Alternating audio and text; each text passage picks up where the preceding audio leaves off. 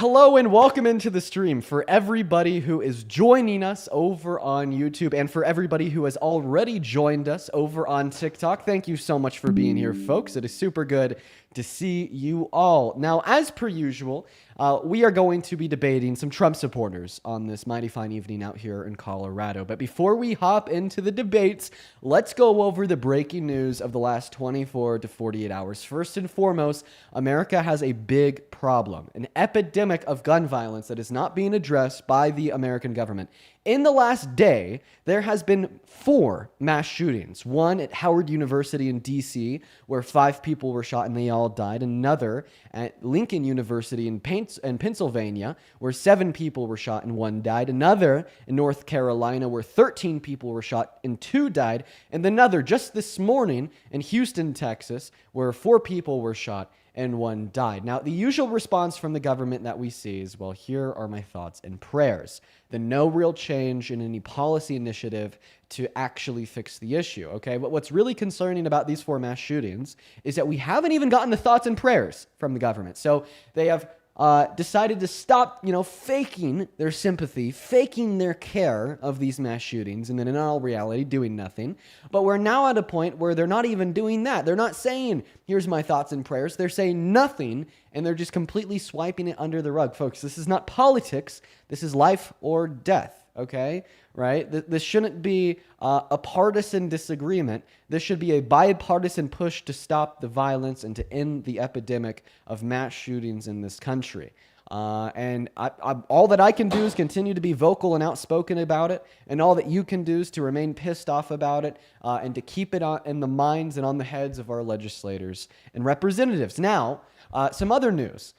We all know that come November, 42 million Americans are going to lose access to SNAP benefits, food stamps, because of the government shutdown. The Department of Agriculture has no more money to spend on those benefits. And the response of the Trump administration, which could have been, hey, well, we're actually going to allot some emergency funding to pay for those SNAP benefits the same way we're paying ICE to do a mass deportation. But instead, they said, no, we're not going to allot any emergency funding to pay for these benefits. So the second best response would have been, hey, states, if you pick up that bill for now, as soon as the government shutdown is over and the Department of Agriculture has funding again, they'll reimburse you. But the Trump administration said, hell no. They said, states, if you pick up that burden, you're stuck with that payment. We're not going to reimburse you when we have the ability to, because the Department of Agriculture is reopened as the government shutdown was over. And then after, they basically gave the big middle finger to 12% of the American population that's on food stamps, right? Men, women, and children, 41 million Americans.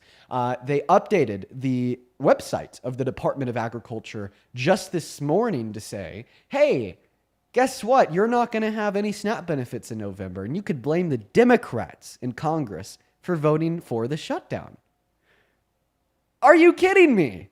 This proves, at least in my mind, hopefully yours too, that the Trump administration does not care about you, does not care about Americans, does not care about this country.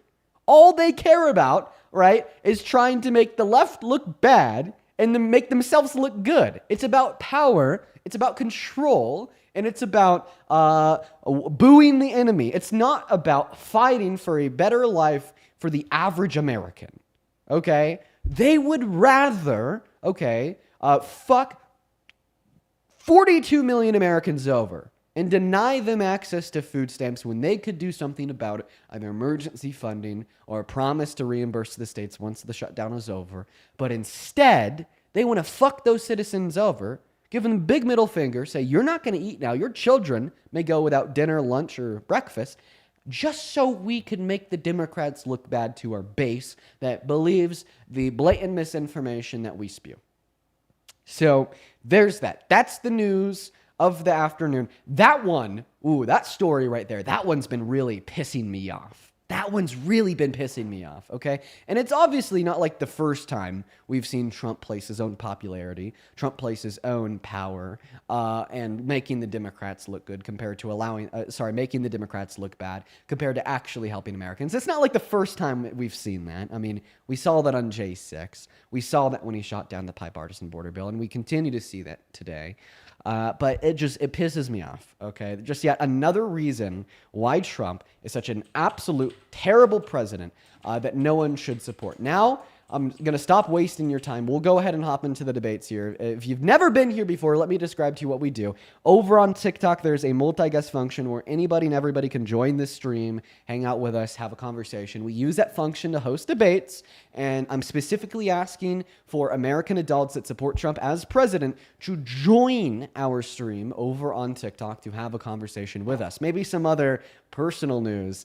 Another recent drama involving me. I guess some NBA player joined my stream and said that he wanted to assassinate me. And the takeaway of like half the internet is my response to him was corny. More concerned with my apparent corny response than they were concerned with what warranted that response, which was apparently this guy saying that he wanted to quote unquote Charlie Kirk my ass.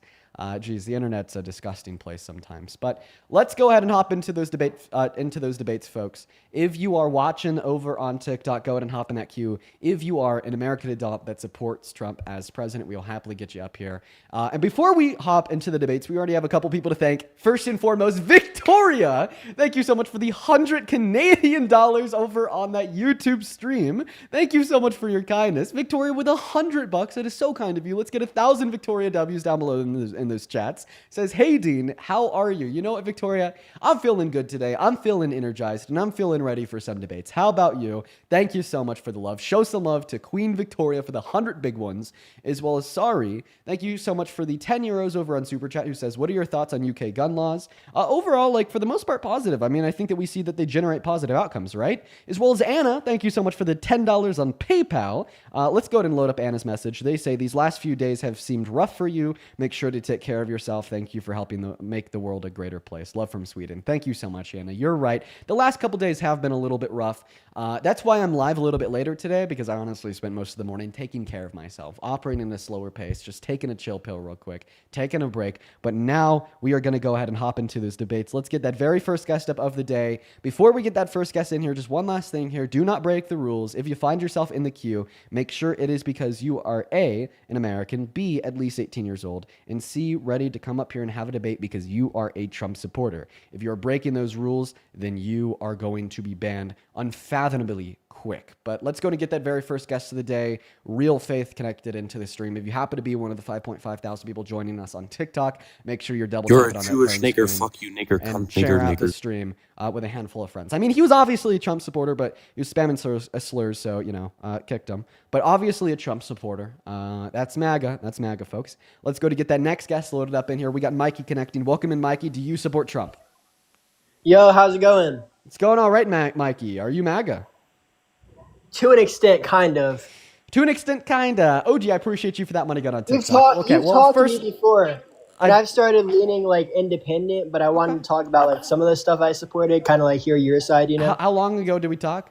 A few months ago. A few months ago. Okay, you said I was. Yeah. How you said I was one of the stupidest people that you've talked to, but like I've become more open-minded and more like, independent. You know what? You know what? For sure. Let's have a conversation. Let's do it, because if you're telling me a couple months ago I called you one of the stupidest people who I've talked to, I don't support Trump anymore. Let me make that clear. Oh, dude. Sweet. Well, but I mean, I don't listen. support the Democrats either. I'm more independent. Well, listen, on this live specifically, we are looking to talk to people that support Trump as president. But quickly, before I kick you and move on to the next guest, I just want to... Can I talk about some of those like policies I support, like some of the stuff? Because like I don't support him like as a whole. Like there's some stuff he's doing that, you know, I like.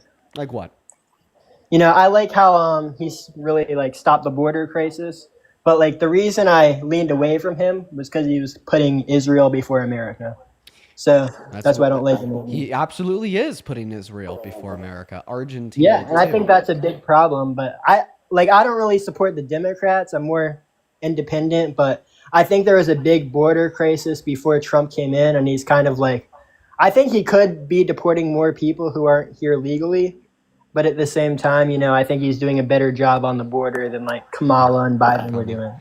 We'll have a short conversation about that before I move on to the next guest. Here's the question. You said he's ended the border crisis. What has Donald Trump done? What is the good policy he's passed in the last 10 months to efficiently and effectively reduce undocumented entry into America?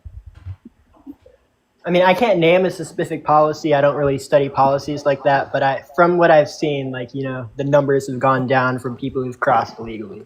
Okay, I'm going to be honest. When I asked you that question, I'm open-minded, so I'll hear you out.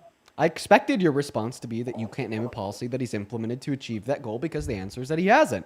But you are right to assume, or I guess to say, that undocumented border crossings have fallen because they have. So if he hasn't implemented any good policy to cause that, then how has he caused that? Well, I would say it's because he's a goddamn fascist. All right, regardless if you're an immigrant trying to come into this country through the legal means or illegal means, at the end of the day, it's because you think that you're going to have a higher quality of life in America than you would out of America. Can we agree on that? Can I ask you a question? Like, can you define your definition of fascism? Fascism? How about we go into that after I finish making my argument here about immigration?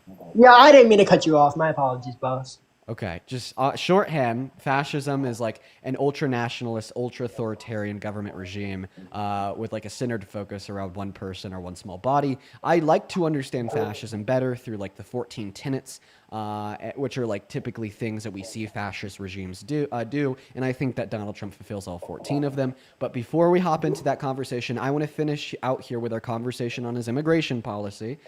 Can we agree that if you're an immigrant trying to come into America, regardless if it's legal or illegal, right, you are coming into this country because you think you will have a better quality of life in this country? Yeah, I gotta agree with that. For sure. I think the reason why we've seen undocumented entry fall so far under Donald Trump's second term is because he has convinced immigrants that they would actually have a lower quality of life in this country by violating both the human and constitutional rights of undocumented immigrants and legal immigrants in this country as is. Okay, including but not limited to the illegal removal of Rodrigo Garcia, where he was then beaten, tortured, and starved for 3 months in El Salvador in a center for terrorists.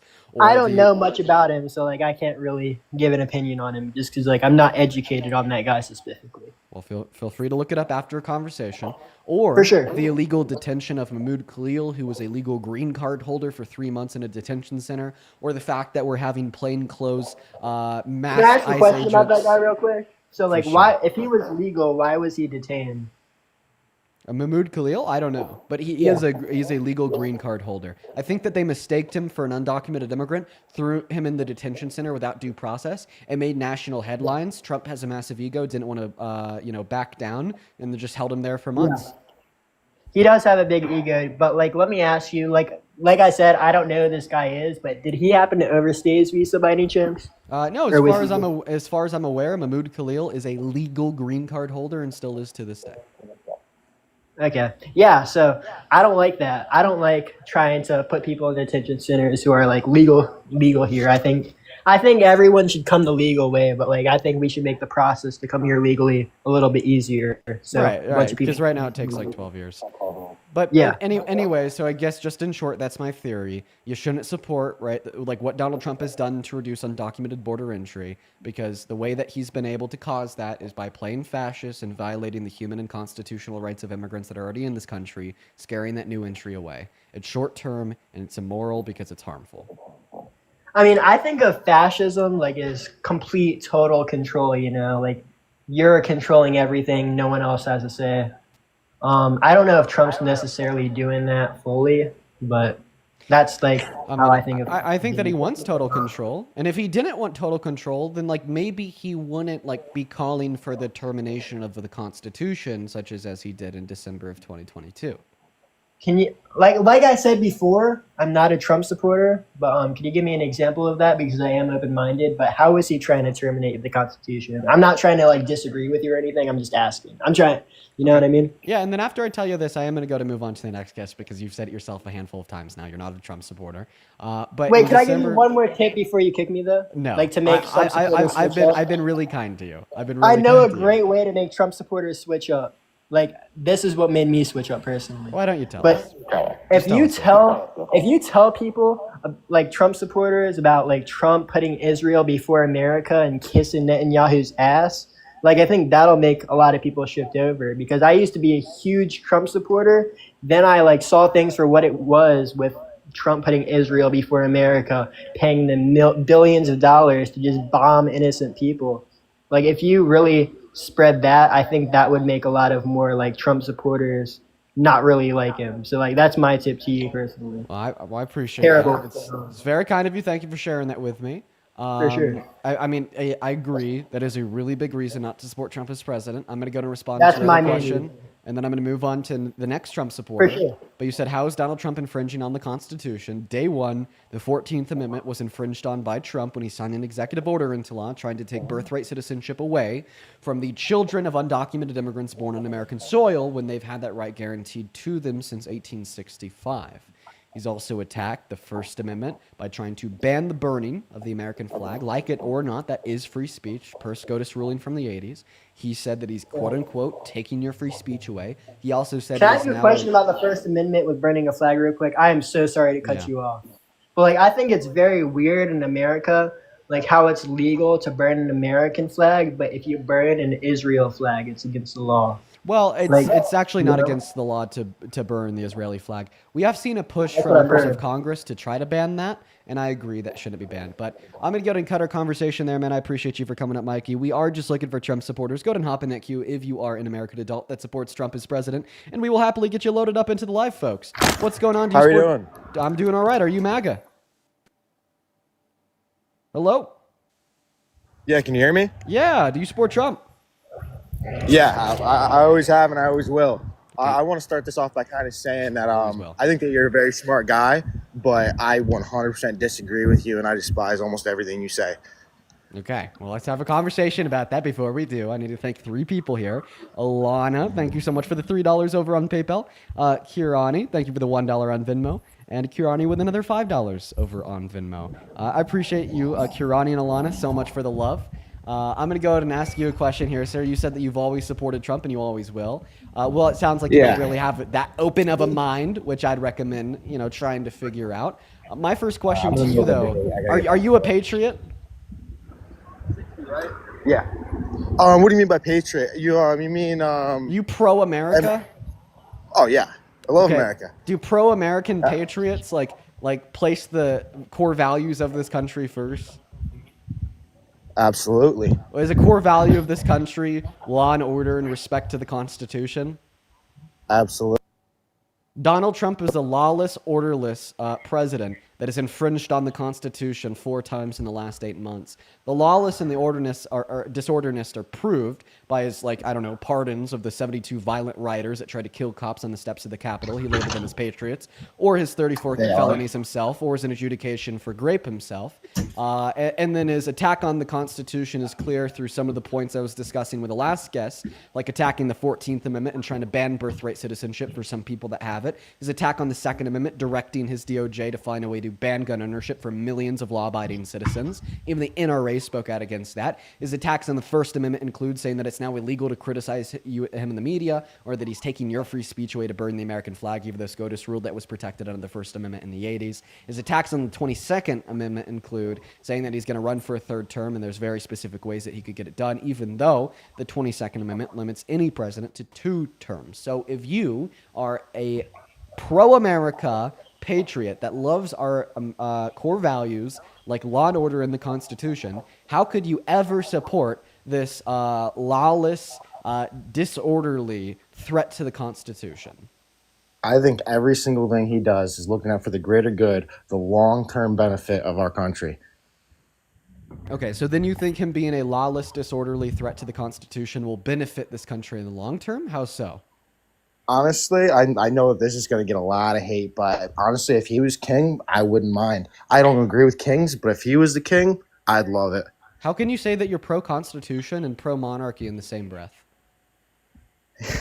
Like I said, if it was him, I'd let him do anything he wanted to. He's going to steer America in the right direction, and I hope that we get out every single illegal immigrant. You're not answering I my hope question. that Do you think that a monarchy and a kingship contradicts the Constitution and the checks and balances in which it offers through the 3 separate branches of the federal government? Sorry, could you say that again? Do you think that a monarchy and a kingship are antithetical to the values of the Constitution? Yeah, obviously, I don't want a king, but if it was up to me, he'd never stop being president. You're not answering my question. Right. I'll repeat it for the 4th time. Do you think Yeah. monarchy and a No, you're good. kingship I'm are actually, I can't even stand antithetical looking to at your values of face. the I'm out of it. Constitution? Yeah, you're gonna leave I'm and run out of away it. because I'm smarter than you and you're getting dunked on. Go ahead. Like I said, you're a smart guy. I'm not super educated in I could the tell. whole political system, but I can tell you right now, he's the best thing that's ever happened to this country. He's going to be the best thing that's ever happened to this country ever, and you're going to hate every second of it. And I'm Name going to 3 sit here. policies Donald Trump has passed that you agree with. Yeah, I'm not. I'm not. I'm done. You are done. You are well done. Cooked and Yeah. served. Yeah. So just to kind of catch you up to where we're at, well, I guess I'm not going to catch him up to where we're at because he just left. Yeah, that's about how long you're going to last with me when you're just a severe, strict, extreme MAGA cultist, okay? You'll maybe like last 35 seconds before you just want to up and run away like that guy. Let's go ahead and move on to the next guest, guys. Only hop in that queue if you happen to be an American adult that supports Trump as president. We'll happily have you up here. We'll have a conversation. I think we're going to try to fill up the panel and do like 1v5 again at some point today, like we did for the last couple days. That's been pretty fun. Welcome in. Are you MAGA? Yes, I am. All right, man. Do you mind if I just ask you how old you are? If you don't want to answer, It it's okay. doesn't matter. It doesn't matter how old I am. No, you're right. It doesn't matter. It's just my own personal You're right. curiosity. Okay. All right. Okay, so ask me a question. I just want to know before you go on, what has Trump done to hurt your life so far?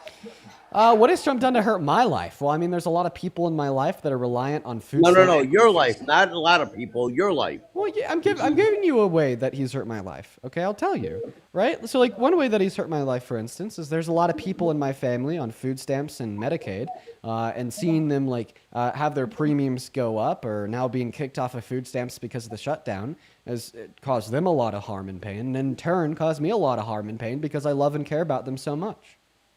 Okay, so you're saying that the premium's gone up and they haven't yet because everybody's in enrollment, so that's a BS. That's BS. Food stamps, well, you know what? There's a lot of local churches and Salvation Army and Catholic churches in the area. If you're affected so bad, you can go to these places and you can get food. So before you Okay. guys go and loot and steal and burn down Walmarts, think of that first. I'm sorry. We're not the violent rioters that smeared shit on the Oh walls of the well, you Capitol. burning That was down MAGA. cities and destroying dealerships. I mean, I kind of question that. So you're talking about like rioters on the left. Were they ever pardoned and called patriots by a Democratic president the same way Donald Trump pardoned and called the 72 people that tried to kill cops on the steps of our capitals? No, but patriots? Joe Biden doing a blanket pardon on him and his whole family and friends kind of evens that out, doesn't it? No, I wouldn't say so at all. I mean, if somebody Yeah. was threatening to attack you and your family, would you keep your front door locked at night? Obviously. So when we have Obviously. Trump like threatening to attack Biden and his family, saying that he's going to prosecute them and throw them in jail, all right, obviously the smart thing Like to they do did to would him? be to give a blanket Just like pardon they to did to Biden. him?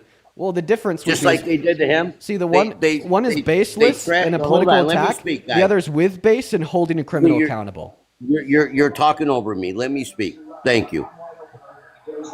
When he came down that elevator, you guys went on your attack immediately, right away, and you haven't stopped since. Oh, I'm sorry. But if you look I'm at sorry that we his- want to hold criminals accountable. My bad.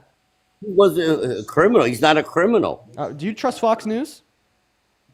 No, I don't trust any news outlet. Well, of course you I'm wouldn't- going on what he's done for this country. Of course you wouldn't. Of course you wouldn't Do trust Fox News. CNN? No, That's like me asking you, do you trust CNN and MSNBC? Well, I mean, I try to stay away from legacy media, but I feel like there's a big difference between an intellectual 21-year-old and a brain-rotted 54-year-old MAGA cultist. I thought that you'd like look to Fox News just like Trump. I'm sorry, that was a little bit personal. Okay, Are you going to name? Are you going to name? I guess calling? we're only 26 minutes into the stream. Yeah, We'll hold 'cause off that's the all name you calling. got. That's We'll all you hold got off is the start name calling calling. names because I you get have it. no facts. I get it. You I have get no proof. Okay. I mean, I get it. All right, You're an let's immature little discuss.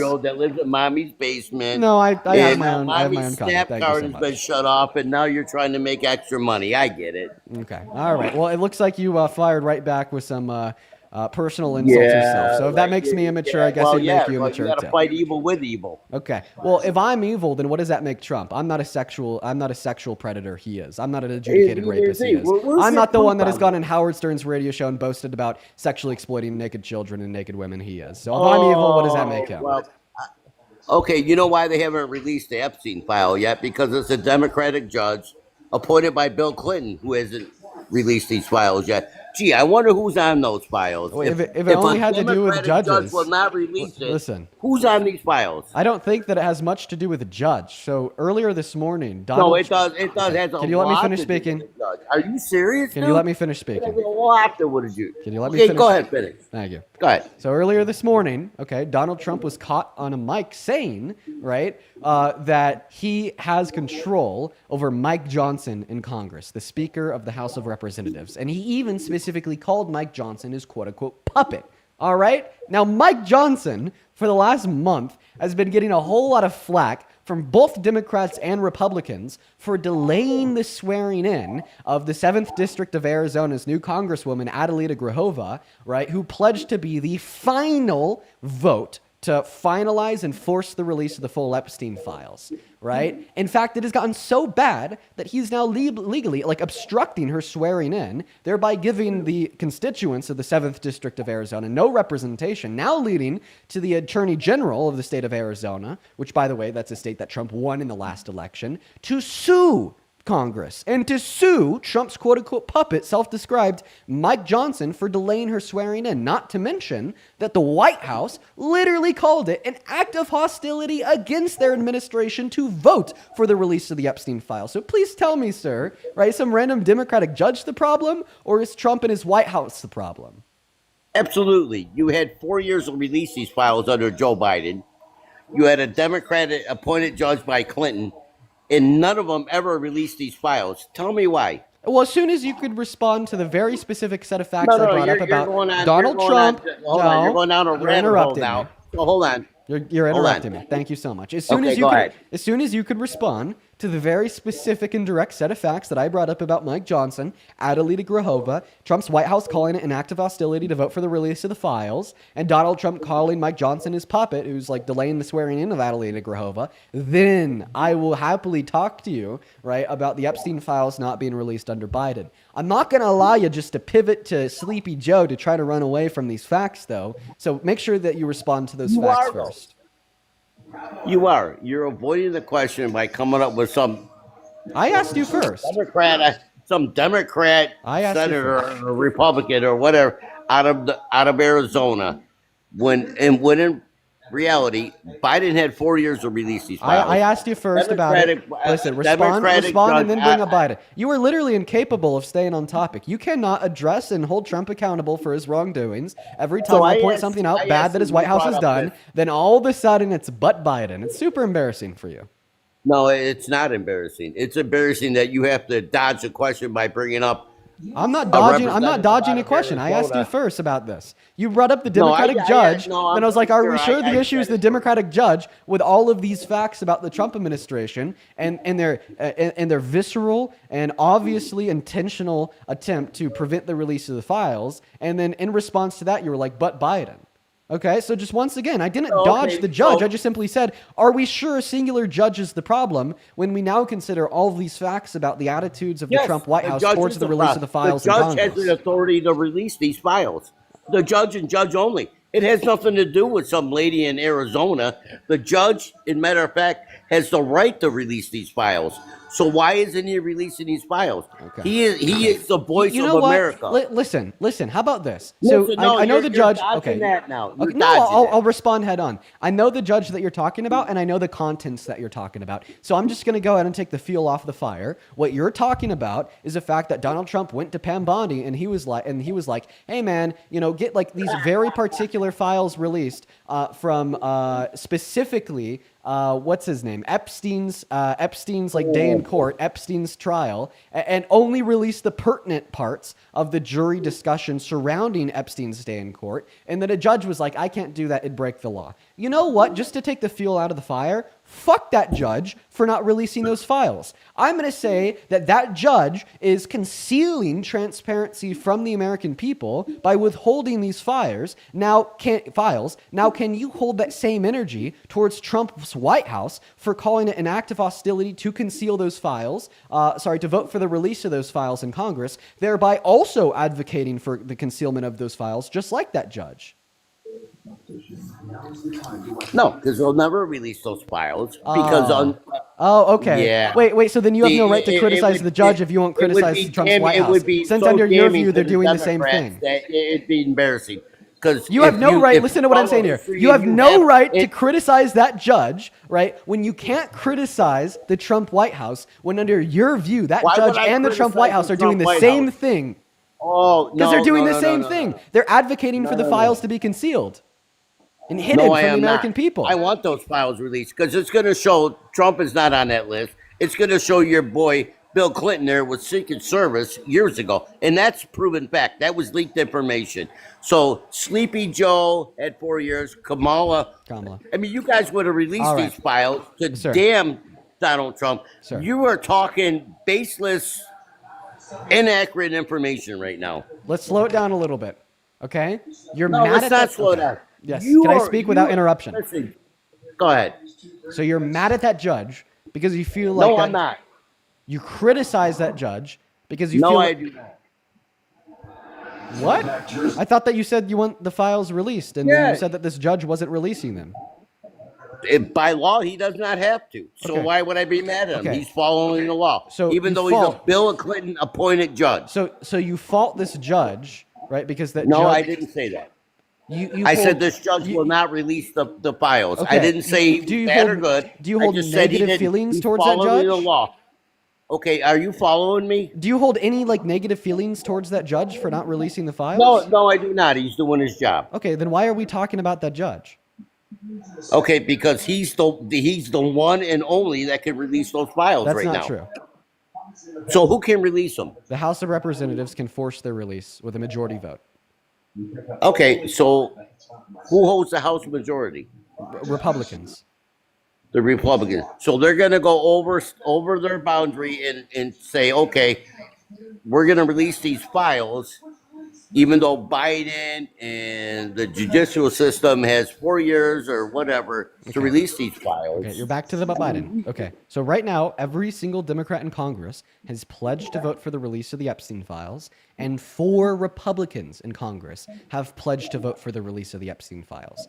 They are 1 vote off of a majority. Okay, to fix this, Arizona held a special election to get a new representative in their 7th district. The lady who won that special election, her name is Adelita Grahova, and she ran on the pledge that if she won that special election, she would be the last vote to make it so the House of Representatives had a majority so they could force the release of the files. Okay, when wouldn't she won that force it. election, The Senate, Mike it would have to Johnson... go to the Senate then. The Senate has also agreed. They already have a majority there. We're just specifically looking at the House of Representatives because they already have a majority in the The Senate Senate. is the final word, not the House of Yeah, but we Representatives. already have a majority in the No, Senate. no, you're lying again. No, I'm not. You're lying. No, it just It takes doesn't matter Adelita- about the House of now that Representatives. we've You can gotten a vote whatever majority in the way they Senate, want. the last thing that we need it's to up to the Senate to release these files. Sir, now that we have gotten a majority in the Senate, we only need a majority in the House of Representatives now. Are you following? So listen, guy, No, you're not following. that's not on the list. He's not on the list. Oh my God. If he would have been on the list, you guys would have released that years ago. Okay, listen to me, sir. Tell me if you're understanding the words that are coming out of my mouth. I A understand. what you're majority coming- of people in the Senate have pledged to vote for the release of the files. Almost a majority of the people in the House of the Representatives have pledged to vote for the release of the files, and they are 1 vote short. Are you following me so far? I follow all that, but To but fix at the end this of the issue- day, the Senate has To fix this issue, because the last thing we need to get to force the release of the files is 1 more vote in the House of Representatives, right? Arizona elected a new congresswoman, okay? I understand that, guy. Now, the It doesn't Speaker of the matter. House, how does that not matter if that's the only thing we need to force the Because release the of the Senate files? is the last say. I already told you, we already have a majority in the Senate. That's not the issue. We do. Yes. If there was a majority Yeah. in the Senate, it would come out. No, because it has to pass the House, too. It has to pass the House, then go to the Senate. I get that. Right. So one of the chambers already has a majority pledged to vote for their release. House of One of Representatives the doesn't. chambers. Who's the one of the chambers? The Democrats? The Senate. No, the Senate. Oh my God. You said one. You said Yes, one of the. one of the two chambers of Congress. Okay, Yeah. the two chambers are the Senate and the House of Representatives. Yes. Okay, the Senate's good. They're like, yes, thumbs up. If it comes to us, we'll vote for the release. Okay, the House of Representatives is the issue. They're one vote off of like having a majority to force their release to And then who's go to the Senate. majority in the Senate right now? Okay, Republicans, right? Yes. If you're not getting I engaged right or with what wrong? I'm saying here, I'm gonna kick you. Oh, if I don't agree with you, you're going to kick me out. No, you don't even need to agree with me. You just need to engage with what I'm saying. I'm engaging. The majority of the Senate is Republican. Yeah, let me go ahead. Let me go ahead and thank a couple people here. Brooke, thank you so much for the $50 donation over on Venmo. I appreciate you for the love, Brooke. Brooke with a $50 says, "Love you, Dean." I love you too. Thank you so much for the kindness. Can you say W, Brooke? Can you say W, Brooke? For the $50? No, let's get 500 Brooke W's down below in that comment section, as well as Victoria and Maze and Raylene. Thank you all three for the $5 over on Venmo. Thank you so much. And then Michaela with a 5 says, "I'm MAGA and would love to debate you. I'm in the queue at KK." Michaela, stay in the queue. I'll have you up next. Thank you so much. I'll happily have you up. Thank you so much. But show some love to Brooke for the 50, as well as show some love to Lauren for the $10 on PayPal, who says, "Fuck Steve or fuck Phil." Fuck them both. Appreciate you for the $10, Lauren. And then Adam, thank you so much for the 6, saying, "Hey, Dean, always enjoy the lives, and I really love that shirt." I'd love to know where you got it from. I got it from my girlfriend's closet. Appreciate you for that love. As well as Matthew, thank you so much for the $10 on PayPal, who says, "Day 5 of donating to your stream. Love you, Dean. Fuck Steve and fuck Phil." Appreciate you for that love, Matthew. And then Darius, thank you so much for the $10 on PayPal. Show some love to Darius down below. Thank you so much. And then holy shit, Anne, thank you so much for the $309 donation over on PayPal. Anne with a $309 donation says, "This is to reimburse you for your car's impoundment." Oh my god, dude. And holy fuck. First of all, we were talking about that days ago. That's crazy that you still remember that. And second of all, thank you so much for your kindness. Like, holy shit. That is like preposterous. That is so incredibly kind of you. I want to see nothing but W ands. Goddamn ands. Down below in that comment section right now. Ann. Thank you. What's that? Yes, Ann. Thank you for the $309. Yo, for real. Yeah, good boy. That's a lot of money. That's It a lot of money. It's a shit ton of money. That is. Wow. Jesus Christ. That's a shit ton of money. Dude, So when the people are lining up at the food banks, Ann should have helped with the $309. How do you know that Anne doesn't donate some of her income to food banks? I don't know that. I'm just saying that $309 could have went to a food bank. Exactly. And your vote could have went to somebody that's not an adjudicated rapist. You're not one to talk. Oh, wow. Yeah. Well, I have 3 more I people to commit thank. to I'll keep it anything, short. brother. A Jar, thank you so much for the 20. You're a dipshit. Later. Oh, you're getting mad. Take the L, buddy. How about bye? Do you need help Bye. leaving? Do you need me to help Bye. you? Do you need me to help you leave? You could say it. No, bye. Okay, bye. Do you need me to kick you? Like if you don't know how to leave? Okay, figured it out. We're going to move on to the next Trump supporter. Go ahead and hop inside of that queue if you support Trump. Show some love to Ann down below. Show some love to Ann. Holy crap. We're going to get that next guest loaded up into the live right now. We are already starting the stream with quite the crazy lineup of guests. I really hope that today doesn't get too fucking crazy.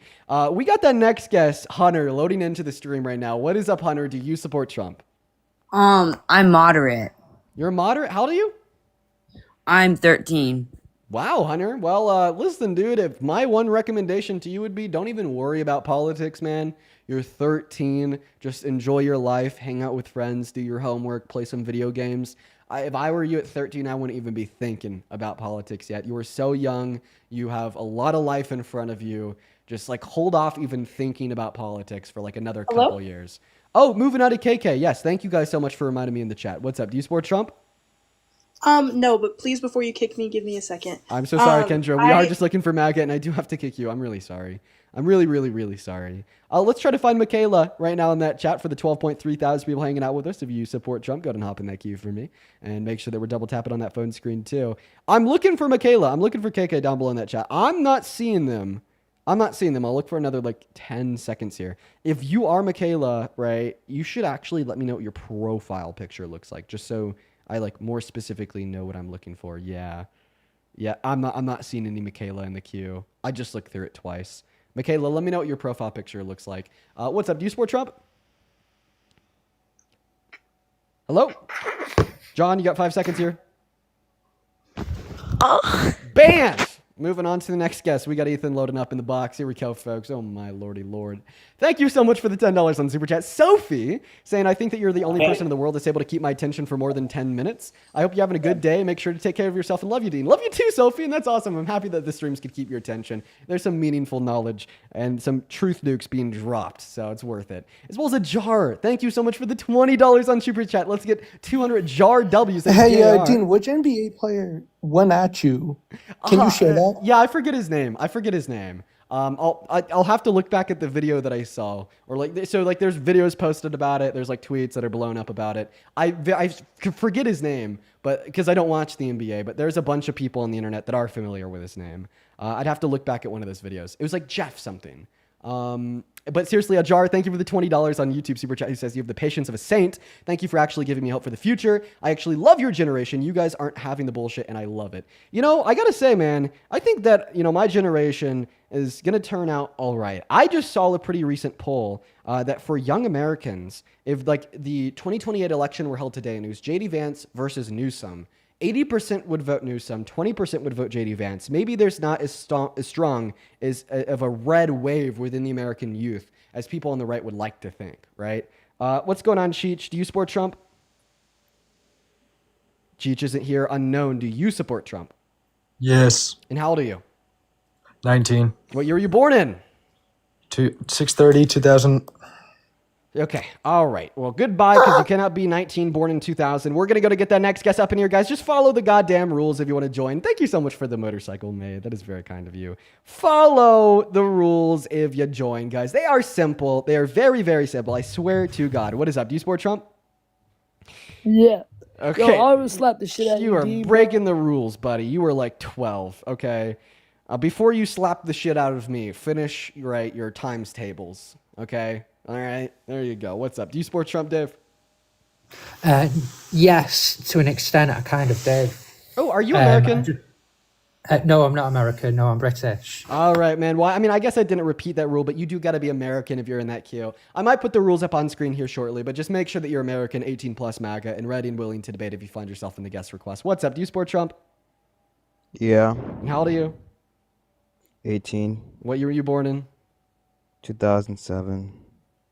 Okay. All right. Let me thank 4 people, then I'll pass you the mic here. First and foremost, Elizabeth, thank you so much for the $5 on PayPal. I just read your message there. I'm happy that you like the streams. Thank you for the $5.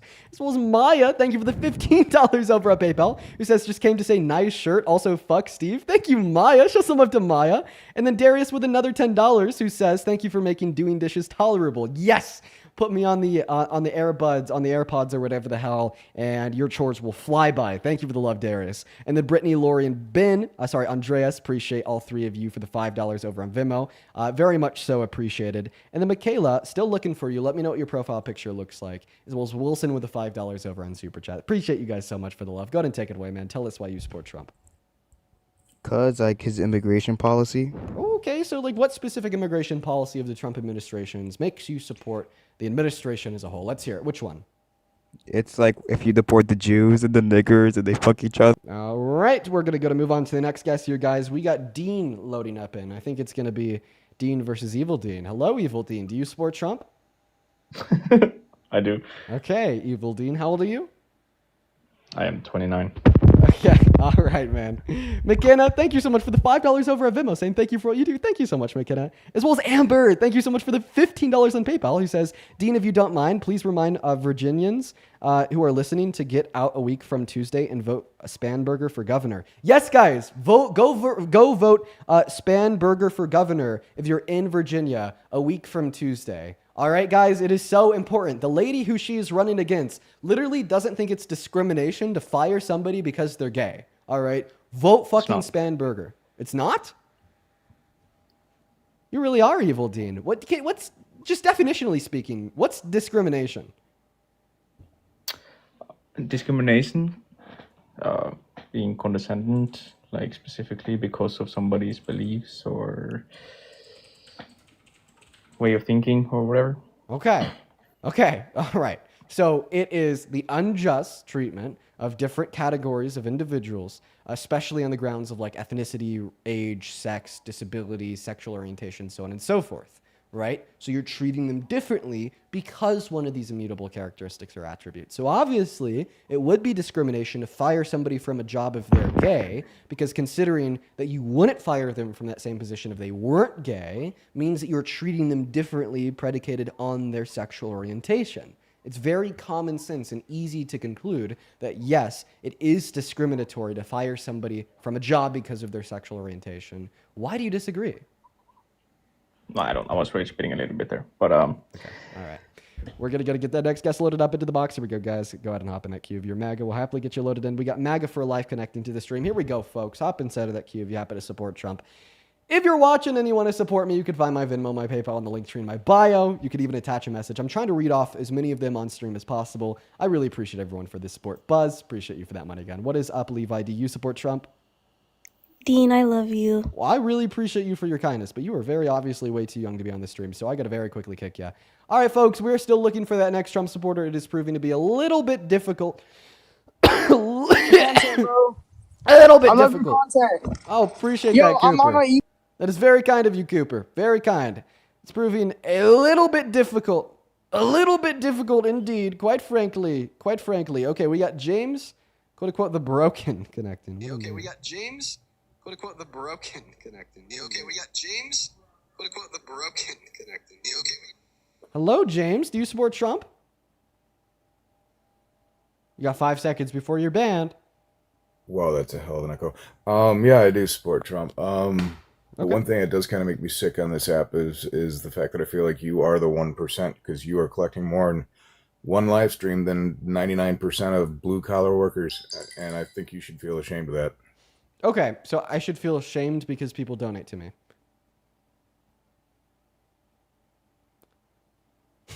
All I had to do was look at him. All right, moving on to the next guest. He left, by the way. All I had to do was look at him.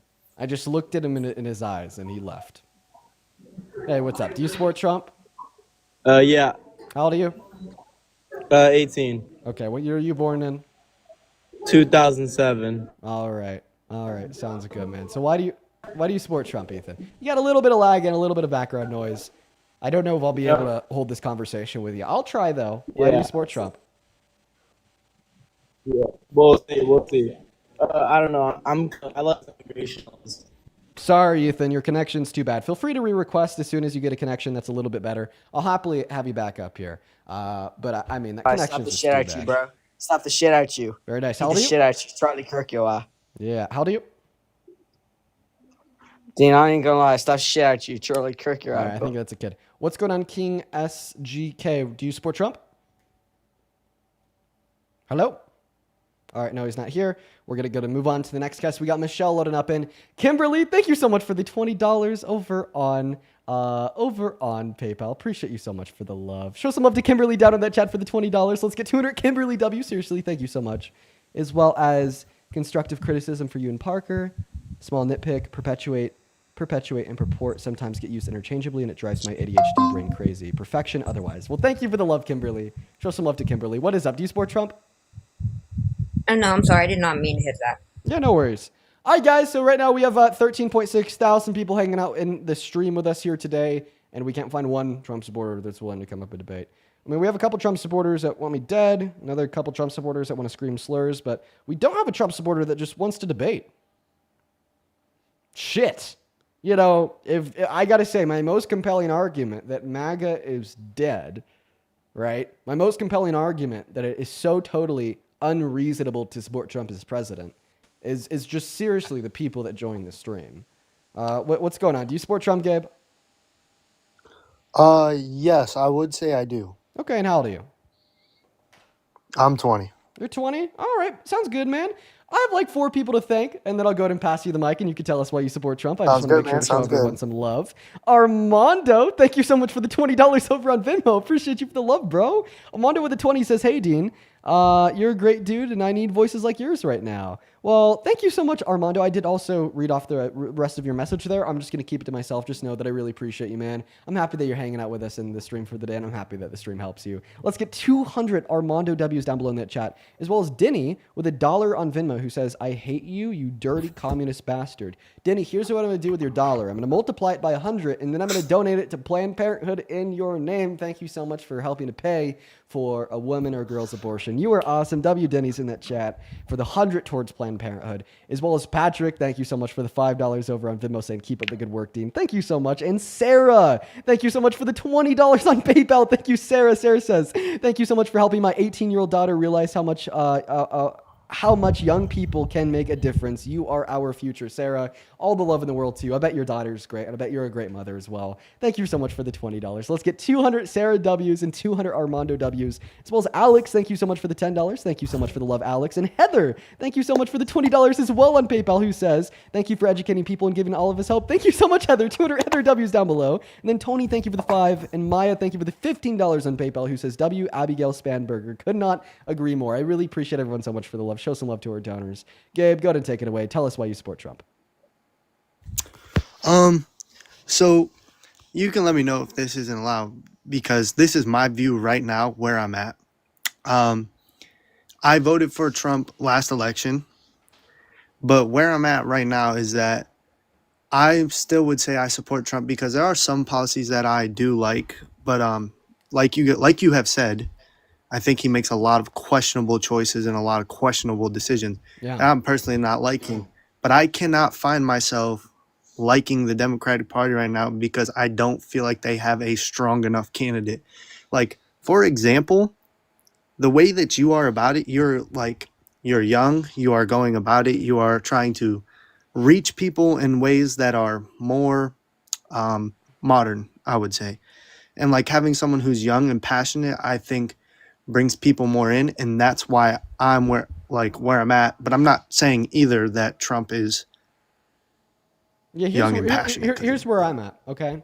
So I actually agree. The Democrat Party has a problem with endorsing strong candidates. I mean, like, the strongest Democratic candidate I've seen in a long time is Zohran Mamdani out in NYC. He won the Democratic primary, and we're still seeing state legislators that are Democratic, and then legislators inside of our Congress that are Democratic that will literally not endorse him, even though he won the Democratic primary, all right? A lot of issues with the DNC and their terrible, terrible, terrible view of, like, candidates and who they should endorse and who they shouldn't, okay? I could critique that. But matter of fact, if you can support Trump, okay, then any Democrat in Congress is strong enough. If you can support Trump, then any Democrat that may want to run for president is strong enough. All right? And then also, just here real quick, what year were you born in? 2005. Okay, go ahead. But I mean, let me just clarify here, right? Knowing everything that you do now, if you were teleported back to last November, who'd you vote for? Who did I vote for, or who would I? Knowing everything that you do now, if you were teleported back to last November, who'd you vote for? I can't answer either one confidently right now, truthfully, and that's where I'm at. I'm very on the fence. All right, sorry, Gabe. I do have to kick you. I wish that we could continue having that conversation, but somebody did bring it to my attention that you are still in high school, so I don't think that you could be 20 years old. And then you had like posts from like, high school and whatnot. Unfortunately, I'm gonna have to kick you. Let's go to move on to that next Trump supporter. My apologies, man. I did look at his profile. Listen, if he's not actually in high school, my apologies, Gabe. Just want to play it safe. And it looked like from that it was a high school photo. Hey, what's up? Do you support Trump? Okay. Well, everybody in the chat was spamming he's in high school. I checked his page. I was inclined to agree. Now everybody in the chat is spamming he's in college. All right. Well, we'll leave it up to a coin toss. I mean, will the people, if you guys think he's in college, then Gabe, feel free to hop back in that queue. Like, if your answer to that last question was you would still vote for Trump if you were teleported back to November, knowing everything that you know now. Okay? I'll leave it up to the will of the people. The people think you're in college. So be it. Let's go to move on to the next guest, can guys. you hear me? Sure can. Do you support Trump? You froze up. Hey, can you hear me now? Yeah, I can. Do you support Trump? I do. Oh, Jesus. How old are you? Just curious. I'm 46. 46. Do you consider yourself to be a pro-America patriot? Yeah. I'm going to ask you the same question I asked the first guest of the day. Do pro-American patriots care about core American values like law, order, and respect to the Constitution? I do. So if we had somebody run for president that was lawless, disorderly, and didn't respect the Constitution, wanted to infringe on it, would you ever support them? Well, it depends what it is. I'd actually called because you'd mentioned Planned Parenthood. I was wanting to talk about that with you. Do you support Planned Parenthood? Yeah, for the most part. There's a lot that Planned Parenthood does that's just objectively and quantifiably good for this world. Okay, and a few minutes ago you said that you were going to take that person's dollar, multiply it by 100, and give it to Planned Parenthood, correct? Yeah, there's a lot of things that Planned Parenthood does today that are good. Are you going to bring up Margaret Sanger? I am. Yeah, I am. I'm familiar. So you're gonna say the typical argument. Margaret Sanger, the founder of Planned Parenthood, was a raging racist, which I'm pretty sure is true. She actually died before any and all abortions were legal in this country. And when I'm saying that Planned Parenthood is good today, I'm not saying that its roots were good, but I am saying what it does today is good. Just objectively, I mean, they provide medical health care for moms, not just through abortion, but also birth control and other parental needs. And I think that they generate positive outcomes in society at large. So, okay, and so you're aware of what theory Margaret Sanger had with Planned Parenthood? Well, I'm not sure if it was like with Planned Parenthood, but she supported eugenics, right?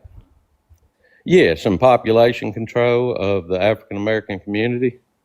Yeah, yeah, she did support that. Super bad person. Okay, I don't support what Planned Parenthood does today because I support Margaret Sanger. I support Planned Parenthood today because of the positive outcomes that they generate for women and girls in this country. In fact, I would argue, right, that Planned Parenthood disproportionately helps black women compared to white women in this country because of the socioeconomic status and the differences between the average socioeconomic status of the average black American compared to that of the average white American, onset by slavery, its aftermath, and systemic racism. Right, there are more black women under particular financial stresses to a higher degree than white women because of those factors, and that is a main motivating reason insofar as why women get abortions. And there's a disproportionate amount of women that are get abortions that are black women for that reason. So if we were to just criminalize access to abortion and say Planned Parenthood can operate in any state, we'd be disproportionately disenfranchising and harming black women.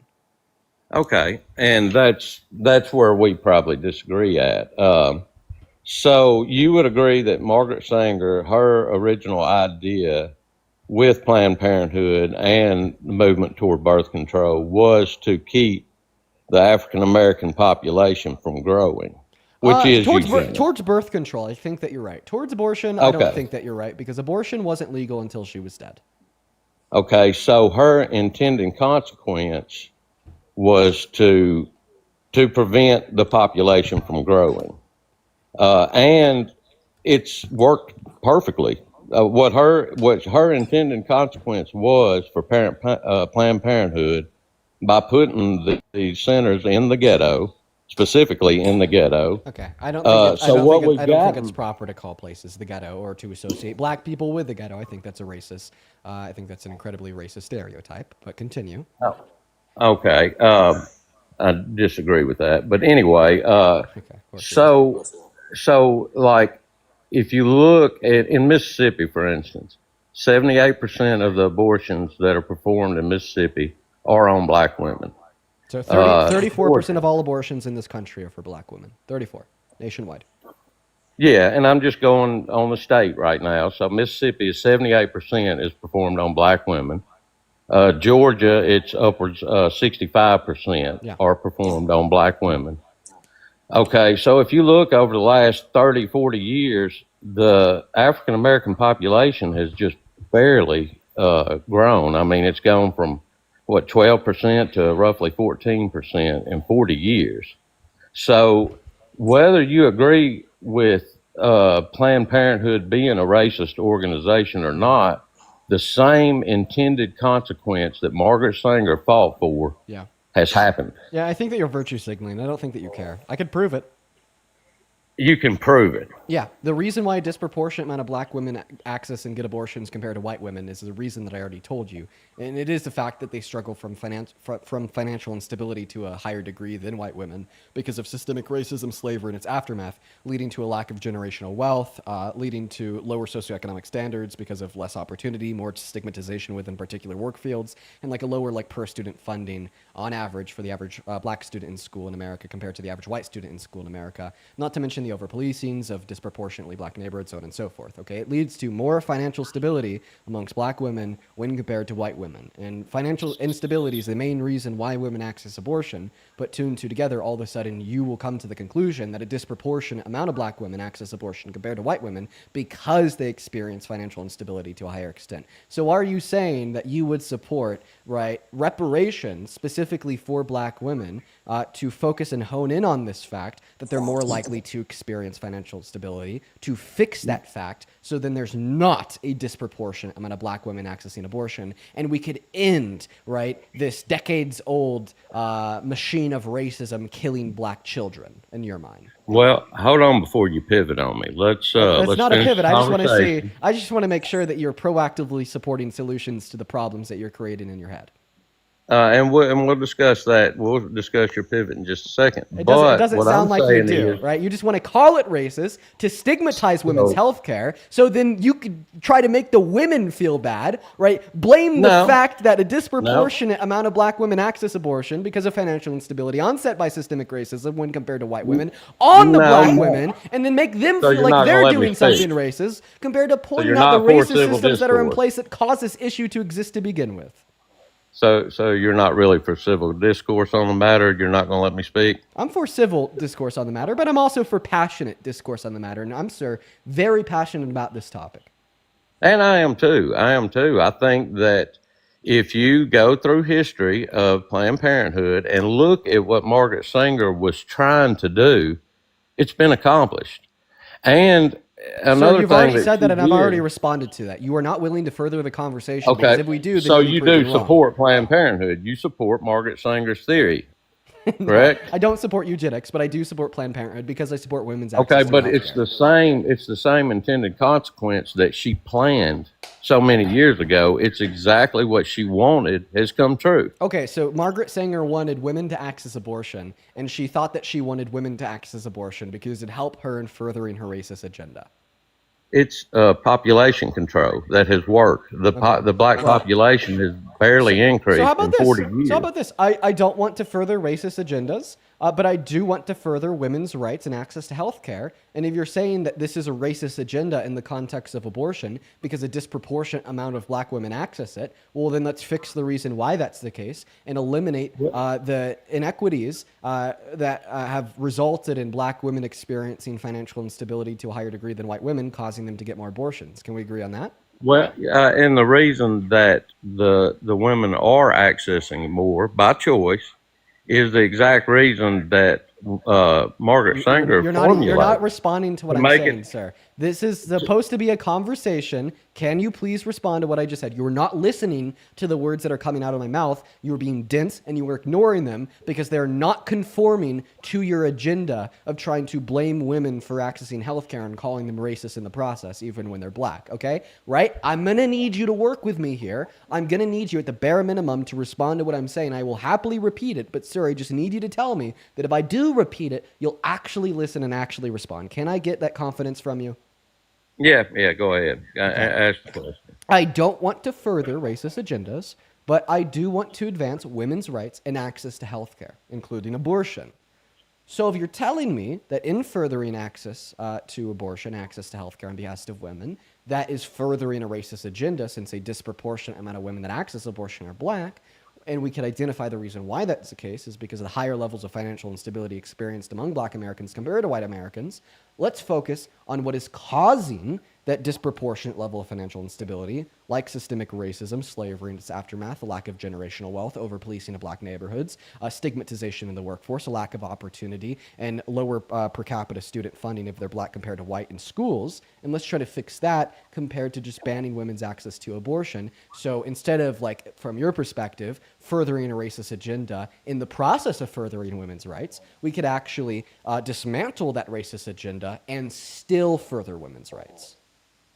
Yeah, and I can agree with that to an extent. I can say this, okay, I graduated in 97. I went to a predominantly black school. In fact, it was probably 70% black to 30% white. In the South, we all grew up together. There was very, very little racism. I mean, we all grew up together.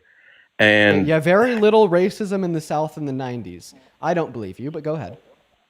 okay, and that's your prerogative if you don't want to believe me. But I'm telling you, I mean, I grew up in the South with plenty of black people that I went to school with, and no, there wasn't a lot of racism. We all got along quite well, to be honest, and still do. But the thing is so there is a lot of people in my class who went on, a lot of black women and black men who went on to do way better than a lot of the people in our class. Yeah. The color so you said that there wasn't a lot. You said that there wasn't a lot of racism in the 80s or 90s in the South. So in the 80s, right, the KKK publicly lynched a black man in mob style. Okay, I'm talking about the specific school I went to. Nobody was lynched. Everybody got along. Just ignore like the literal public lynching done by the KKK. No, I'm not necessarily ignoring that. I'm just telling you my personal experience. Right, the fire, the cross, and everything.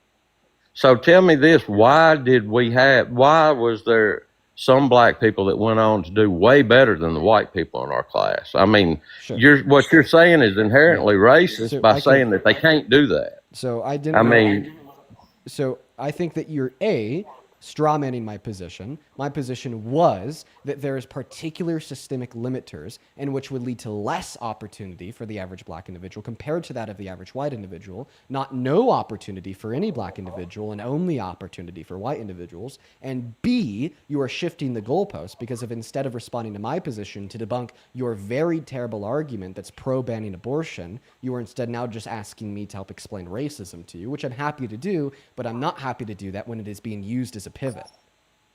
Well, no, I'm just hearing that you're saying that they're so held back when I know very successful people who would argue with you and say, no, we haven't been held back at all. So then why do you think the average socioeconomic standard is higher for a white American compared to that of a black American?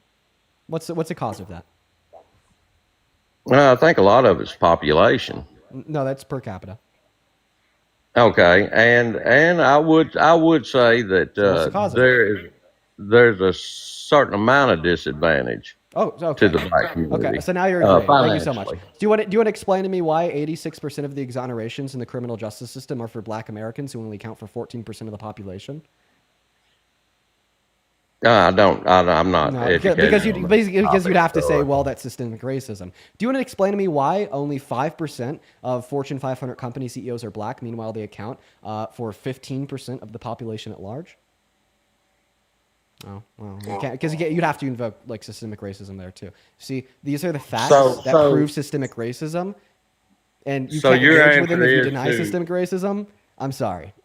So to circle back, your answer is to send them to Planned Parenthood and have them abort their kids so that their population can't grow anymore. Well, I mean, actually, the reason why I think women should be able to access abortion has nothing to do with race and all to do with advancing women's rights. Because I believe that a woman would be enacting upon her basic human right of bodily autonomy and killing the fetus and getting an abortion. And I also find the fetus to be a morally invaluable life form.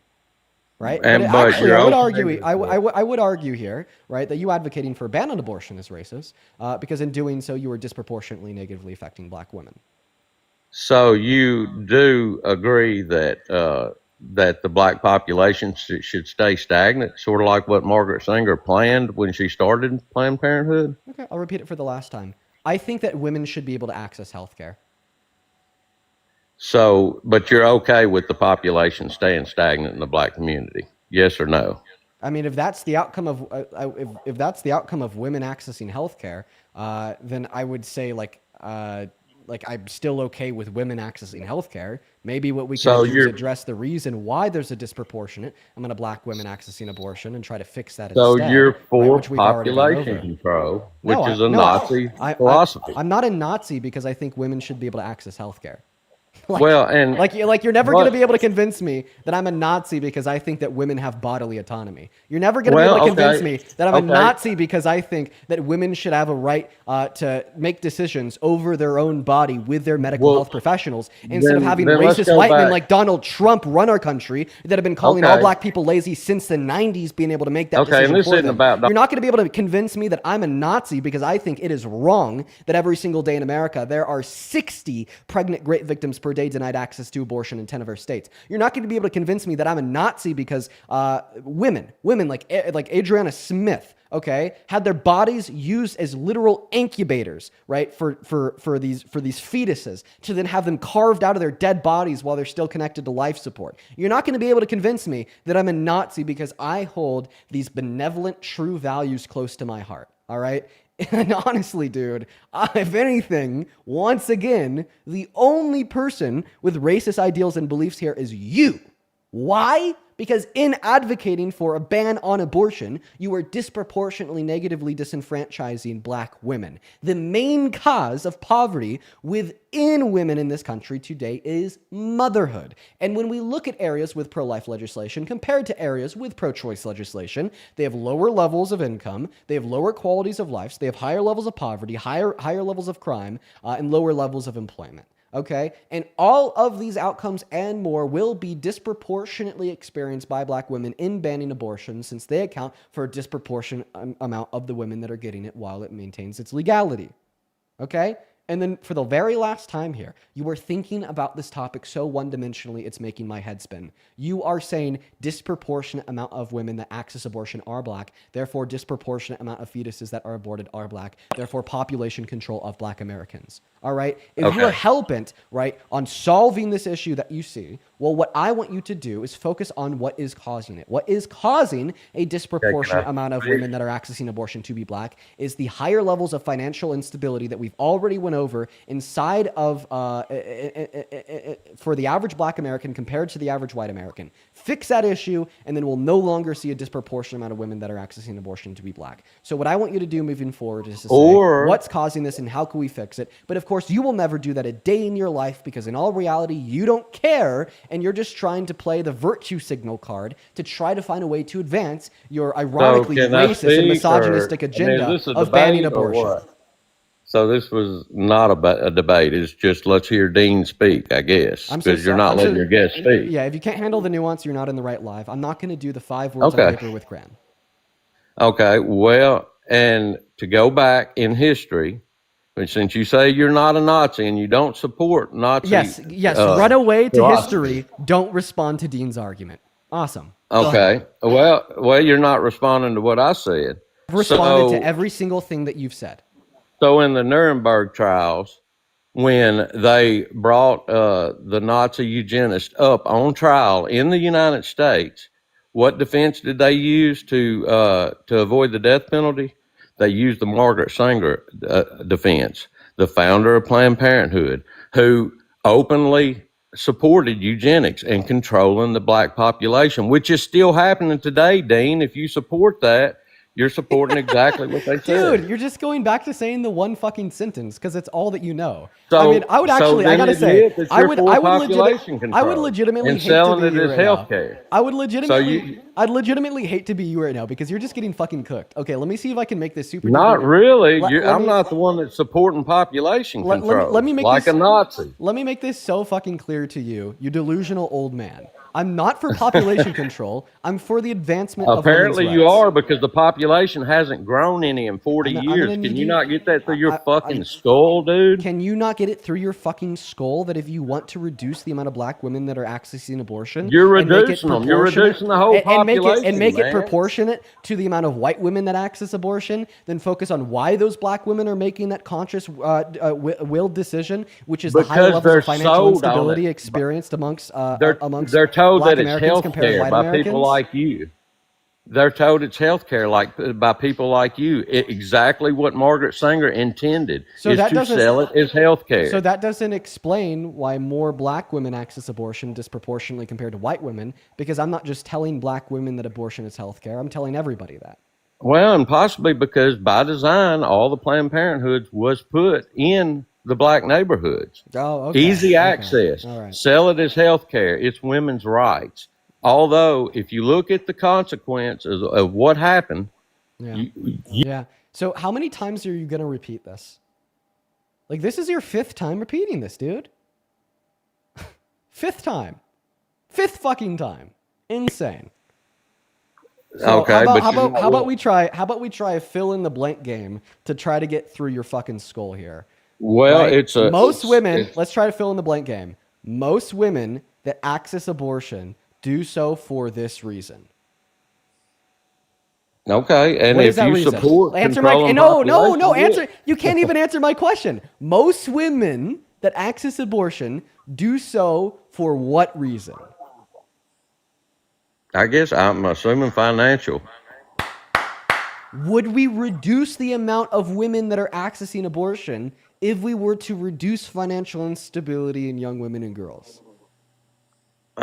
Yes, and I'll tell you one way you can do that. Oh, by letting are their you saying? Are you saying? grow Listen, to where listen, they have an equal chance. Are you saying? Are you saying that we could reduce the amount of black women that are accessing abortion, not by infringing on their human rights and taking that right away, but rather by focusing on proactive solutions to reduce the financial insecurity that we see to disproportionately higher levels within black Americans compared to white Americans because of racism, slavery, and its aftermath?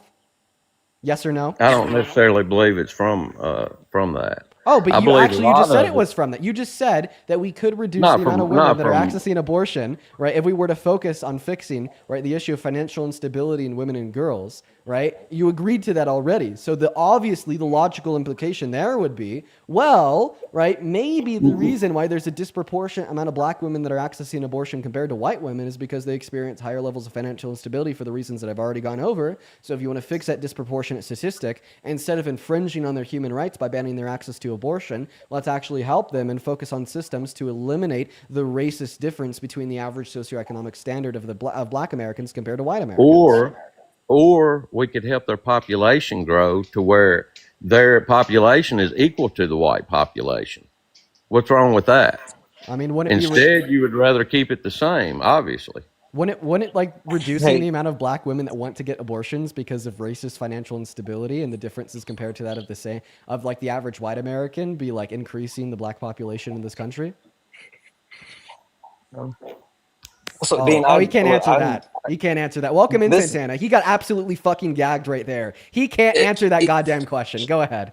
Also, he's been gaslighting me this entire time. Literally since the 2000, the black population has grown, right? The actual black population has grown, going from, let me make sure I have this number right, has grown by 31%.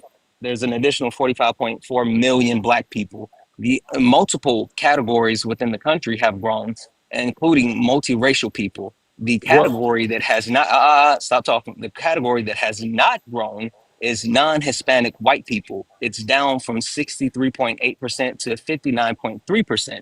So when you talk about the abortion in the black community, yes, abortion is higher in the black community relative to the points that Dean actually already mentioned. But when you talk about the growth of the black community, you can just leave your racist talking point at home because you're wrong. Like literally the black community is growing. And one reason why the abortion is so high is because black women specifically are the most educated group in the country. And so when they have to make a decision as far as whether they want to go about, progressing their life and their career and those types of things versus just, having a baby if it's unintentional, they opt to actually take care of themselves and do the things.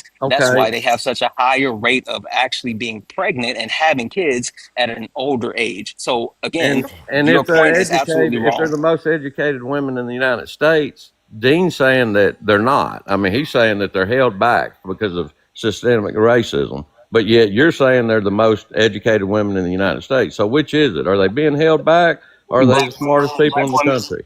It's both. It's both. While black It's women both. are the Okay. while black women are the most educated group in the country, they're also under this Trump administration the group that has been impacted the most by the spike in unemployment. Like disproportionately, black women have been targeted for unemployment. So it's both. Yeah, and Okay, if anything, what? this should just prove racism more to you because it's Okay. crazy that it's both. The average And socioeconomic what standing policy of a did black Trump American is pass? lower than that to the average white American. And what policy And did Trump one pass moment, to and do at that? that same time, black women are still the most educated demographic in this country. It makes it even worse. And now, before we move on and shift the goalposts here, I actually want you to respond to Santana's comments about how the black population in America has been growing, but yet the white population in America has actually been disproportionately slimming. So now are you going to flip the argument? It's no longer racist to black women, but now it's actually racist to white women? Is that what's gonna From be my now? research,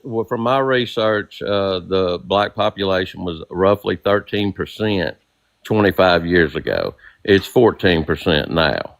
So you're talking about it's come up 1% in 25 years. And how many percentage? Yes, it's gone up percentage-wise, and the white population has gone down percentage-wise.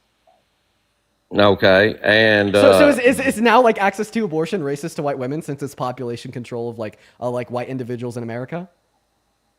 well, I think anytime you're killing your offsprings, it's a form of population control. No, answer my question. As well Because like obviously, that's the same thing so that obviously, Hitler believed so I too. just want to clarify. Like, do you now think that abortion is racist to white women and white people because it is limiting the amount of like white individuals in this country? I think that the founder intended on population control, and that's exactly what it's accomplished. Like you're not answering the question here, though, because this was the crux of your argument as it related to black individuals in the country. So now I'm just curious. Now that we've learned empirically speaking, the opposite is true. The white population has grown. Meanwhile, the black population has grown percentage-wise, and the white population has shrunken percentage-wise. Right? Is the real issue with access to abortion? Right? Not with black individuals, with white individuals. I'd like to see the statistics. You can check in Pew, and one other thing, one other feather to put in your cap. Since the overturning of Roe, the actual abortion rate for white women has spiked. Yeah. And it coincides with for the first time in forever in the United States, white women are getting college degrees at the same rate as white men. And so they're no longer taking the position of being like, homemakers and things like that. They're actually getting out into the workforce, educating themselves. So you coincide the fact that Roe has been overturned and white women specifically are getting educated at the same level.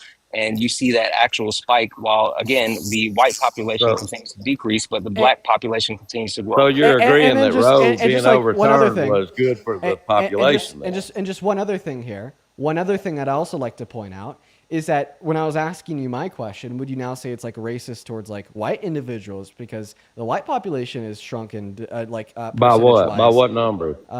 Give me some examples. Yeah. How much is the white? Yeah, in the last 25 years, how much is in the last? You got it. Go ahead. In the last 15 years, it dropped from 63.8% to 59.3%.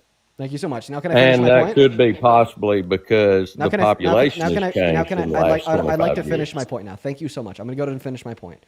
All right? So like now that you're seemingly arguing that abortion is racist to white people, right? Because there's because the white population has shrunk over the course of like the last 20 or so years. Earlier, you were calling me a Nazi because I think that women should have access to abortion. Who's a Nazi now? You think that But you're trying to put words in my mouth. Who's a Nazi now? I mean, now are you going to say that you want to infringe on the human rights of like white women and ban them from accessing abortion so we could have more white babies? That's pretty Nazi, man. That's pretty Hitler, dude. Yeah, so you're going to keep muting me. Okay. Well, no, I was making the point that exactly what founder of the Planned Parenthood intended on happening, happened. And I would encourage all of your viewers to look up Margaret Sanger on TikTok and research her theories, and see if that's not exactly what's going on today.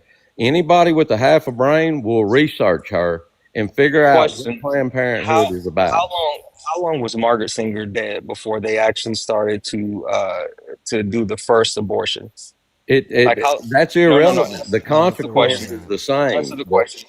How long was she dead before people started to have normal access to abortions? I'm not positive about that, but I It am was it positive was that it the was a intended massive gap. consequence, Okay. the And intended then something consequence else by I'd say here. Margaret Sanger I has just, sorry, I muted you because I don't really care about you repeating yourself for the 25th time. So I just want to clarify here. I think that it's a human rights violation to infringe on a woman's access to abortion. So are you saying that we should disproportionately infringe on the human rights of black women to stop racism?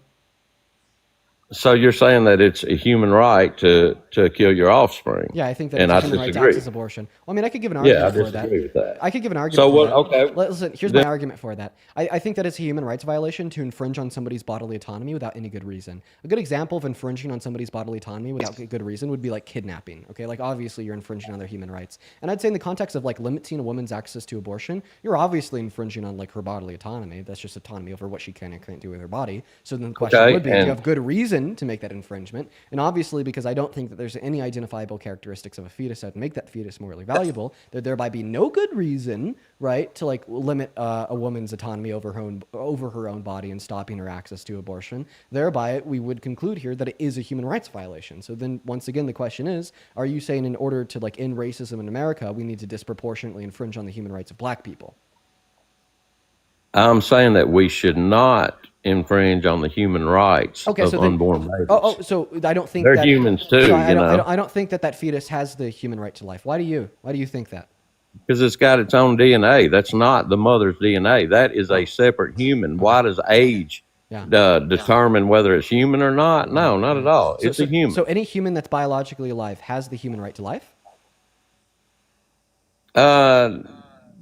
Yes, to an extent. Okay, so brain dead patients, they're biologically alive, they're human. According to you, they now have the right to life. So then when a doctor pulls them off of life support, they're committing murder? Okay, if the doctor determines that they're brain dead and there's no potential for any brain activity, Yeah. but that's the difference. A No, fetus but has that- potential for brain activity. Wait, but even though a brain dead patient doesn't have potential for future brain activity, they're still human and alive, meaning under your view, they still have the right to life. No, under medical, Hey, Dean, under the hold on one medical second. view. Sorry, Hold on, Jared, I'm one second. No, talking. hold on one I'm second, talking. really quick, Dean. Now that he's moved off the racist talking point, I'll drop and you can continue the dog walking because like he's cooked. He's Well, cooked, bud. I appreciate Not you at for coming all. up. I appreciate you for I coming up with stated, the I facts, stated the Santana. You're facts, awesome. man. Absolutely, I'll see you. Yeah, you take care, man. So do you want to respond to Yeah. that? Brain dead patients, they're biologically alive. That's a fact. And they're human. According to you, they have a right to life. No, Meaning they're blood medically, clot. a medical doctor will tell you if there's no brain activity and no potential for brain activity, they're dead. Yeah, they would That's be what medically. most So they're medically That's dead. what most medical Yeah, technicians will so tell you. So they're medically dead the moment they're brain dead, because there's just like no utility in saying that they're medically No alive. potential. However, they're still No biologically alive. They're not biologically dead. Medical death and biological death aren't identical. Okay, but if the brain activity is dead, the soul, the human is dead.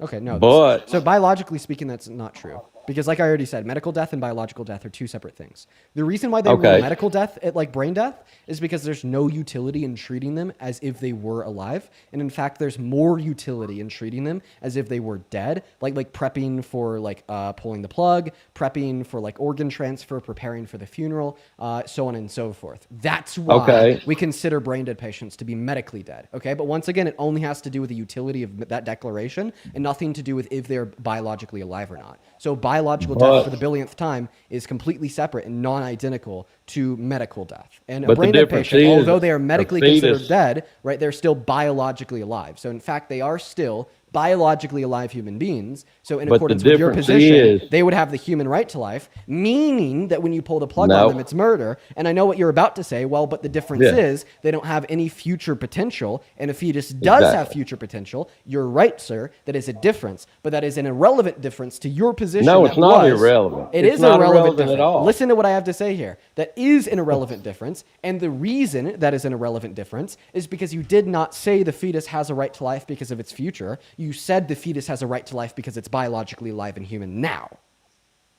Okay, and if it has potential to live, it's got potential to life, which means that we shouldn't kill it. It should have human rights like the rest of us. Oh, okay, so now you're shifting your perspective from all humans that are biologically alive to possessing the human right to life to just saying that merely humans with a future possess the right to life, right? No, that's not what I'm saying. Oh, well, then everyone's confused and you're making no sense. Okay, and I'm saying that if human life inside the womb, that baby's got its own DNA. That is a separate human from the mother. All right, so does a brain dead patient. Share the same. What's that? So does a brain dead patient. All of a sudden, we're not looking at a difference. Okay, but the brain dead patient has no future because right. the brain dead is completely brain dead. Right, you're right. The brain dead patient doesn't have a future. But I thought that you just told me the reason why the fetus has a right to life isn't because of the fetus's future, but is rather because the fetus is a biologically alive human. It's both. Oh, so it does have to do the future. So when I asked you if that fetus has the right to life because it's a human with a future, and you said no, you meant to say yes, and you're just confused. Maybe so. Maybe that's what it is. Oh, okay. All right. So what is in the future of that fetus that gives it the right to life now? Life. Life, like experiences, subjective experience, conscious experiences? Okay, well, let me ask you this. Let's go to the old... I guess we'll pivot, whatever. The old status quo. I'm following you. I'm following you. Same subject, same status quo. If somebody murders a pregnant woman, do they get charged with 2 murders? Yes, and they should. And they should. That is completely compatible with the pro-choice view. That is completely compatible. That is completely compatible with a pro-choice view, by the way. Well, I thought that it was just a clump of cells. So it's a human. It's just not unjustified to kill it. Okay, right? There you go. It's a human. Right. But okay, so I don't think it's unjustified to kill that human. And I would define murder as the unjust termination of human life. Okay? I'd say when a woman is accessing abortion, it's justified not only because a fetus lacks moral value, but also because she's enacting upon her right to bodily autonomy, and she's cutting off the supply of her bodily resources to that fetus with her consent and will. When a non-consenting third party walks up to a pregnant woman, kills that pregnant woman and the fetus, even if that woman doesn't consent to that fetus dying, well, all of a sudden it is unjustified to kill that fetus, not because that fetus has moral value, but rather because you don't have the consent of the woman. Okay, but right? Which would technically fulfill the definition of murder, which is the unjust termination of human life, thereby making the view that it's double homicide to kill a pregnant woman completely compatible with a pro-choice worldview. Okay? Because the reason that we're saying it's like still unjustified to kill that fetus, thereby murder, is not because the fetus is morally valuable, but for the last time, because I'm going to repeat myself, unjustified because you're infringing upon the woman's desires.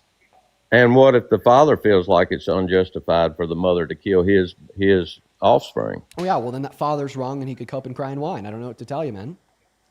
Well, why? It's his body too. He's going to pay child support for 18 years if she decides to have it and he don't want it. Wait, I thought that you said the fetus is unique and separate from the body of the woman. Now you're saying it's not unique nor separate from the body of the man? I didn't say that at all. No, it's still a life and it's still separate. But it's Wait, which one is it? Is it separate or is it part of their body? It's separate. Okay, all right. So if it's not a part of their body. Okay, so then why did you say it was a part of his body? Because he's going to work for 18 years to make sure that that child's taken care of. Okay, so if without I was choice, that's by law. If I was a part of my dad's body when I was a fetus, am I still a part of my dad's body today? I didn't say you were a part of your dad or your mom's body. Yes, you did. You said, quote unquote, his body too. No, I said it's his body that's going to be working. So the dad shouldn't have a choice. The dad should have a choice in if the woman aborts a fetus or not. No. Okay, should he have a choice whether he pays child support or not? No, he shouldn't. Oh, okay. So the mom should have a choice, but dad shouldn't. Yeah, the woman should have a choice to abort, and the man shouldn't have a choice to care for his offspring and his child, given the fact that his offspring and his child is brought into the world around us. And I mean, so if you think that this is yourself. If you think that this is contradictory, then you don't actually care about children. And the reason why I'd say that is because a father or a mother paying child support to care after their valuable born kid has nothing to do with the other parent and is all to do for caring about the quality of life for that morally significant child. Okay, right? Now, if the mother doesn't feel like paying for it, she can kill it.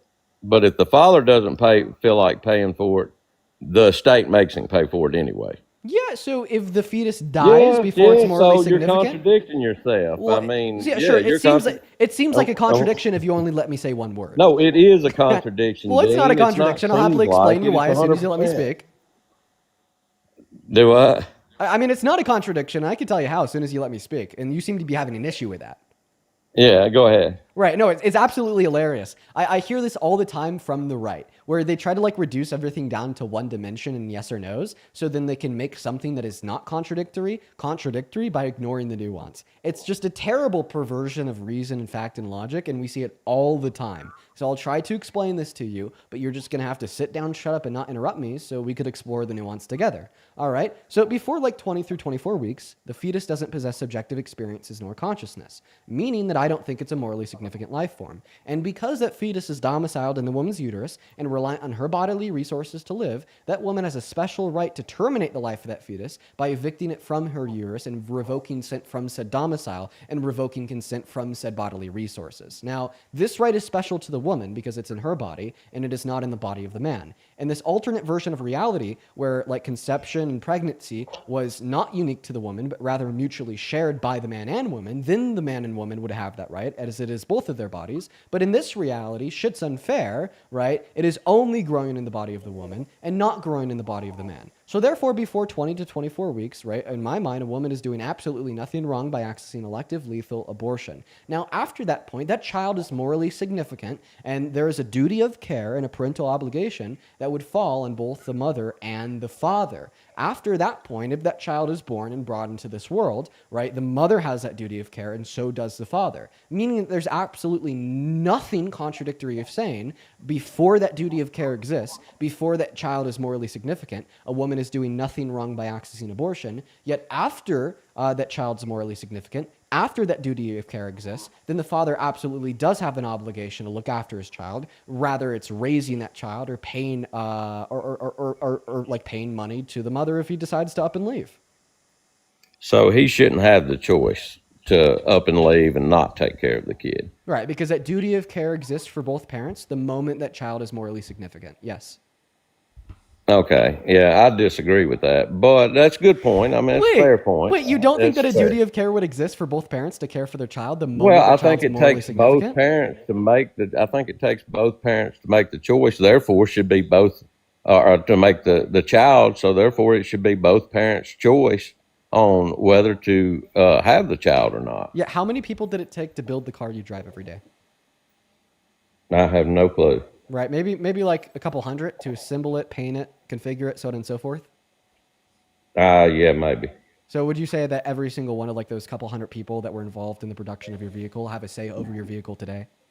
Dude, that has nothing to do with two parents who have made a baby. You're comparing Well, apples it's actually and- like it's actually pretty comparable, right? Because the Not contractual the contractual obligation was for them to build it, they own it, then they sell it to you. Very similarly, right? The moment a man's sperm leaves his penis and goes into the body of a woman, well, all of a sudden, right, that contract for sex is over, and what happens next only falls on the woman insofar if she wants to get an abortion or not. And if she doesn't want to get an abortion, well, then that father's going to have to pick up that duty of care for his child if his child is brought into this world, just like the mother would. And that's where I disagree. I think Okay, that well then, if so then you anything, don't, it so should then be you don't both think parents. that both parents have a duty of care to their children? What? Well, I actually think that both parents do have a duty of care to their children, and Okay, that's so then if a why man up I'm and leaves, for- yes, he has to pay child support. Well, and that's why I'm against abortion altogether.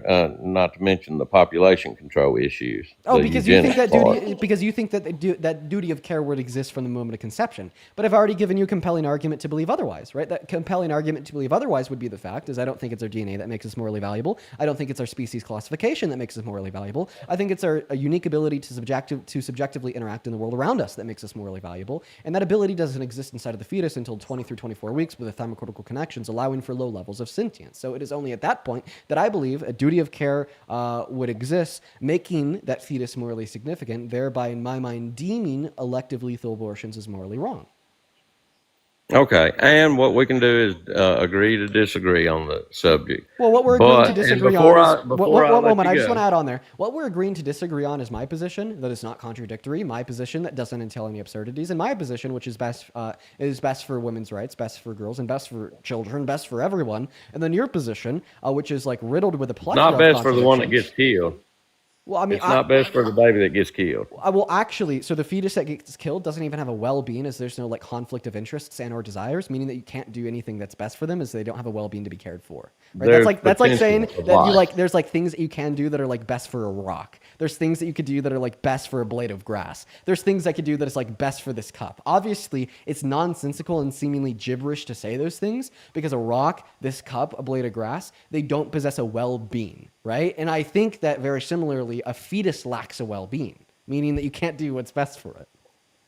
Yeah, well, I think that when there's potential for life and potential for a good life, that it's a life. That you're taking a life is what the way I feel about it. Right, but you, Which I mean, we can you, so agree you to like you take disagree. lives when you hunt. You pay for the taking of lives when you buy chicken or pork from a fast food stop. You take lives when you like, I don't know, cut a flower to give to your wife. Right? We're not necessarily like saying that taking life is wrong. So then, how could we tell when it is wrong to take life? And I'd say that would fall down to a delineation.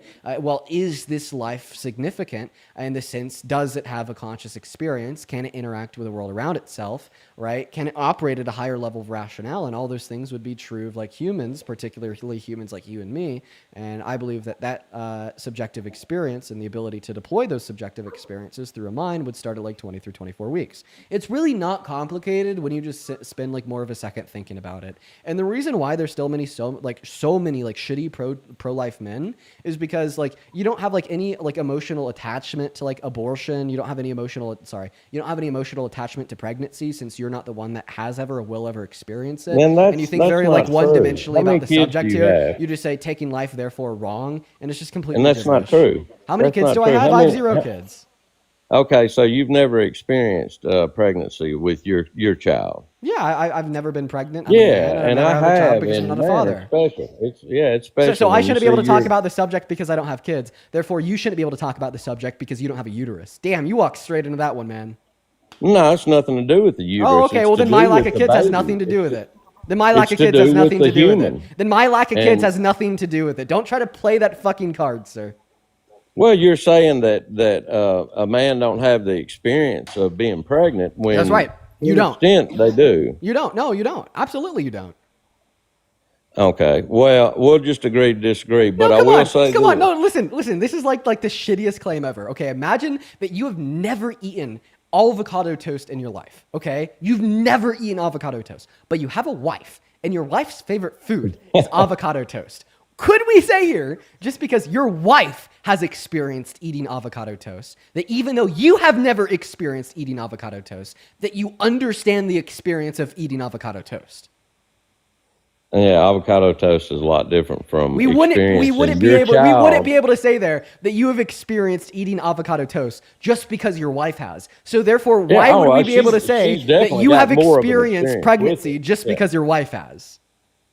Yeah, no, she's definitely got more a more detailed experience for sure. But No, at the it's not same even a token, more I've laid detailed next. experience, right? It is the only firsthand experience. Your wife is the only individual experiencing firsthand the process of pregnancy and the process of giving birth. Sure, you could have secondhand observations of that experience by Okay, and gaining I agree with information that. about it by being with your wife, so on and so forth. Okay, but and at I the end of the agree day, with that. It's ultimately, a secondhand secondhand experience. experience is not Okay. a firsthand experience. And I'll agree with that, but it's still a special experience to experience your kids rolling around in their belly and kicking and all that. I mean, it's your offspring. I mean, how anybody can kill their offspring is still a mystery to me. But anyway, my main point for being against abortion is because it's Nazi philosophy, whether you like it or not. Look up Margaret Singer and research her, man. Yeah, no. We already it's- we already went through this, right? You want to end Yeah. racism in America by disproportionately infringing on the human rights of black women. No, Complete I just gibberish. want to quit. I just want to quit controlling the population of the African American community. By It's- starting it's to a- control the bodies of women and girls. Got it. No, not controlling them. No, just Wait. Yeah. Oh. Well, all right, Dean. It was good talking to you, man. Yeah. Yeah. You take care. We're gonna go to get that next guest loaded up into the box, guys. Go ahead and hop in that queue if you happen to be an American adult that supports Trump as president. We're gonna go to get that next guest loaded up into the stream, y'all. And also, there is a lot of you guys that have sent some love over on Venmo and PayPal. I'm gonna go ahead and start thanking you guys now, but I may have to like split it up in between like the next debate that we have, for instance. Let's go ahead and start with thanking Lauren for the $5 over on Venmo. Appreciate it. Oh. But Dr. Peter Give me a second. is a star in the growing Hello, do you support Trump? who has attracted No, Zach's not here. He's just watching the goddamn TV. Listen, why don't any of you children spam and W guests in the chat actually hop in the queue? We have such a prevalence of like the Trump supporters in that chat, right? It's the only thing that you see half the time. But then for whatever reason, it just doesn't correlate to the queue, man, right? Like I'd actually fucking love it if you guys would have the spine to come up here and talk to me. Like seriously, like I'm being dead ass. Like I would be so grateful for like all of the Trump supporters spamming W guests down below in that chat to actually hop in the queue and talk to me. What's up, Anna? Do you support Trump? No, Anna doesn't. She's not even here. Let's go to get that next guest loaded up in here. Seriously, like if you're spamming W guests in the chat, please hop in the queue. I'd love it. We're going to go to get that next guest loaded up in here right now, guys. Only hop in that queue if and only if you support Trump as president. Let's go to get that next guest connected right now. Folks, we got Lauren loading in. What's up? Are you MAGA? Are you MAGA? What? Okay, that's like a 4-year-old. Moving on to the next guest, we got Aiden connecting. Lauren, thank you for the $5 over at Venmo. Thank you so much. Appreciate you for the love, Lauren. As well as Adriana, thank you so much for the $5 on Venmo, who says, do men also have the first-hand experience of postpartum depression? Do they deal with the bodily changes and destruction that women deal with? Are men at the risk of losing their life due to pregnancy? All good points, Adriana. Thank you for the $5. As well as Ashley, appreciate you for the $5 as well over on Venmo. What's up? Do you support Trump? Oh, they already left. Moving on to the next guest. We finally found KJ, I believe.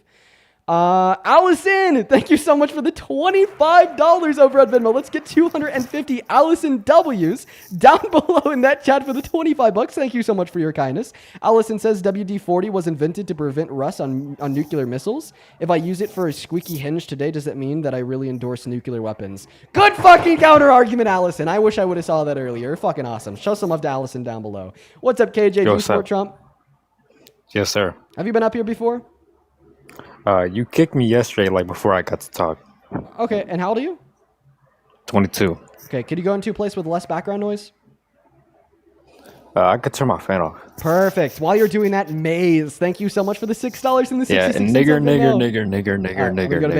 Sandra, thank you so much for the $10 over on Venmo as well, who says you are the best. Keep teaching the Trump supporters. Well, I really appreciate you for that love, Sandra. It's good to see you again. You are always hanging out with us in here. Show some love to Sandra for the 10 and show some love to Fallon for the 10 as well. Saying my boyfriend watches you every day. We also we love you so much. Keep cooking these Trump supporters. Dude, huge shout out to you, Fallon, and huge shout out to your boyfriend. Love you guys as well. Thank you guys so much for the love, for the $10 over there on Venmo. What's going on, Jay? Do you support Trump?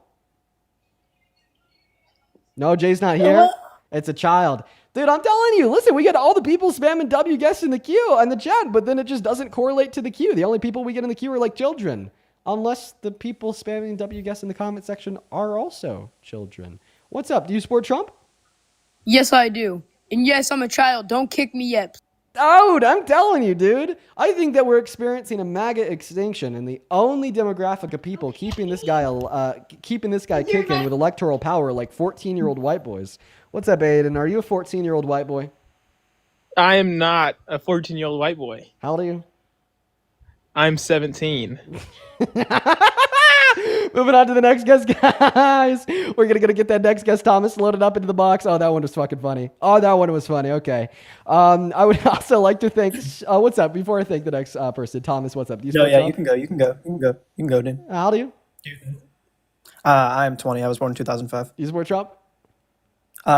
Yes, in some ways I do. And before we go first, can I just say the argument on the brain dead dude and the fetus doesn't really seem comparable to me, just based on the fact that it's more of a moral issue, correct? Because no fetus or baby would want to die, but a brain dead person would be comfortable with dying based on their uncomfortability and all that. You know what I mean? I don't know what you mean. I mean, there's like clearly individuals that like if they were to go brain dead have asserted the desire that like maybe they don't want to die. And then building off of that, I think it's like crazy for you to assume the potential non-existence desires and or wants of like entities that don't have and couldn't have desires and or wants.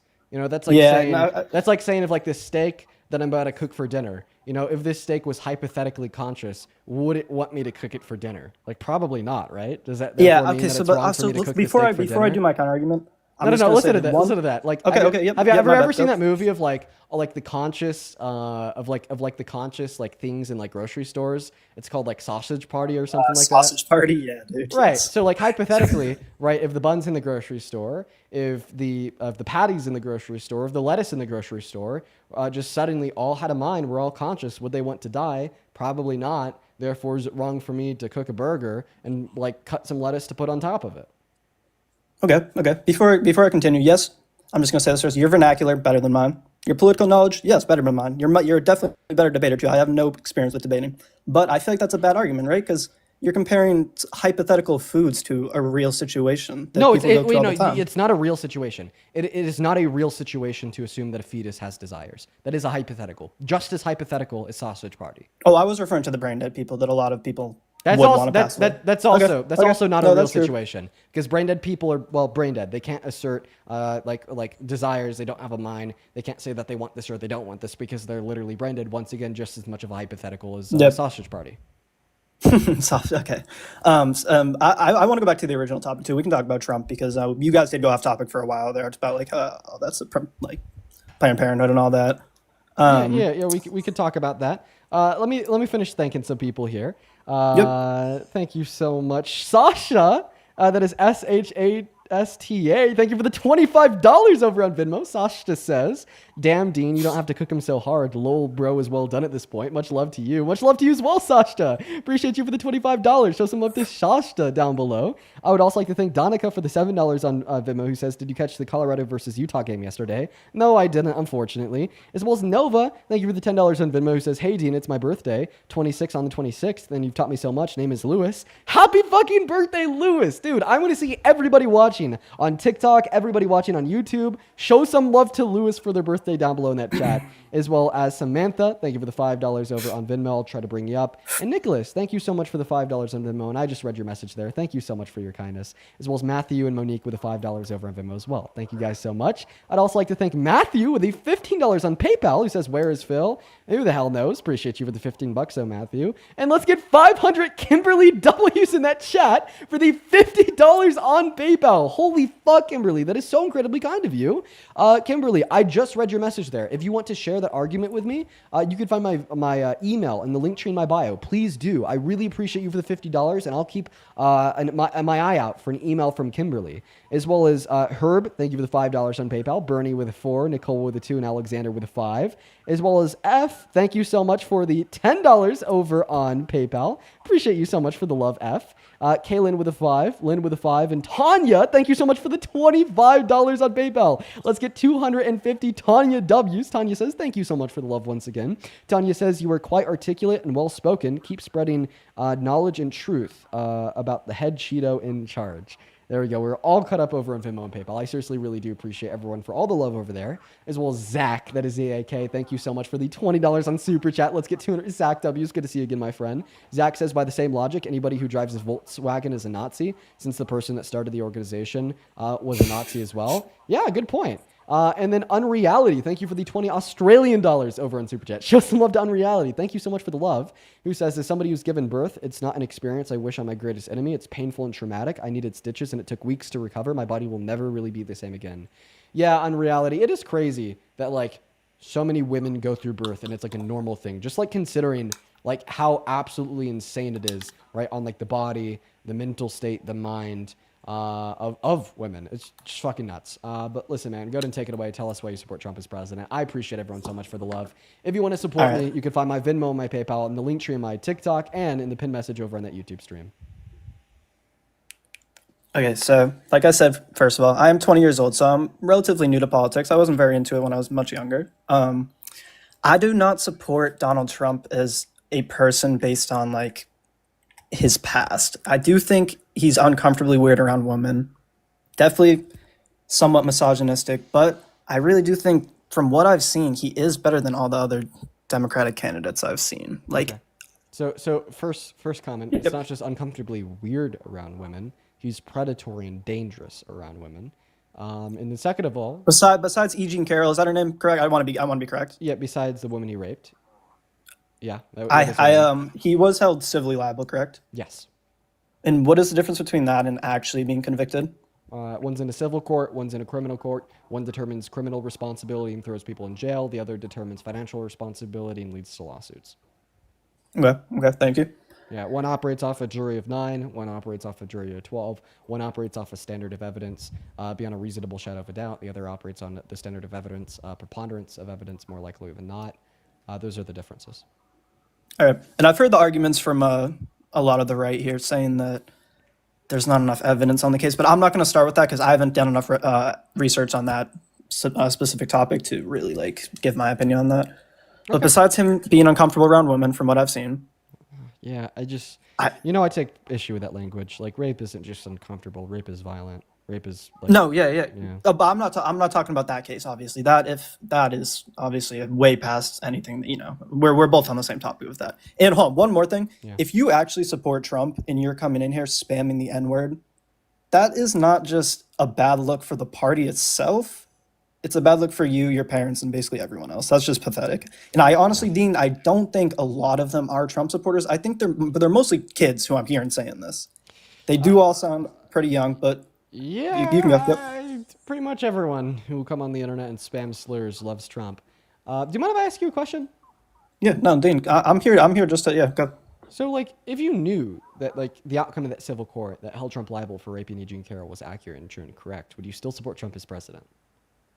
If I knew for 100%, no, obviously no, 100%. What if you knew that he'd sexually exploited naked girls and or naked women by perving on them unconsensually while they are undressed in a woman's only space? Yeah, that would be too far for me. So if I could prove that he did that to you and you agreed that he did that, you were like, yeah, Dean, this is proven now, you'd stop being MAGA.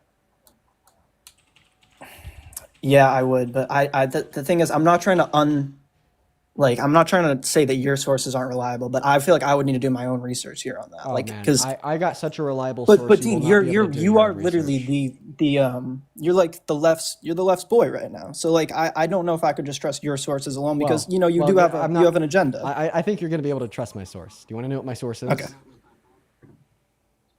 You can go ahead. Donald Trump's own admission. I'm going to go ahead and roll the clip. This is coming from the Howard Stern radio show, season 11, episode 76, recorded and aired live on August 21st, 2005. Not be construed. No, I mean, some of these foreign girls, Mr. Trump, in my country, we say hello with vagina. And well, you could also say, as the owner of the pageant, it's your obligation to do that. So you have done that. Now, I'll tell you the funniest is that I'll go backstage before a show. Yes. And everyone's getting dressed and ready and everything else. And, no men are anywhere. And I'm allowed to go in because I'm the owner of the pageant, and therefore I'm inspecting it. I'm inspecting. I want to make sure that like everything is good. You're there. Yeah, the dress. Is everyone okay? They're standing there with no clothes. Is everybody okay? And you see these incredible-looking women. And so I sort of get away with things like that. Okay. So before I make my point, since we are technically having a debate, I'm not the dude you'd catch walking around with a MAGA hat, Dean. That's not me. It really isn't. Yeah. You'd never catch me in public doing that. Yeah. But I feel like that there's a chance that's satirical, correct? Or no? It's because it's Howard Stern, dude. We know what Howard Stern is. It's a comedy show. Yeah. Well, we know that this isn't satirical because he said that he actually does this. That was the first thing he said in the clip. I mean, you could say you're doing something and it'd be satire. And then we also know that it's not satirical because people that competed at Miss Teen USA have spoken out and said that he did this to them. Okay. So right? I feel like, right. Yeah. It's not satire. He said this is something that he actually does. Okay. Then he described what he actually does. At the end, he said he gets away with it. And then we've had victims come forward that have said that he's done exactly what he described to them. Also, right, satire is funny, right? Yeah. Okay. So if you're trying to be satirical, you're trying to be funny. It's supposed to be funny. Okay. Right. Is it funny to say that you're a sexual predator? No, his joke was not funny, nor is the actual concept of his joke funny. Therefore, we know it's not a joke. We know it's not satirical because it's not funny, right? He was just talking about something that he's done. I mean, people bomb on satirical jokes all the time, but yet, Could you point me towards another person that has bombed a satirical joke by saying they're a pedo? No, I can't. I can't. All right, so then stop. Probably defending someone on this Kill shit. Tony though. I'm We could sorry. definitely find someone. I'm sorry. Like this is just like a terrible train of thought here, right? That's obviously like just not true, right? Yeah. He said he's No, you're done right. this. He described exactly what he's done. We've had victims come forward and say that he's done this to them. Okay, it can't be satire because it's not funny. Okay, and you can't point towards anybody else that's like bombed a joke, bombed a satire moment by saying that they sexually exploit kids. All right, so Okay. matter of fact, that was Trump admitting to something that he's done. Do you agree? Yeah, no, I think I started my point with him being uncomfortably weird around women. So what was the question that I asked you right before I played you that clip? You're gonna have to remind me. It was if you knew Donald Trump had done the things. That Oh he yes, said he did in I those said clips, yeah. would you No, still I support him said as I would. president, and you said that you wouldn't. You'd stop being MAGA. You'd redact your loyalty. So just to make sure that you're a man of consistency and honesty. Loyalty man of your would be a hard word. Loyalty would be a So hard word. just to make sure that you're a man of consistency, honesty, and a man of your word. Right? You obviously don't support Trump anymore, and this conversation's over, right? I already said, I stated in the beginning, I don't support him personally, though. Like, I don't like his personality. I don't like him as a person. Oh, but now you're trying to like make a distinguishment between supporting his personality and supporting him as president. The question was, would you still support Trump as president if he had done those things? And you said no. Yeah, I would stick by that. Obviously, I mean, sexual predator. So you actually don't support Trump as president anymore. I'm not going to say based off of, I mean, I already knew that he was a weirdo before this, though. Like, you're not really showing me anything new. Oh, well, I mean, right before I played you that clip, I was like, hey, man, would you still support Trump as president if you like knew that he had like boasted about like sexually exploiting naked teens and naked women, walking on them backstage before their shows and consensually looking at them while they're naked? And you said, no, Dean, I would stop supporting Trump as president if I knew that he had done this. So obviously, I am giving you something new here, which is a clip of Donald Trump admitting to doing exactly that. No, yeah, I'm not going to lie to you. I'm not want to. So before I played that clip, you're like, Dean, if you possessed a clip of Donald Trump saying this, I'd stop supporting Trump as president. And then I was like, guest, I actually do possess this clip. Here it is. And then you're like, Dean, well, thank you for playing that clip, but I actually still support Trump as president. So you're a goddamn hypocrite. No, I don't support Trump as president. I'm saying that I don't support him. No, So you're not a hypocrite. You're not MAGA anymore. Well, I'm coming up here as a Trump supporter, technically, just because I think the hate is overwhelming. Wait, just because of what he's. Now you're just being so unclear. You just said I don't support Trump as president, but I do support Trump as president. Okay, in a way. But that's just completely like contradictory. That's gibberish. I don't have shoes on, but I do have shoes on. I'm not wearing a shirt, but I am wearing a shirt. My name is Dean, but it's not Dean. I know. I get the point you're making. I'm just also flustered because of the Time 70 defend rapist chat thing. That's like I would never defend a rapist. Well, I mean, listen. I've never defended Trump on any of these sexual allegations. I believe women, so listen, there's no point. I'm going to be honest. At this point, I am going to end the conversation just because we've reduced you down to like boldface hypocrisy, right? Saying you don't support Trump, but you do support Trump. That's hypocritical. That's a contradiction. And I'm going to move on to the next guest. I appreciate you for coming up, and I really do hope that you examine your views here a little bit more. But we're going to go to get that next guest up right now. Thank you so much, Lola, for the $20 over on PayPal. Appreciate you for that love, Lola. Lola says, how is the Un-Mormon mission going? I haven't seen them for a while. I think that they their mission ended and they like moved somewhere else. But I really appreciate you so much for the love. Show some love to Lola down below in that chat for the $20. Let's get 200 Lola W's. Thank you so much for the kindness. I also hope that you're doing all right.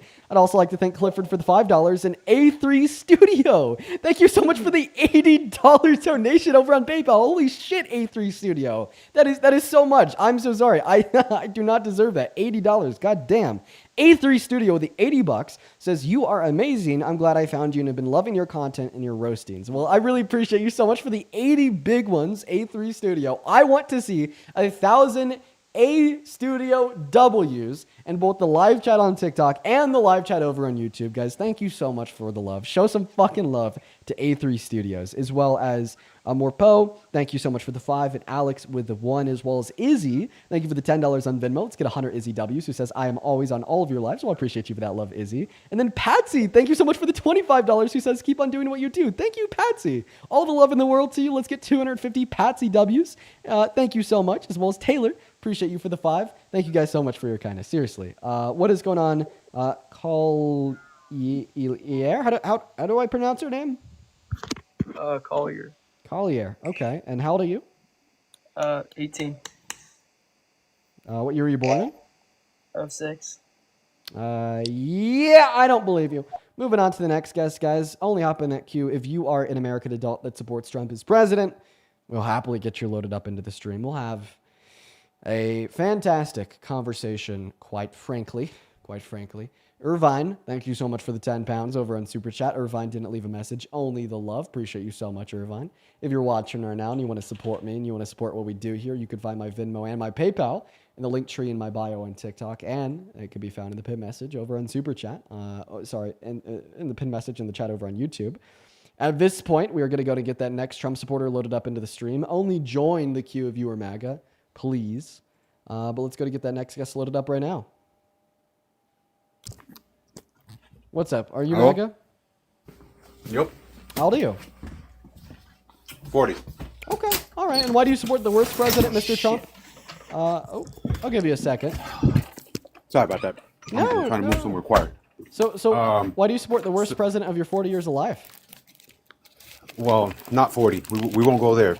I will say I detest the man. I do believe in some of his policies, or I wouldn't go as far as saying policies. Let's say some of the stances. I'm originally from New York, from the city, and the whole SNAP thing that's going on right now. I worked in places where I had to deal with people who bought with EBT. I overheard conversations, and I've seen firsthand that a lot of people do defraud the government with SNAP. I have seen people from the Dominican Republic, namely, they're here illegally. Some of them, not all. Hold on, I'm going somewhere with this. Yeah, I'm gonna let you know the hill that you got to climb here. You're somehow going to have to justify the Trump administration intentionally letting funding expire for SNAP benefits, kicking that's not the 41 million Americans off of them, and then blaming it on the Democrats, even though they could have allowed emergency funding or reimbursed states to allow them to continue until the end of the shutdown. That's the hill that you're going to have to climb. You're trying to climb that hill very similar to the way that I've seen many other Trump supporters try to climb that hill, which is to say that they're all just defrauding the government and they're terrible, lazy, low-income Americans that don't deserve the SNAP benefits. And it's a terrible fucking argument that is going to make the Republicans lose the midterms because the vast majority of people that are on food stamps are Republicans. So just putting that one out there. Okay, hold on. I'm not disagreeing with you. This shutdown is bullshit. I agree that it's the Republicans' fault. Now, that being said, I can tell you firsthand what I've seen and what I know, and people do defraud the government with SNAP. Let me explain to you how before you say anything. Yeah, so I'm sure that there's some low level of fraud rate on EBT. I don't understand how it concerns a conversation about why you support Trump as president. Not at all. Well, I'm supporting the new SNAP guidelines that where you have to work. Oh, you're confused. There's always been a work requirement on federal food stamps. The new work requirement is on Medicaid. Okay, so I was confused on that part. I thought that they said for SNAP, because I know for SNAP you do have to work, but there are people, and I can tell you, I grew up in the projects in the South Bronx. My building had maybe 50 apartments in it. Out of those 50, I know people that still live there to this day that are in their 50s that are lifers on public assistance. Never worked a day in their life. Okay, I just don't know how that concerns federal policies surrounding work requirements for food stamps or the introduction of a new work requirement on Medicaid, but not food stamps through Trump's Big Beautiful Bill. Big Beautiful Bill's bullshit. I just, like I said, I don't agree with everything. I agree with some of the stuff. So let's clear this conversation up. What is one thing Donald Trump has done in the last 9 months that has made you support him as president today? Honestly, I can't think of anything right now. But you've already been able to think of like you've already been able to think of like a billion things that he's done that you're not a fan of. I think of one thing. Oh yeah, I can tell you there are a lot of things I'm not.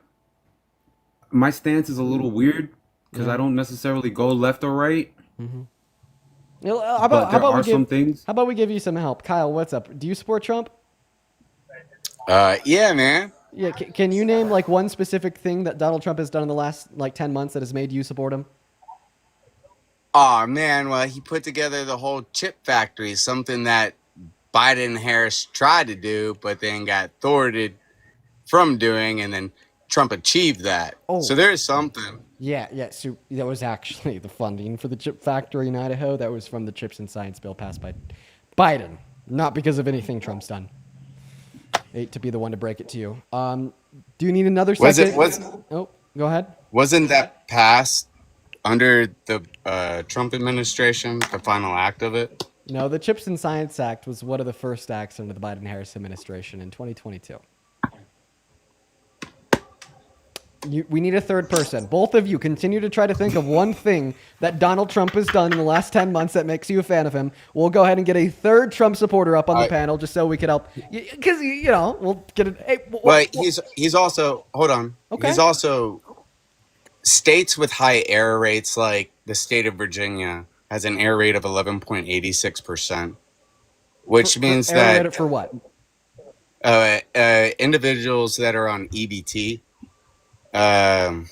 So there's a lot of administrative costs, and the state of Virginia has a lot of errors due to these costs, which means if the error rate's not fixed, that means the federal funding will no longer come, and 85 to 90% of federal funding comes from the federal government. So that means the state has to fix and figure out a solution to those error rate problems, making it more sustainable for everybody instead of depleting tax dollars all the time. Yeah.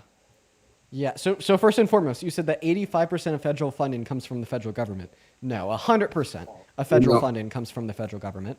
And then you're saying states have to fix their error rates in order to appropriate, funny enough, federal funding to these federal systems of benefit. Absolutely, 110%. One way we could reduce the error rate is by reducing the administrative burden. A lot of the administrative burden with social programs comes in with a new work requirement. So, you're just saying we should get rid of the work requirement at the end of the day. And then third and final point here, this fundamentally has nothing to do with why 41 million Americans are going to begin to starve on November 1st. The reason why 41 million Americans are going to begin to starve on November 1st is because the Department of Agriculture, who runs food stamps, is running out of money because of the government shutdown, instead of the Trump administration appropriating emergency funding or making a promise to reimburse states if they pick up the burden until the government shutdown is over, right? Instead, right, they're giving the big middle finger to those 41 million Americans and then saying it's somehow the Democrats' fault. Right.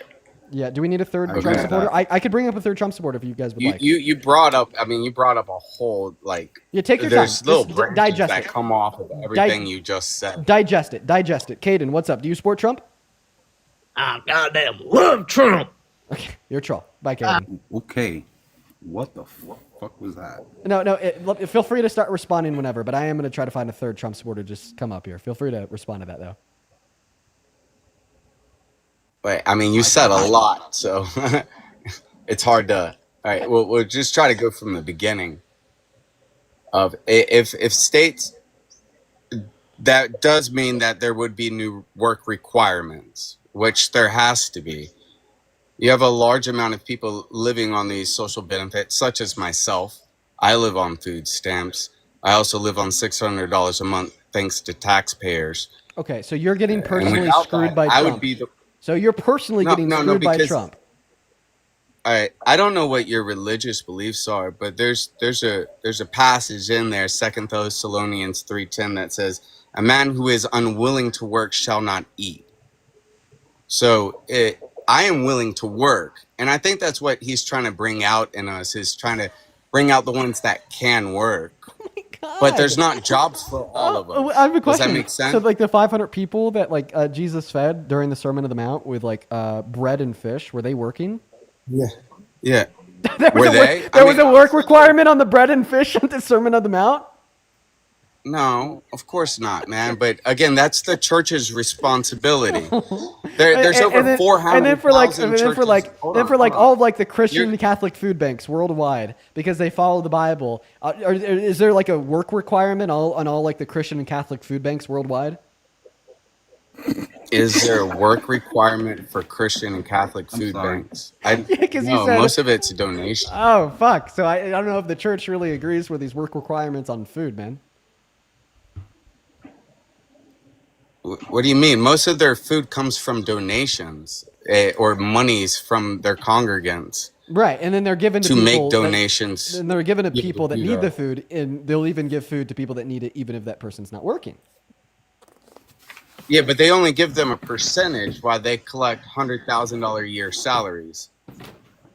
Well, and the church builds their houses. I have a. Well, I mean, we're given like There's over well, 400,000 well, churches. so in you're the saying that United not all the States. funding that If is we like, wanted to solve. You're saying that not all the funding that goes to churches is going to like these food programs.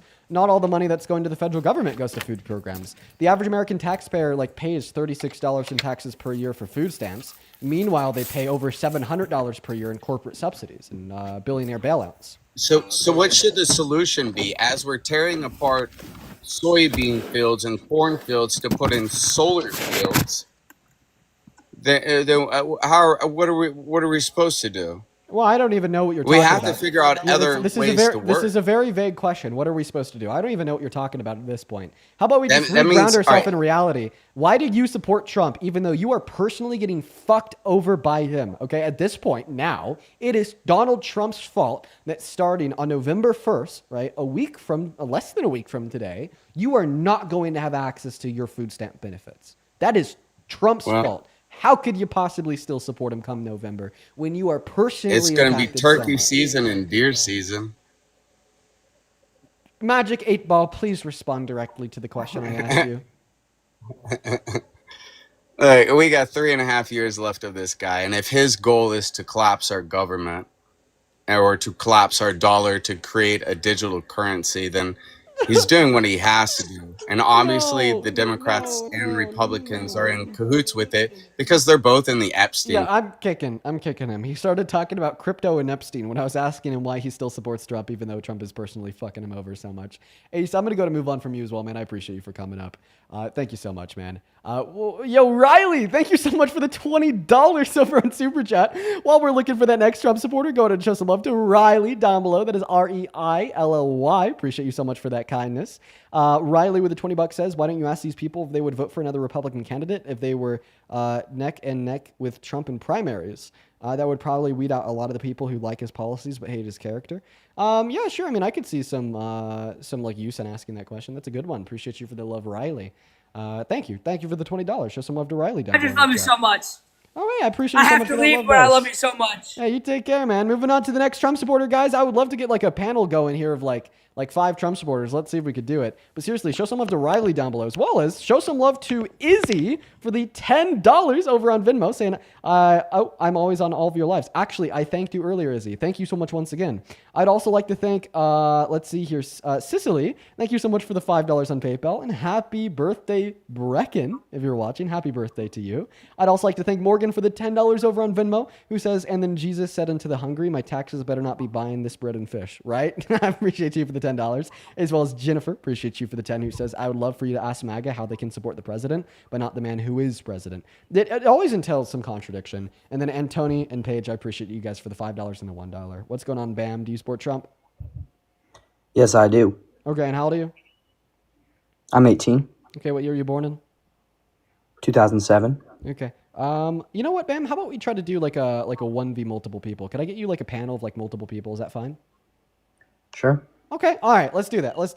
We're going to go to get that next Trump supporter up here, guys. Go ahead and hop in that queue if you are an American adult that supports Trump as president. We're going to go ahead and change it from how do you support Trump to Trump is terrible for America, just to make the topic a little bit more broad. Let me know down below if you do want to come up. Okay, Ilias is loading in. Okay, we got Ash connecting to the stream. Okay, what is up, Ash? Do you support Trump? I said I love Trump. You took my goddamn First Amendment right by kicking me. You're a good-ass troll. Good job. That's my First Amendment. Good job. Hey, Ryan, what's up? Do you support Trump? 1 second. Ryan, hello?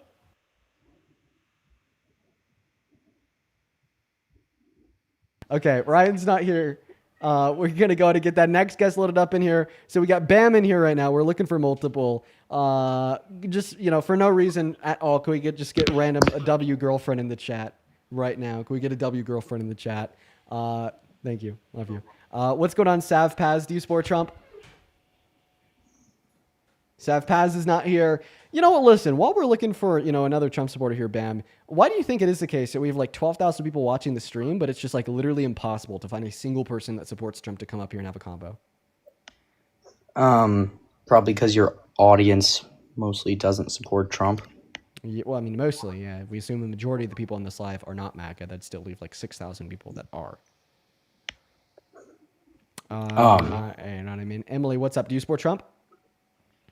Yes, I do. Yeah, that is a 4-year-old. All right, guys. Guys, only leave the queue if you are not an American adult that supports Trump as president, right? Like actively, everybody that is in the queue that's not MAGA is like slowing down the stream. You know what I mean? Like very significantly so.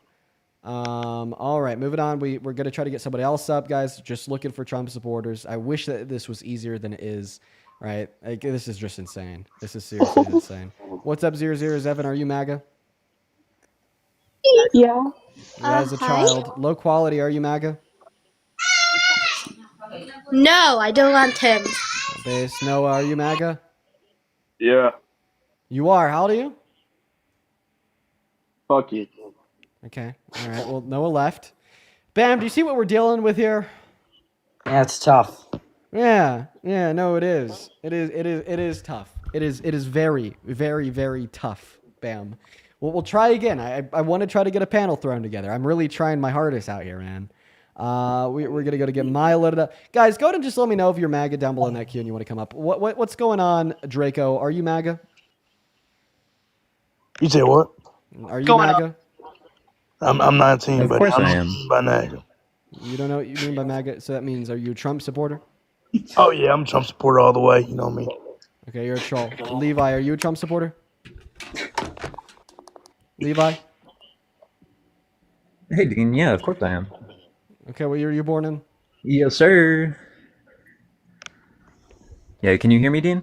Oh, you're going to be a fun one. Your most recent video says... I'm a Trump supporter. Your most recent video says how the New World Order plans to enslave all of society. You're going to be a fun one, Levi. Your stream is glitching out a little bit. Yeah, I'm a Trump supporter. It's the Illuminati is getting you. The Illuminati is trying to silence you. That's why it's glitching. 1996. What? He's a little behind. Oh, very behind. The Illuminati is getting to him, guys. Okay. I really want to talk to him, too. Keep him on. Yeah, I want to hear him. Yeah, me too. I really want to hear him. Dude, he thinks that the whole society is going to be enslaved by the New World Order. I got to talk to this guy. John, appreciate you for the under control. And Crystal, thank you for the budding heart. What's up? Do you support Trump? Alexis? Yes. And how old are you? I'm 26. Okay. All right. Sounds good. How about we'll just leave it at this? 1v3. Okay. All right. I'm going to go ahead and start this debate with a very simple question that I want all of you to answer, or at least to try to answer. Let's see how many of you actually can. Name 3 things Donald Trump has done, right, as president that you like. We're going to go ahead and start with you, Alexis. What are your 3 things? I've been waiting. Put me on the spot first. Well, Yes. actually, I came in here because I don't know if I support Trump. I voted for Trump. I'm not huge on politics. I don't think I can tell you 3 things that he did for the country. Okay, Alexis, I really appreciate you for coming up. If you don't know if you support Trump, I got to move on. Levi, your turn. What are 3 things Donald Trump has ever done that makes you support him? You want me or Bam next? Yeah, you, Levi. Okay, Levi's just not going to answer. Go ahead, Bam. I'm here up there. What is going on? I think the biggest thing for me is I think recent ceasefire that he's closed the southern. Bro, what? Okay, I think Levi has too much of a lag. I got to kick him.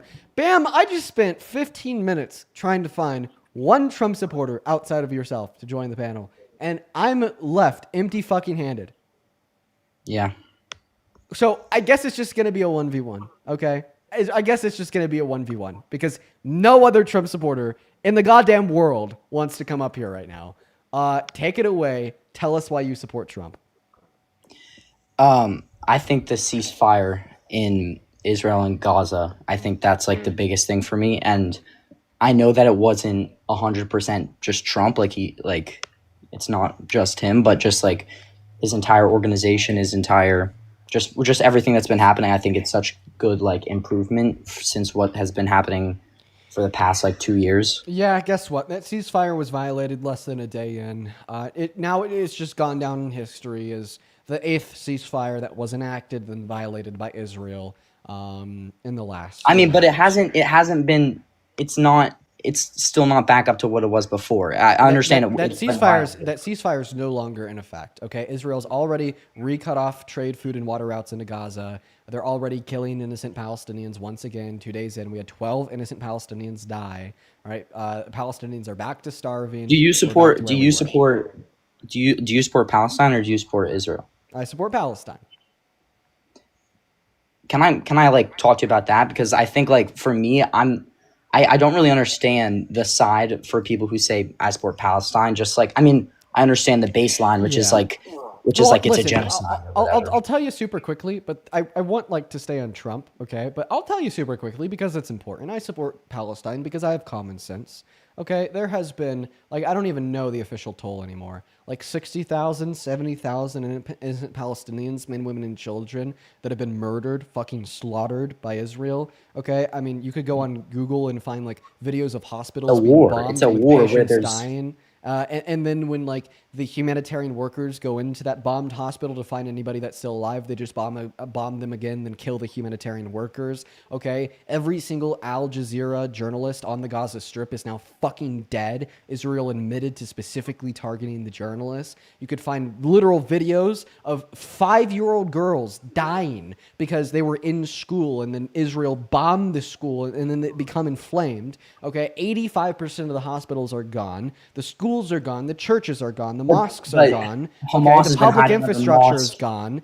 Israel's cut off the food trade and water routes into the city. People are starving every single day. A newborn's been starving in Gaza. Not to mention the fact that Israel has been perpetually violating international law since goddamn day one. They passed legislation through their parliament to illegally annex, ethnically cleanse, and steal the rest of the Gaza Strip 2 months ago. And then yesterday they passed legislation through their parliament to illegally annex, ethnically cleanse, and steal the West Bank. There's currently like 3 arrest warrants out from the ICJ for Netanyahu. Israel human rights experts say they have reasonable cause to determine that a genocide is taking place. And just knowing the definition of ethnic cleansing proves that, and has for the last year or 2 or 3 or maybe since the 1960s, right? So that's why I support Palestine, and that's why I definitely do not support the state of Israel.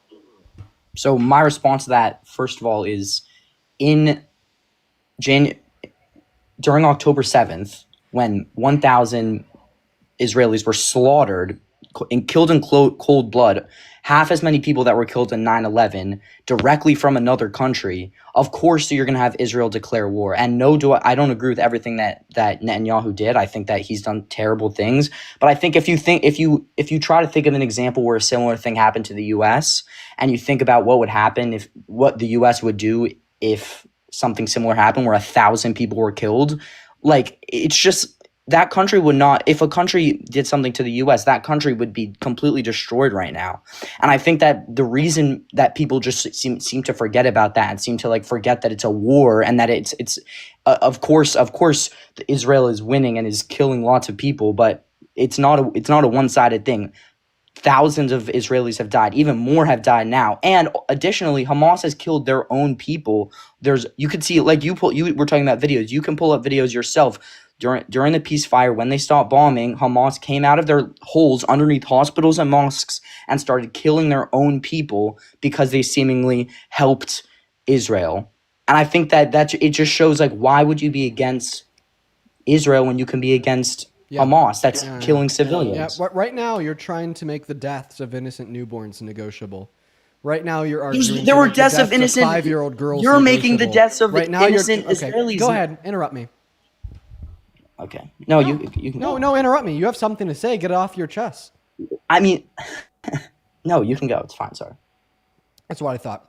Right now, you're arguing to make the deaths of newborns negotiable because it's war. Right now, you're trying to argue and make the deaths of 5-year-old girls in their schools negotiable because it's war. Right now, you're arguing to make the deaths of 67,000 innocent Palestinians negotiable because it's war. 67? But then, go ahead and just novelize it by saying 6-7. Yeah, keep on acting like a 14-year-old. But then as soon as it's Israelis, right, 1,000 Israelis that were attacked on October 7th, then it's non-negotiable. Then it's a human rights tragedy. Then it's a disaster. Then it justifies ethnic cleansing. But when it is the ethnic cleansing of the 67,000 innocent Palestinians that didn't go and attack those 1,000 Israelis, that didn't even vote for Hamas, 70% of people alive in Palestine today didn't vote for Hamas. Right? They did. Then They it's literally negotiable. elected Hamas 10 years ago. The last time there was ago. the last time there was an open election was over 20 years ago in Palestine. And today, 20 years ago, and today, right, 70% of people in Palestine were not of voting age 20 years ago. Yeah. Oh, and by the way, even if they did vote for Hamas, that still wouldn't justify their death. All right? That still wouldn't justify the slaughter of the innocent men, women, and children. Yes, that pro-Hamas radical newborn just deserves to be starved, right? What about No. What about, answer my question. All those pro-Hamas radical newborn children deserve to be starved What to I'm death, hearing right? from you is that... You're not answering my question. Answer my goddamn question. The pro-Hamas radical You're newborn forcing me children, to a hole. I'm not do gonna- they I'm deserve not to be doing starved to that. death? No, I'm No forcing one you to deserves confront to- reality. no one deserves to be starved to death. What I'm doing is I'm forcing you to confront reality. See, this is the experience that I have with every single Zionist and pro-Israeli Zionist that I speak to on this live. It's that you have a very difficult time talking about the facts. As soon as we mention the 67,000 innocent Palestinians, including women and babies that have been starved to death, shot in the back of the head, raped and killed, all of a sudden it's October 7th. I don't know, man. What's common sense to me Raped is by to say who? What's by Raped IDF by who? by IDF soldiers, then caught on camera By or reported Hamas. by them. Thank you so much. And what's common sense to me? Oh yeah. So the IDF soldiers that got caught on camera raping that woman, they were actually just members of Hamas with IDF uniforms on. You're fucking delusional. No, Hamas Can bribed I has tell you? constantly Can I tell you women what's common sense to who me? have food Can I to- tell you what's common sense to me? Go Condemn ahead. Hamas and be against the deaths of innocent individuals. Personally, I'm against the death of everyone. Personally, I'm not pro-Palestine because I'm pro-Hamas. Personally, You're pro-Hamas? pro-Palestine. No, oh my God, you're not even listening to me. Personally, I'm not pro-Palestine because I'm pro-Hamas. I'm pro-Palestine because I'm against the ethnic cleansing and murder of hundreds of thousands of individuals. So if you're against Hamas and you're against Israel, then and one of them is literally trying to go against Hamas, why not just help Israel help get rid of Hamas? I don't understand that. Hamas is. I appreciate you for the $1 because what they're an hides under expansionist- hospitals. They're They- an expansionist they- ethno-state. Let me get this straight. Israel is a evil expansionist ethno-state. Okay, with What is that? colonialism. Can you define that? Yes. I don't know. What that So an means. ethno-state is a state that's like built out of like a majority like ethnic group, right? And then they have like a hierarchy of like classes predicated on one's ethnicity, right? So like Israel is a Jewish ethno-state. AT, can I appreciate you for the $1? Sorry, not for the $1, for the under control. And they're expansionists in the sense that they want to grow and create the greater Israel, right? And that would include the annexation and ethnic cleansing of the West Bank and Gaza. Do you disagree? I don't know if I disagree. I don't think I have an opinion on that. So you don't have an opinion of their expansionist ethno-state? I'm not sure. I don't know. Sure, I agree. Sure, I agree. I'll say I agree. Wait, so you defend expansionist ethno-states? Dean, What? I don't really understand Dude. that. I don't understand that. Okay, once again, ethno-state, a state that's like a majority ethnicity that kind of has like a caste or class system predicated on said ethnicity, right? That's like the purpose of the state is to be like a Jewish state. That's what Israel is. And they're expansionists because they want to colonialize and claim the land around them to create the greater Israel. Do you disagree with that? Well, you're saying that like, oh my God. Like if you look at America, you could say half the people are racist towards you could say all of America is racist towards Mexican immigrants because you have someone who's racist towards Mexican immigrants in power. Someone could make that argument. However, you can't make that argument because that's like what 55% of the population that agreed with so that. I'm talking about the state of Israel, the ethno-state, the expansionist ethno-state, right? Like right now, the state of America is incredibly racist and bigoted towards, right, like maybe like Mexican individuals, for instance, because Donald So Trump you're likes to saying say the that all people in charge. undocumented immigrants are Mexican, and that he likes to say that, you know, undocumented immigrants are from escaped mental asylums, prisons, so on and so forth.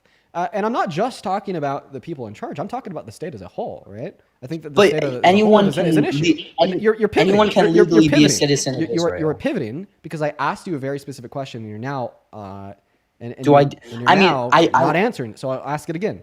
Do you to my agree- knowledge, Oh I my know God. that anyone Do can be you a agree? legal citizen of Israel. That's not what I'm asking you. Do you agree that the state of Israel is an expansionist ethno-state? I don't. I mean, I can't. Ask me Okay, to you just define gave the me a terms. definition. Ask me You to just define gave the me- terms, and I'll happily do it for you. I'll Define the educate terms you. of what? Define the terms of what? If you like expansionist or ethno-state. If you don't know what those things are, I'll tell you. Well, I know expansionist is expansionist. Ethno-state is a state defined by ethnicity.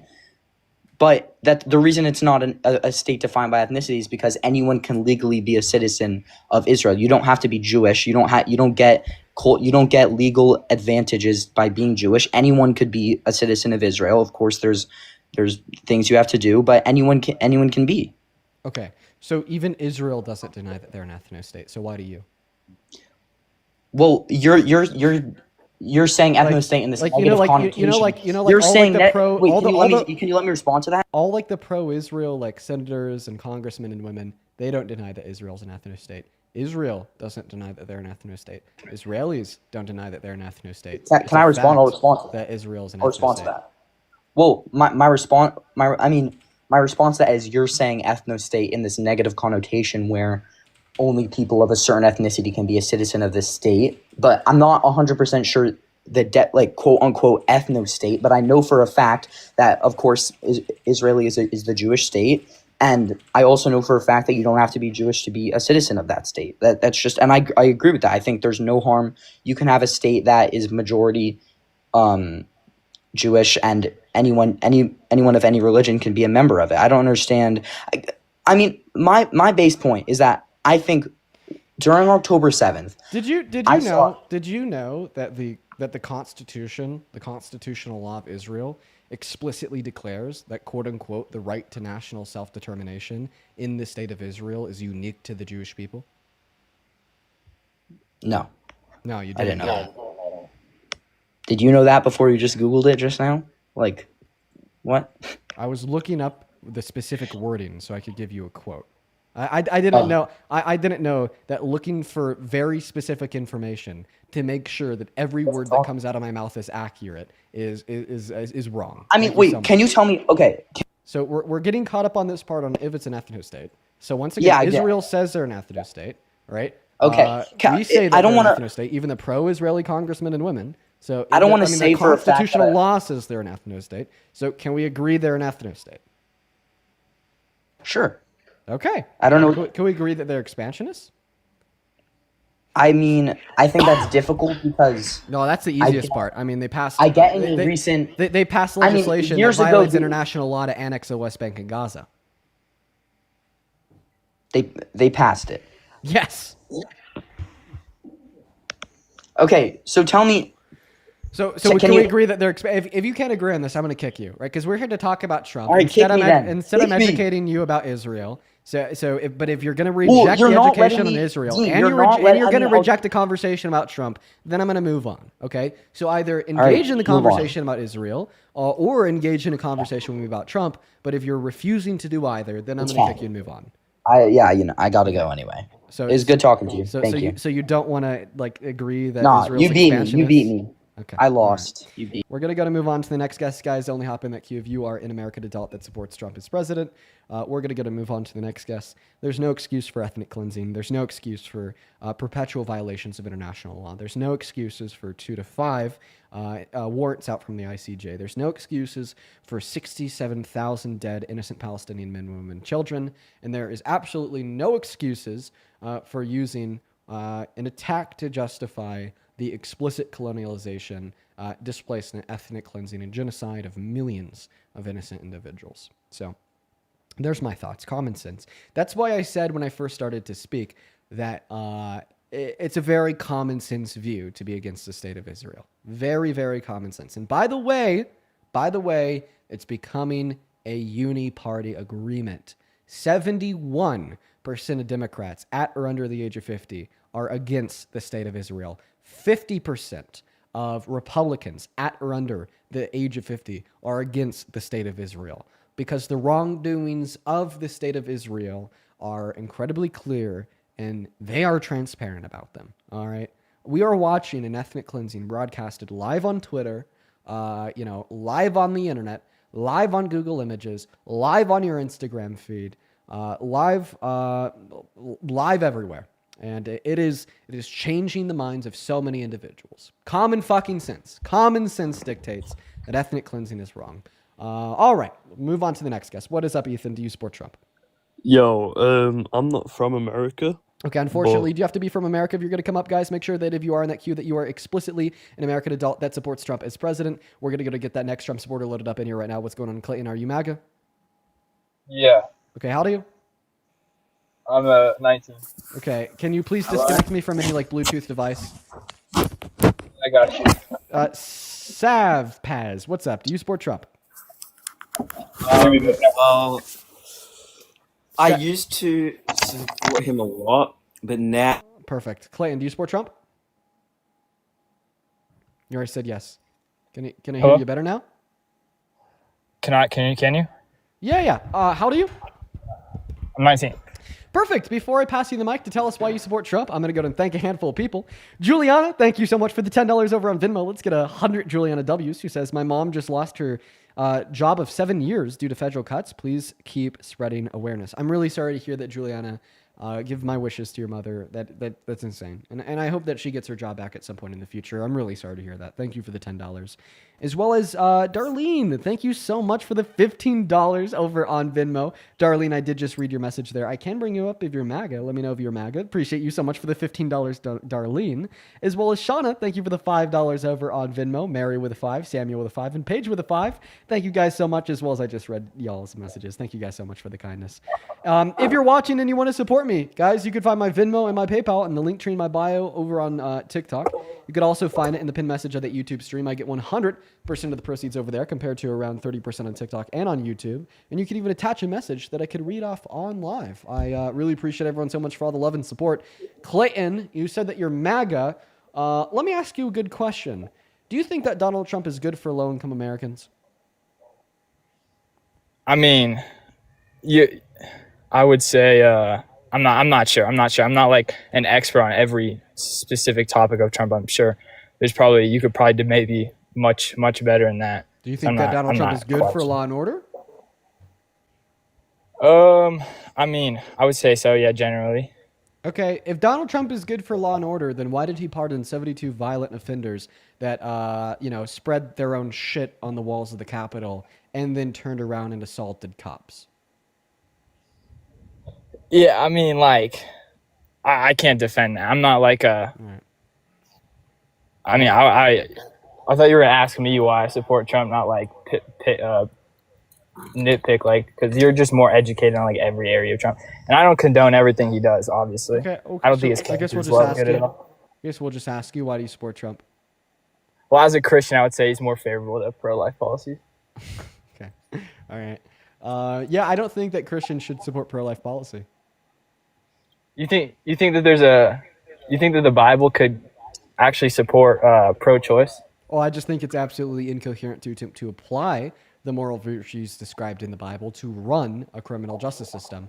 We'll start off with a very simple question. What branch of Christianity are you? I mean, I would probably say non-denominational, but probably Perfect. lean more Baptist. Baptist is non-denominational. Fun fact. So now that we've determined you're non-denominational, you believe in what is it called? Sola Scriptura? I think that's what it Sola is. Scriptura, yeah. Sola Scriptura. There we go. Where it is a personal relationship between you and God, and when you want to learn about God, Jesus, and his teachings, you look towards the Bible. You don't look towards any church authority or body of authority. That's not true. That's not necessarily true. I say that we still hold it to is true in the authority. sense that like the authority only has the authority because they're echoing the Scripture. Well, yeah, I would just say that Scripture is our only infallible authority. We still should look to our pastors and to our leaders as they uphold the Sola Scriptura. So I mean, Right. I'd still Right, but you look towards people to echo the Scripture, right? But inevitably speaking, the Scripture is the only infallible authority, as you just agreed to. All right, so here's the next question: does it describe anywhere in the Bible that like clearly some sins are worse than others outside of blasphemy? Say that again. Is there a clear description anywhere in the Bible that describes how some sins are worse than others outside of blasphemy? Or like, do we assume that all sins fall short of the glory of God? They're all kind of identical in the eyes of God outside of blasphemy. Well, I'd say they're all identical in the eyes of God as sin, but that doesn't mean that they should be all identical in like policy and in our world today. Boom! Actually, it kind of does. All right, because there's our problem. Because you just told me that in the eyes of your perfect divine moral standard, all sins are identical. So if they're identical in the eyes of the perfect divine, right? They obviously should be identical in your eyes too, right? And they should be identical in the eyes of the law for that reason. So therefore, if you want to ban abortion because you think it's a sin, do you also think that we should criminalize like telling your children that Santa Claus exists? Because that's technically a sin, as it's bearing false witness or lying. No, I don't think.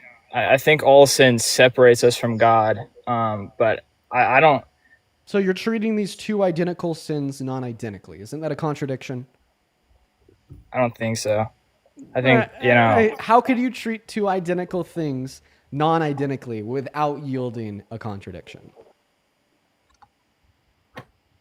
What is your argument from the Scripture to justify that we should legislate and ban abortion, but we shouldn't legislate and ban like lies, like telling your children that Santa Claus exists? Well, first of all, because I think that there should be a separation of church and state. I'm talking about my personal. Why do you only beliefs. uphold that for the sin of lying and not the sin of abortion? Well, because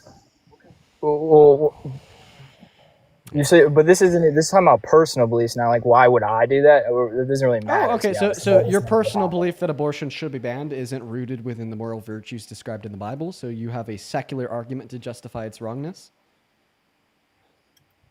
I mean, probably generally. Oh, okay. So the Christianity has nothing to do with why you support pro-life. It has something.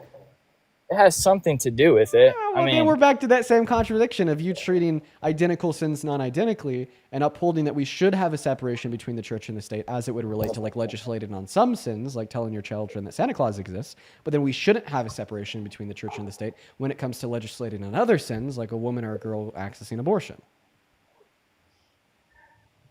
Can you explain to me, like, again, why you think that you're saying that the Bible, if all sins separate us from God, that means that they're all judged equally, and that we should, that if I believe in that, then we should echo that in our government. So the argument is if all sins are identical, right? In the eyes. Well, they're not. I don't think they are. Oh, okay. So then, could you point me in Scripture where it says that abortion is worse than lying? No, I think it's okay. So you're saying that is a belief that murder is one of the 10 commandments. Oh well, I mean, it also says thou shalt not bear false witness.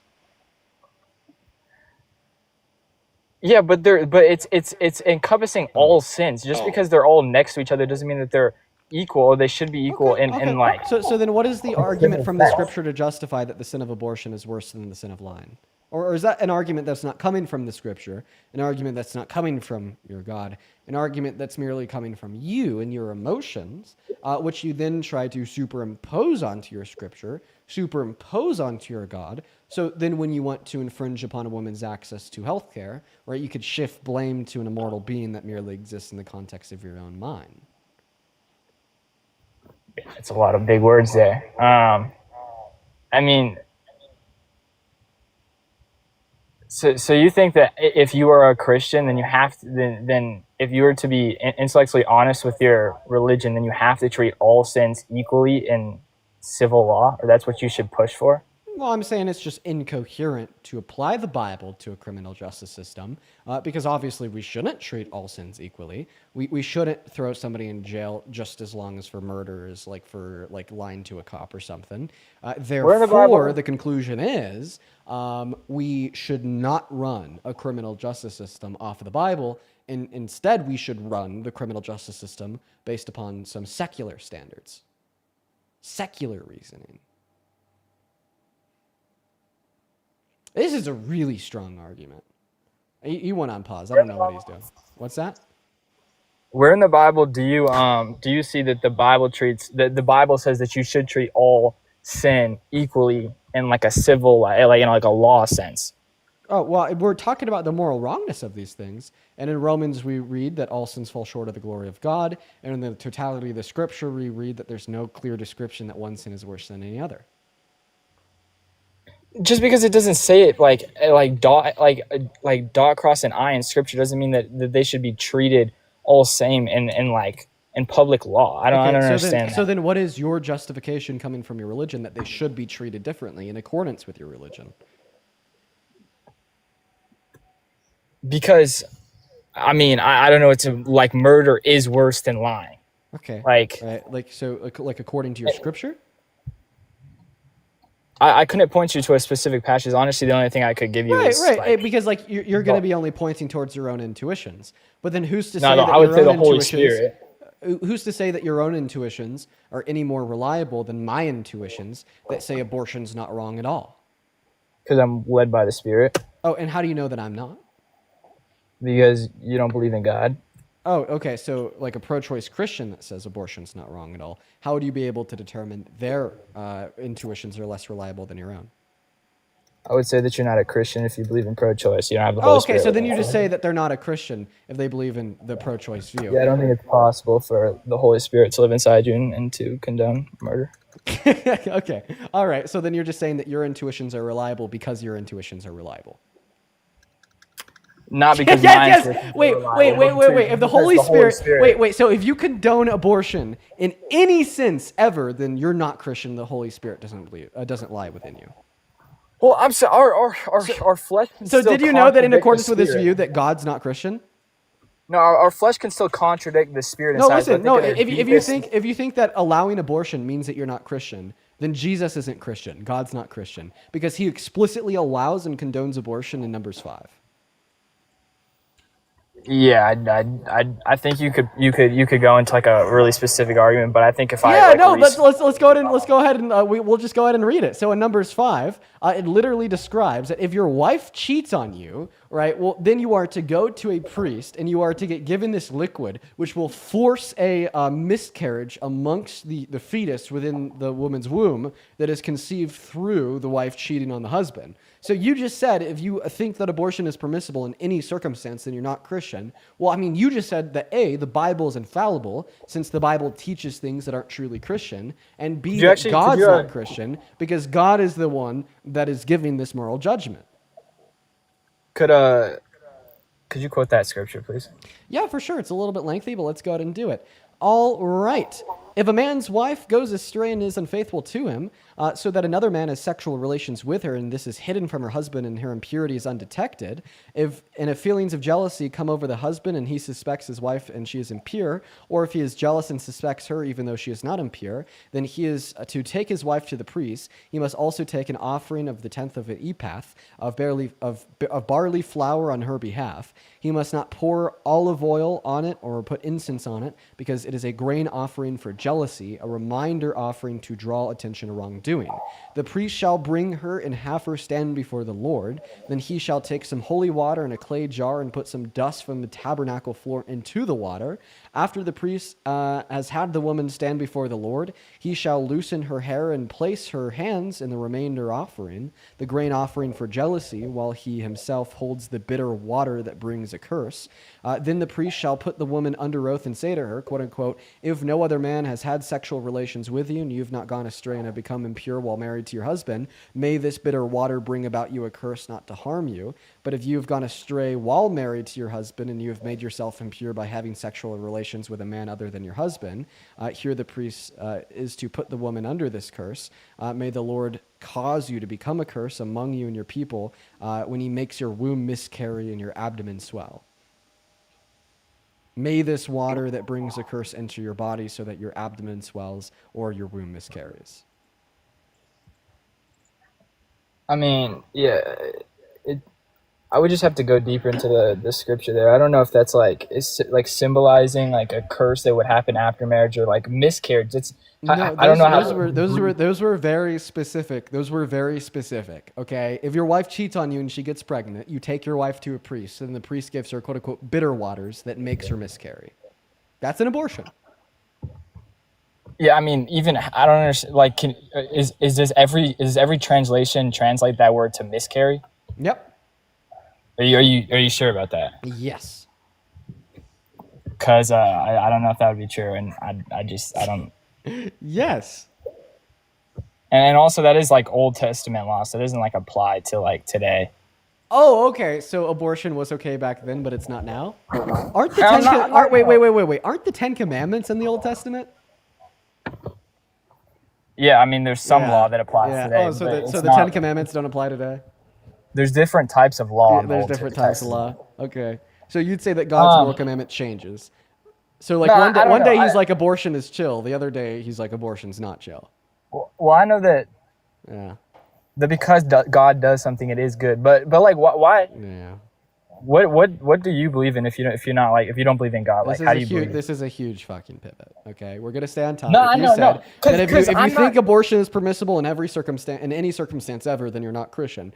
Well, you just said that the Bible is fallible and wasn't inspired by the Holy Spirit because it says abortion is permissible, and you think that God is evil because he thinks that there's specific scenarios where abortion is permissible. So seemingly, right, you just like are becoming a massive heretic in your defense of the view that abortion is murder.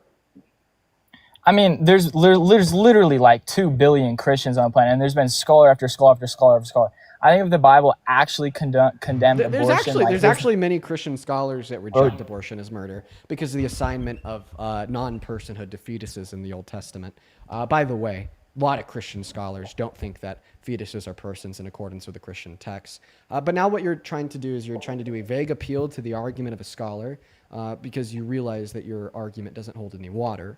That argument being that if you're okay with abortion ever, then you're not Christian, but seemingly the Bible says abortion's okay in some circumstance, which means the Christian Bible isn't Christian. What I am in the argument is I'm skeptical because I know there's many parts in Scripture that if you read it at very face value, you can interpret it very wrongly. Okay, give me an interpretation of the Scripture that entails a conclusion other than what the Scripture says. I want you, like, for instance, like the final fucking line. Interpret, quote unquote, may this bitter water that brings a curse into your body so that your abdomen swells or your womb miscarries. Interpret that in any other sense than to force an abortion. I mean, it literally could be like a dream or something that happened prior. You're not like reading context. Like, I don't know. It could be like a dream that happened, or it was like it's gonna be like an abortion in a dream. Yeah, I don't know. It could be like a symbol of something. I don't. Well, that's why I was saying. I mean, we're looking at the very start of it. Then the Lord said to Moses, "Insert everything I read here." Okay, the Lord didn't say to Moses, "Don't make them dream. Just have them go to a priest and." Well, he says the water will bring.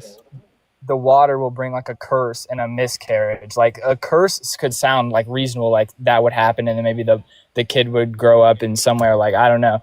But a miscarriage, do fetuses that are miscarried grow up? So I'm do they? So in the do fetuses that are miscarried grow up? No, that's what I'm saying. The miscarriage part is what I'm skeptical about, not the curse. The miscarriage part. That's why I went to wonder if that's actually how every single translation accurately translates that word into miscarriage, because like. I assume that back like in the like when the Bible is first translated, miscarriage probably wasn't even a word that like you could be used. So and also like I'm confused. I'm so sorry. We understand when we like continue to read the Scripture. What I'm saying here only becomes like more clear using other words. Like going down here to like Numbers 5:27, like once again, right? The priest is to like make the woman like drink the bitter waters. If she has made herself impure and been unfaithful to her husband, then the result will be a miscarriage. However, if the woman has not made herself impure but is clean, meaning she didn't cheat on her husband, she is cleared of guilt and will be able to have children, right? Like that second point there, will be able to have children if she didn't cheat on her husband, is what proves that it's actually talking about a miscarriage, because that is what would prevent her from being able to have that child. And I mean, yeah, I mean, so you think that in the Old Testament times back in the day, like the priest would literally give the woman water and it would actually kill the fetus? Bitter like water. The water. Yeah, so I mean, abortions have been around since like ancient Greek. Bitter water just has like different compounds in it that like force a miscarriage. Yeah, abortion's been around for a long time.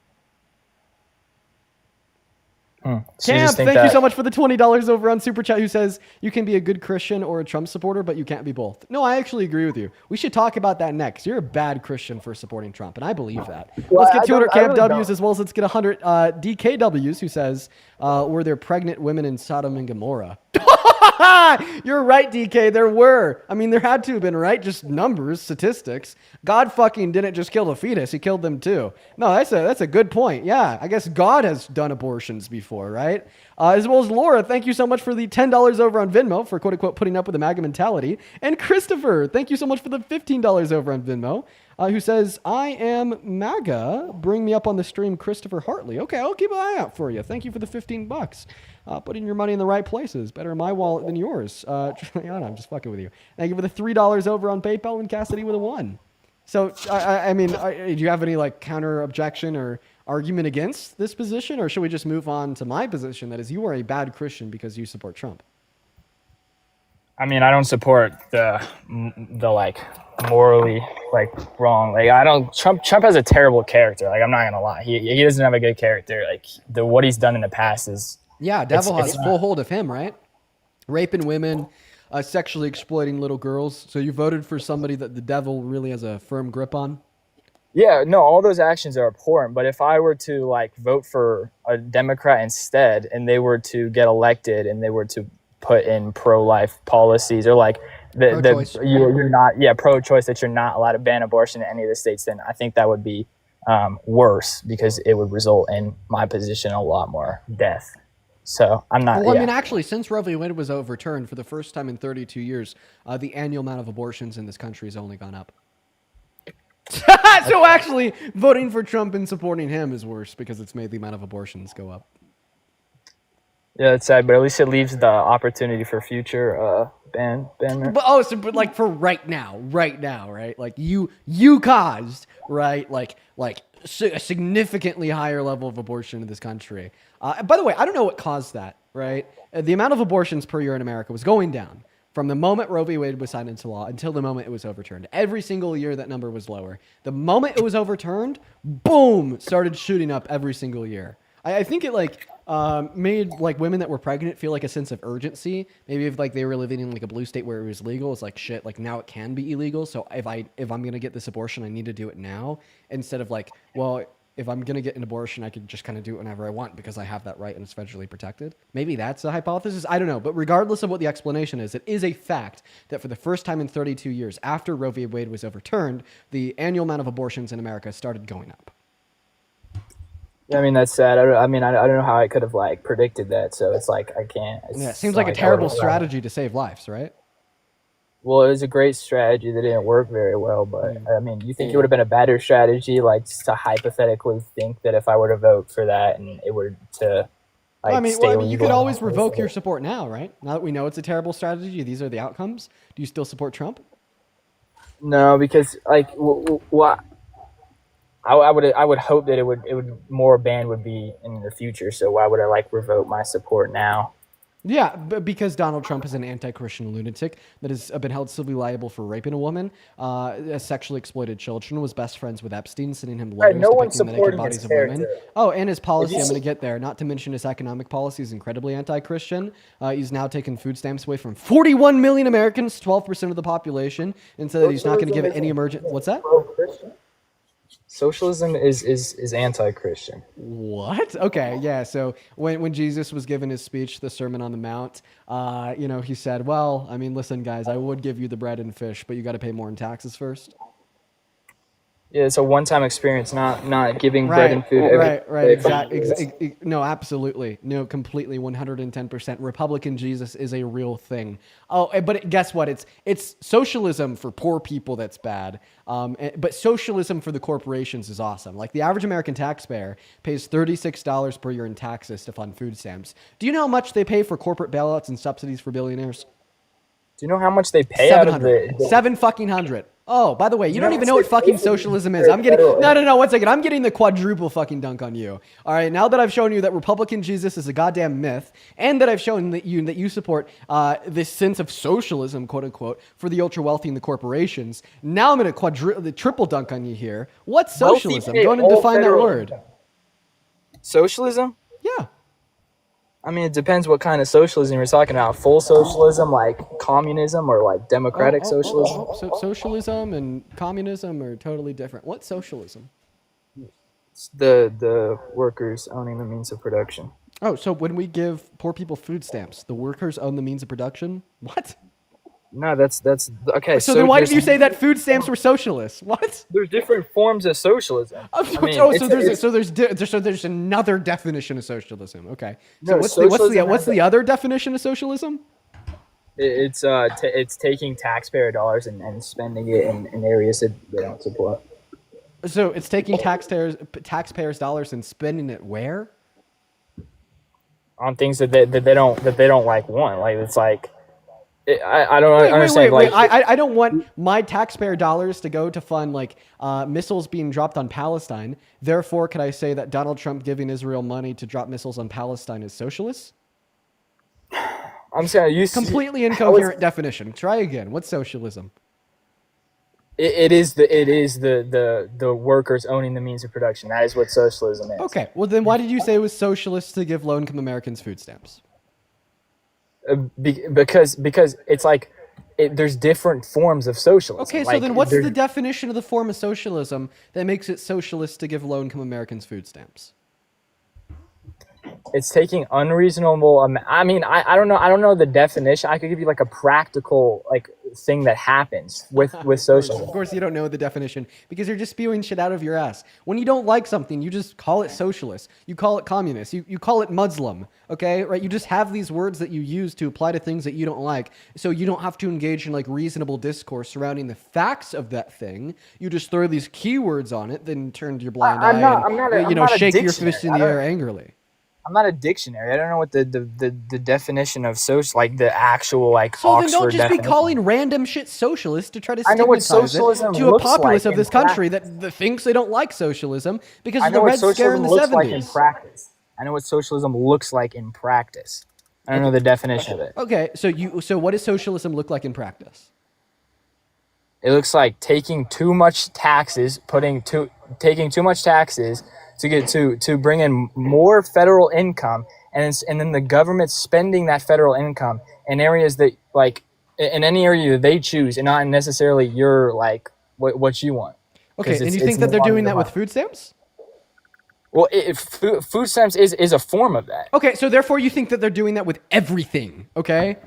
Everything that they pay for. Everything that they pay for is therefore something that you're not choosing, since you're ignoring like the function of like a representative democracy and electing your representatives to serve your best interests as one of their constituents on like the district level, the state level, or the federal level. So therefore, if you think it is socialist for the government to spend money on food stamps, then it's socialist for the government to spend money, period. No, it's not. So it's. How is it socialist? How is it socialist for the government to spend money on food stamps, but like not socialist for the government to spend money on corporate bailouts? Not socialist for the government to spend money on it all the military. Is. Oh, so it all is. So the government spending the taxpayers' dollars, socialist. Period.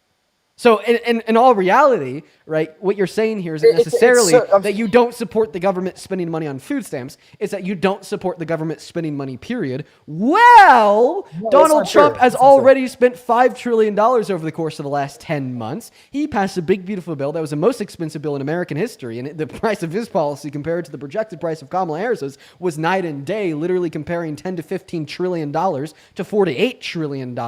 Therefore, in accordance with your own values, Kamala Harris was the better pick of the two, as she was less quote-unquote socialist under your view. I mean, I don't know. I don't have all the facts on that. I think that Republicans tend to be less socialist. Like that's a fact. In accordance with your definition of socialist, you're wrong, because they tend to spend more money.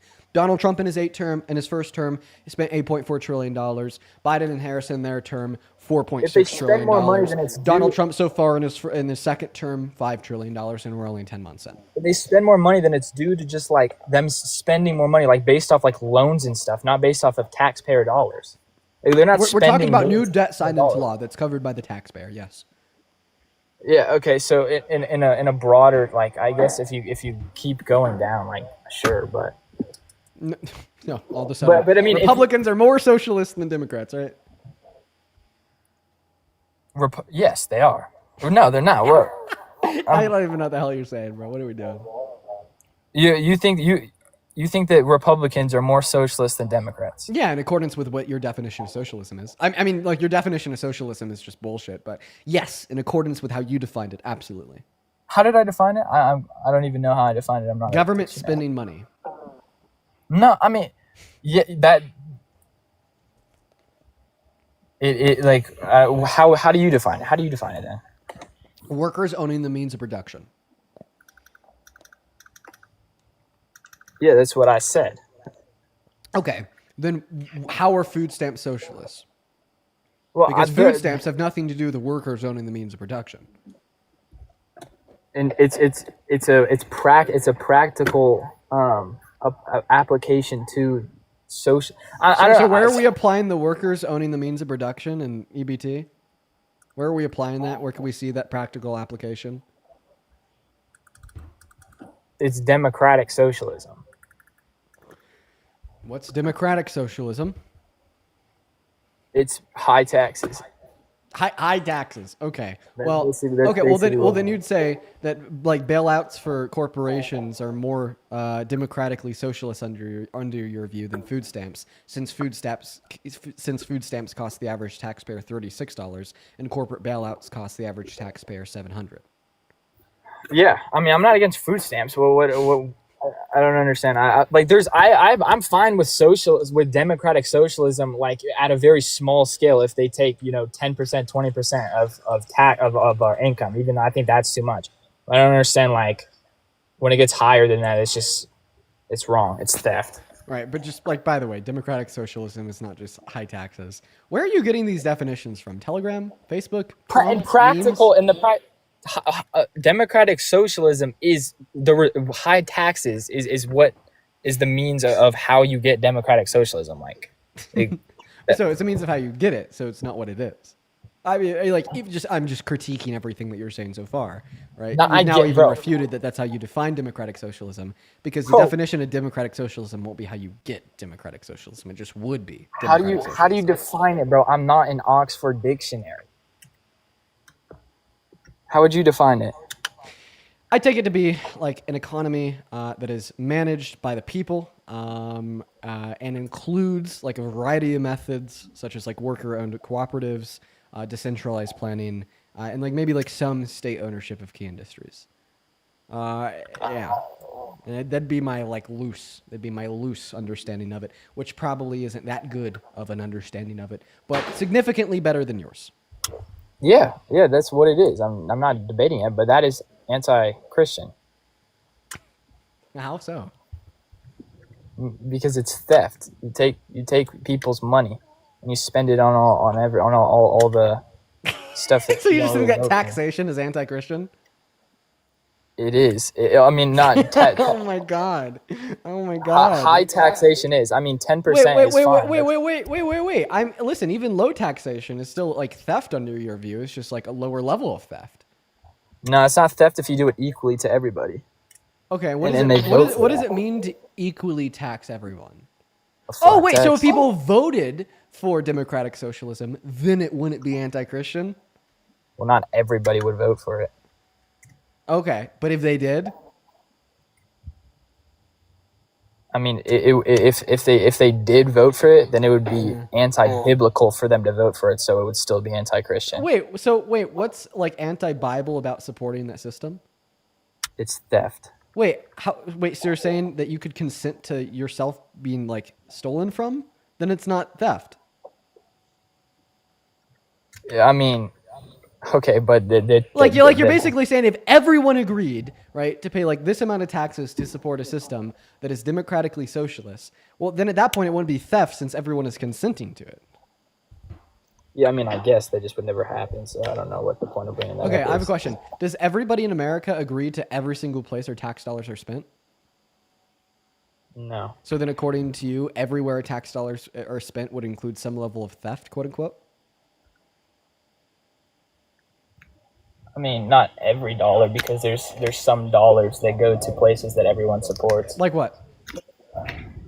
The fire department. No, not everyone supports that. One group of people that don't support that would be anarcho-libertarians. Anarcho-libertarians don't support taxation, period. Therefore, they don't even support their taxation being spent on police or fire departments. Better yet, they'd say that like non-monopolized, like private industries for like police departments and fire departments would work significantly better. Therefore, not even everybody agrees to firefighters. So therefore, every place where your tax dollars are spent in America today includes some level of theft. Okay, we're talking a very let's just talk about the realistic. No. Answer my question. Every place where the tax dollars are spent in America today includes some level of theft, according to you, right? Dean, why are we talking about the hypothetical? We can talk about what actually happened. This isn't hypothetical to you. Like, it's actually like really the case that every place where tax dollars are spent would include some level of theft, according to your view. Like, that's actually true. Sure. Okay, but let's talk about. So you just said that American taxation is anti-Christian? Yeah. Our tax. Right. We're gonna move on to the next guest. I gotta get roiled. All right. Sorry, we're gonna get back on topic here with Trump. We definitely got a little bit off topic there. I was just like kind of like seeing like where his view like was naturally leading us, and then I just kind of like kept going and I kept going and I kept going and I kept going. Kind of my fault there. Kind of my fault. All right, guys, hop inside of that queue. If you are an American adult that supports Trump as president, I will happily get you loaded up into the live to have a conversation with me. If you want to support me, you can find my Venmo and my PayPal in the link tree in my bio and TikTok, as well as right there. You could also find it in the pinned message over on the YouTube stream. But for now, we're going to go ahead and get our next guest loaded up in here. I got a couple people to thank. I really appreciate everyone so much for your love. Today's been okay, I fear. I feel like today's been okay. We're going to go to get that next guest loaded up here right now. We got Nova Visuals loading in. Let's see. Hey, A3 Studio, thank you so much for the $50 over on PayPal. Thank you so much for the love, A3 Studio. Dude, thank you. A3 Studio with a $50 says the roast on this current dude. Holy fuck, he's confused as hell. Yeah, I was being a little bit too mean to him. I just think that he doesn't like really understand those like concepts, which is like okay. Like I don't expect everybody to like understand what like socialism, communism, or democratic socialism are. I know that I don't even have a perfect understanding of them, but it's definitely like one thing to lack an understanding and not really talk about them. But it's a completely other thing to like lack an understanding than like talk about them with conviction, right? What's going on, Toast? Do you support Trump? No, Toast doesn't support Trump. Age? I'm not trusting. You're good. No way. Yeah. What time is it, Lewis? Okay. Oh, please don't kick me. Bye. Moving on to Thomas. Here we go, guys. I got Lewis up here, but he wasn't from America. But guys, let's seriously get 500 A3 Studio W's down below in that comment section, literally right now. Thank you so much once again. As well as, oh my God, Kenneth, Jesus Christ. Thank you so much for the $100 over on PayPal. Dude, thank you so much for the love, Kenneth. All the love in the world to you, man. I want everybody watching right now to drop 1,000 big W's for Kenneth for the $100 $1 donation over on PayPal. Thank you so much for the love, my man. I've said this to a handful of people now, but I want to say it again. I seriously do not deserve that. That is way too much love, and you were so incredibly kind and generous. As well as I just read your message. I'm going to keep that one to myself, Kenneth. But you know what? I agree with you. Good point. Thank you so much for the $100, man. Show some fucking love to the GOATs, A3 Studio and Kenneth, down below in that comment section, while we are still actively looking for our very next Trump supporter to come up on the live to have a conversation. I would also like to thank Salvador. Thank you so much for the $1 over on PayPal. Mary, thank you so much for the 5. Samuel with a 5. Juliana, thank you so much for the 3. Thank you, you guys. And then Sophia, thank you so much for the $12 on PayPal, who says, sending you so much love from the UK. Grateful for people like you using their platform to preach common sense. Thank you so much for the love, Sophia. Show some love to Sophia while we're looking for that next Trump supporter. Thank you so much. As well as over on Venmo, I'd like to quickly thank, let me get it loaded up here. By the way, we are still actively looking for the next Trump supporter. Okay, that person left. Moving on to the next. All right, we got Gleb loading up, and guys, just make sure if you're in that queue. Yo, what up? Hey, what's up? Do you support Trump?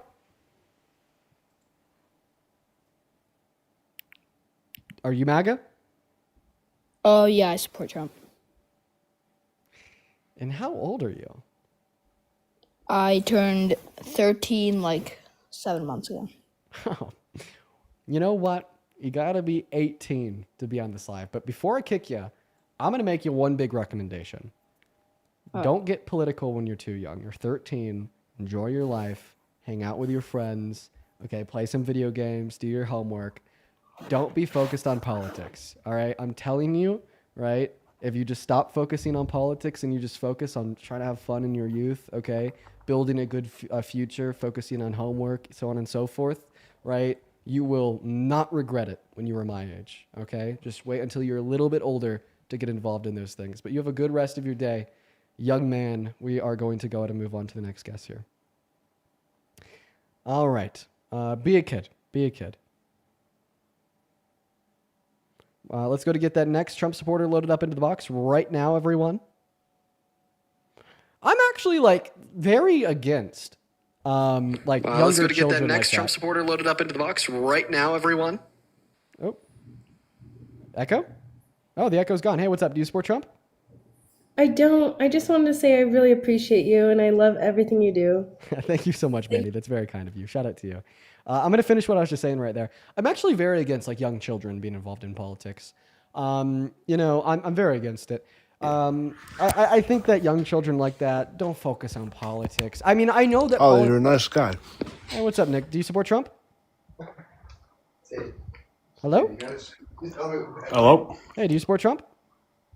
Oh, yeah. Okay. How old are you? 19. Okay. Perfect. I'm going to go ahead and pass you the mic so you could tell us why you support Trump here in a second. I just want to finish off that last statement and thank a handful of people.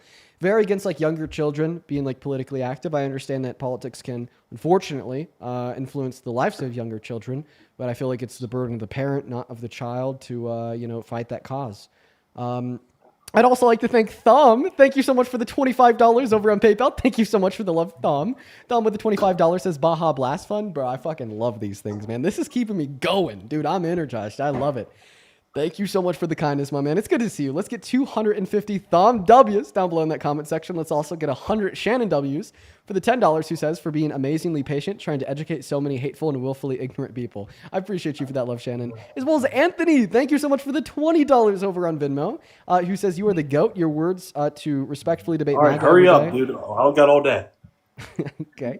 I'm going to finish thanking my donors. I will. All right, you're a nice guy, but I don't got all day. Okay. All right.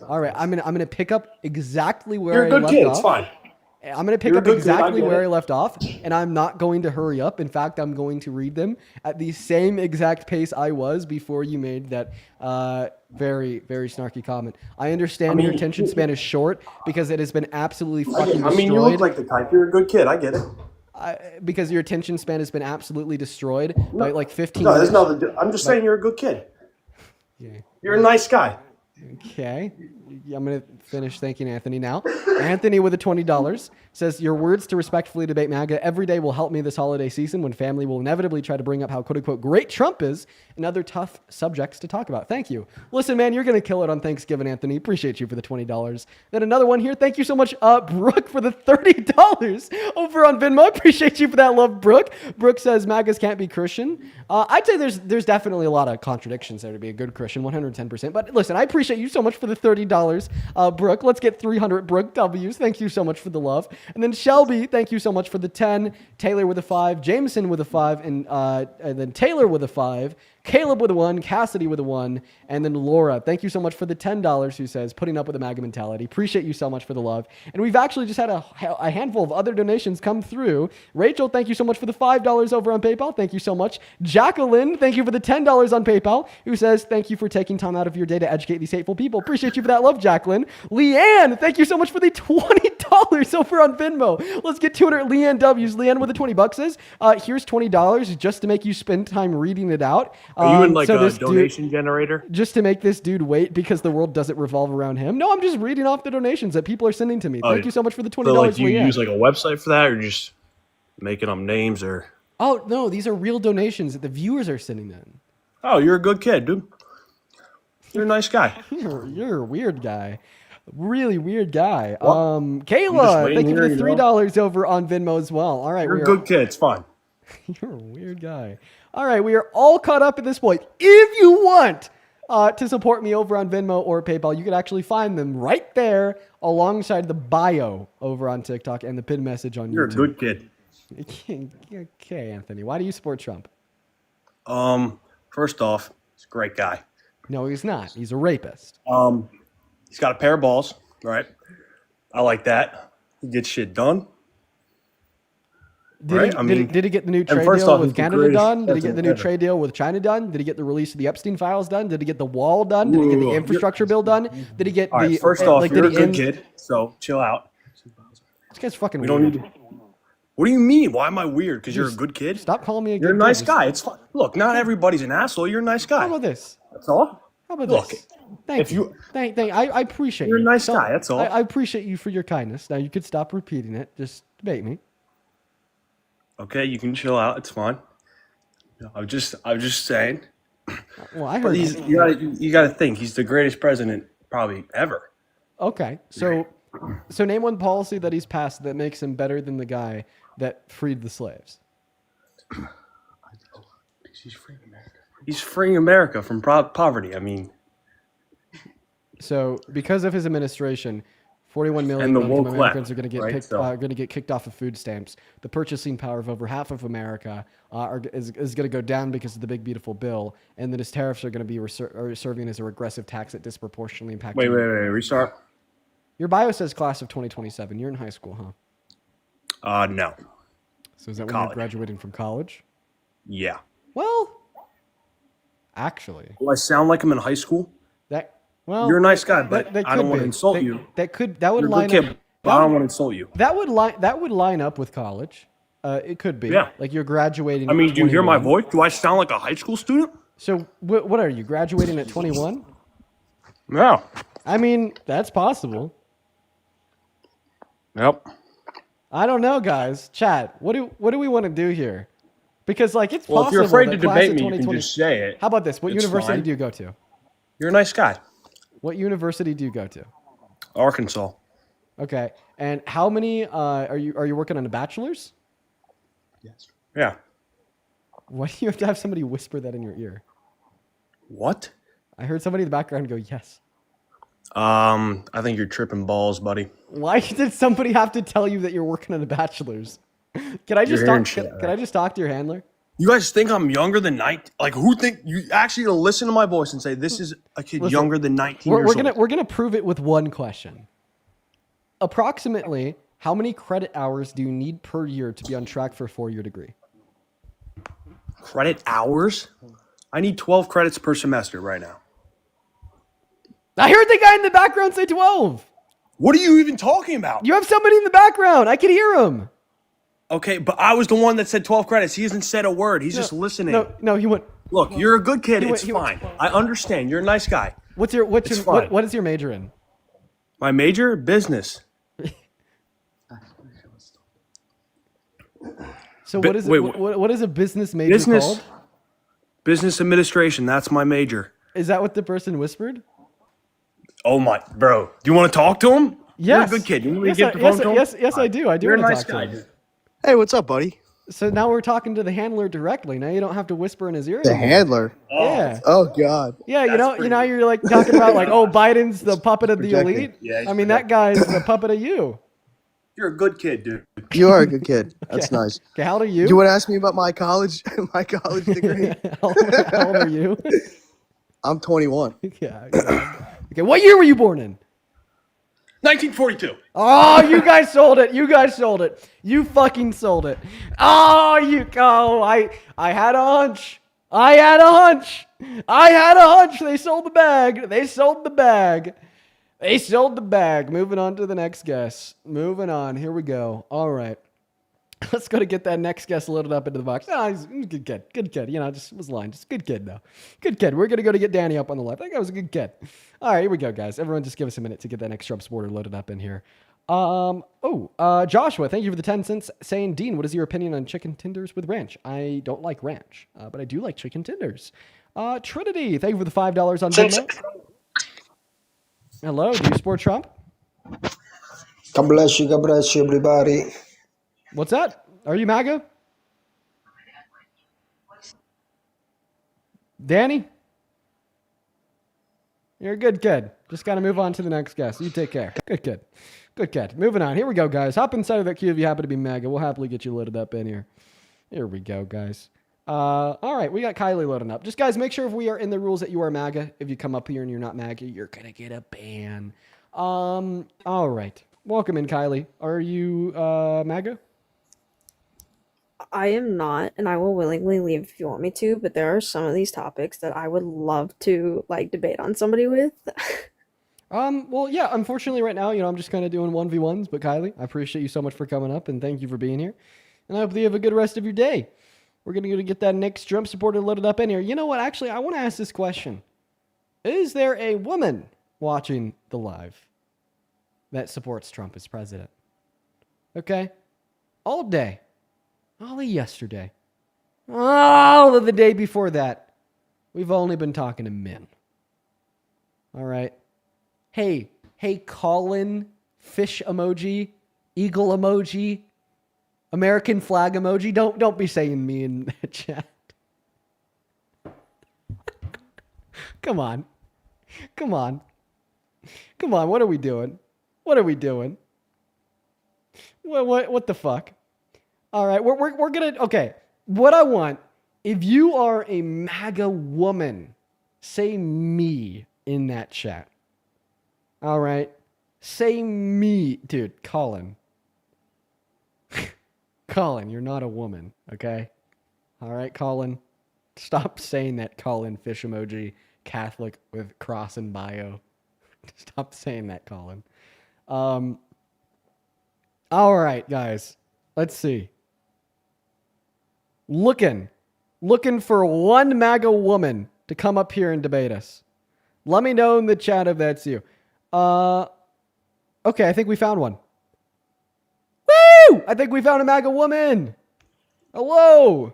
So you support Trump? Yes. Okay, and how old are you? I'm 18. What year were you born in? 2007. And why the hell do you support the worst president of your 18 years of life, Mr. Donald J. Trump? So, I'm sorry. I don't actually, but I love you. And you've really helped me out. I apologize for wasting your time, but fuck the MAGA kids. You're gonna get banned. I'm just kidding. I didn't actually ban her. I just disconnected her. Moving on to the next guest, guys. Stop yanking my chain. Well, I mean, this person's name is Red Lady Red. Hi, do you support Trump? Hi. Red Lady Red, are you here? Yes, I'm here. Do you support Trump? Yes, I do. Okay. Harsh K, do you support Trump? I do and not. What's that? I do it half of it, but Okay. not Harshk, feel free to hop back in that queue. I guess we're just gonna go one guest at a time. We'll start with Red Lady Red. It's a pleasure to meet you. I'm gonna go ahead and thank a couple people here. Then I'll pass you the mic, and you can tell us why you support Trump. DK, thank you so much for the $5 over on Super Chat. Really appreciate you so much for your kindness.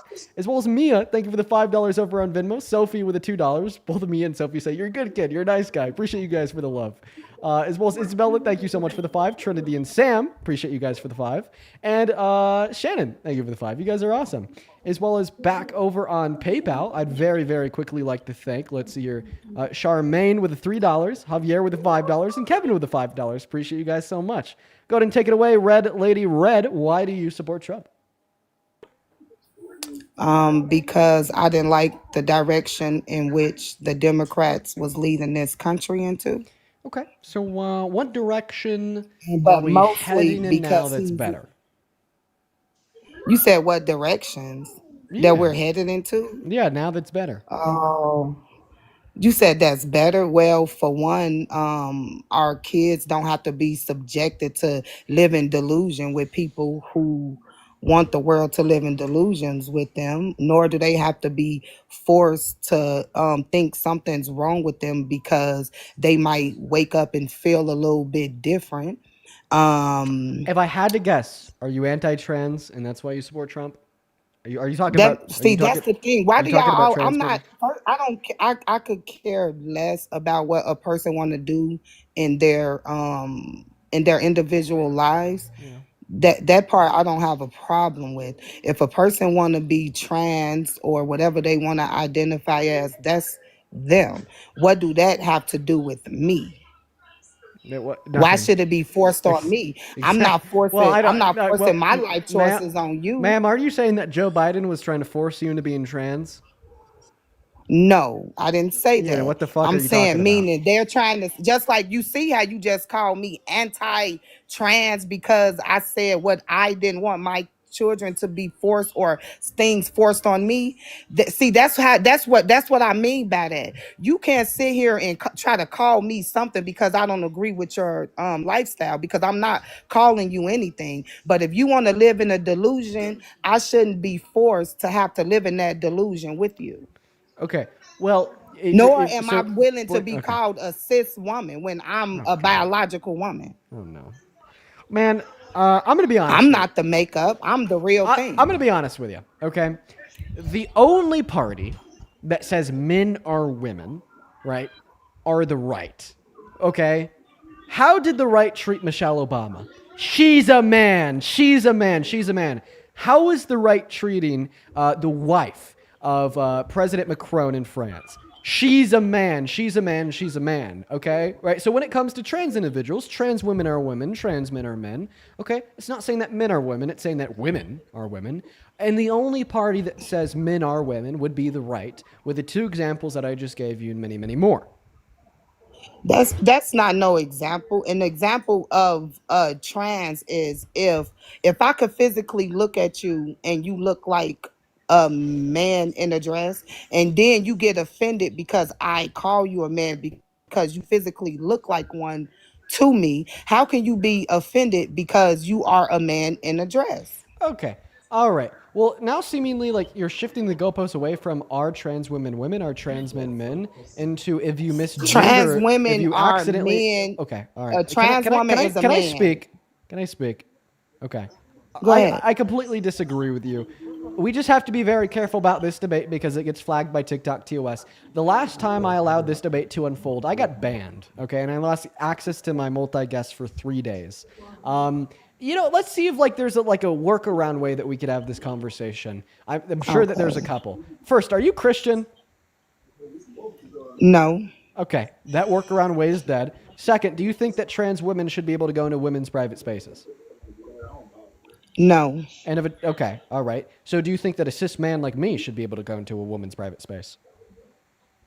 No. And if a man does go into a woman's private space, what do you think should happen to him? Like, imagine there's this hypothetical man that walks into the dressing room of naked teens and naked women to unconsensually look at them without clothes on. A total pervert. What should the punishment for that man be? I already know where this is headed. Y'all funny. Men should not be in the spaces with women, period. So if a man goes into Now, I a don't care woman's how you private want to space to be a word it, predator, how to look you at them while want they're to. naked, what should the punishment for that be? Jail for life? Wait, you say what? So if Wait, a say man, that again? if a man does go into a woman's private space to look at naked women, naked girls while they're undressing in a dressing room, right, to perv on them, to exploit them unconsensually, what should his punishment be? You said what should a man that's coming intentionally into a woman's locker room while they're naked? Yeah, to look at them while they're naked, to be a total fucking sick perv. What should his punishment be?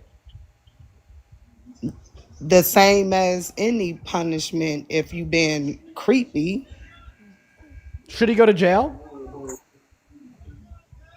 It depends. I would need more context to what happened. Okay, let's just imagine that there's like a 60-year-old beauty pageant owner, all right? Some dude, some really creepy dude.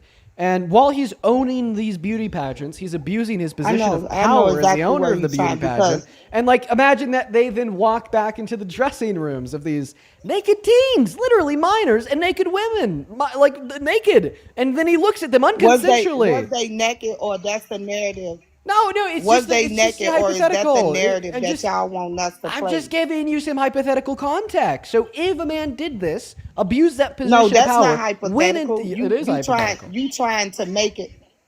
No, you're trying to paint it as if I'm okay with that, then why I shouldn't be okay with a man just coming into a bathroom with a woman. That is inappropriate. You're thinking It's inappropriate for listen, men to be in the bathroom with women. You're thinking way too far ahead, okay? If a man owns a beauty pageant, abuses that position of power, trying to control. You're only saying that because of the narrative of what they tried to push about Trump, and I support him. I know exactly why you're saying that. Oh, listen. Trump's not done this. That narrative was made by fake liberals that were lying, okay? I'm with you there. It's not about Trump.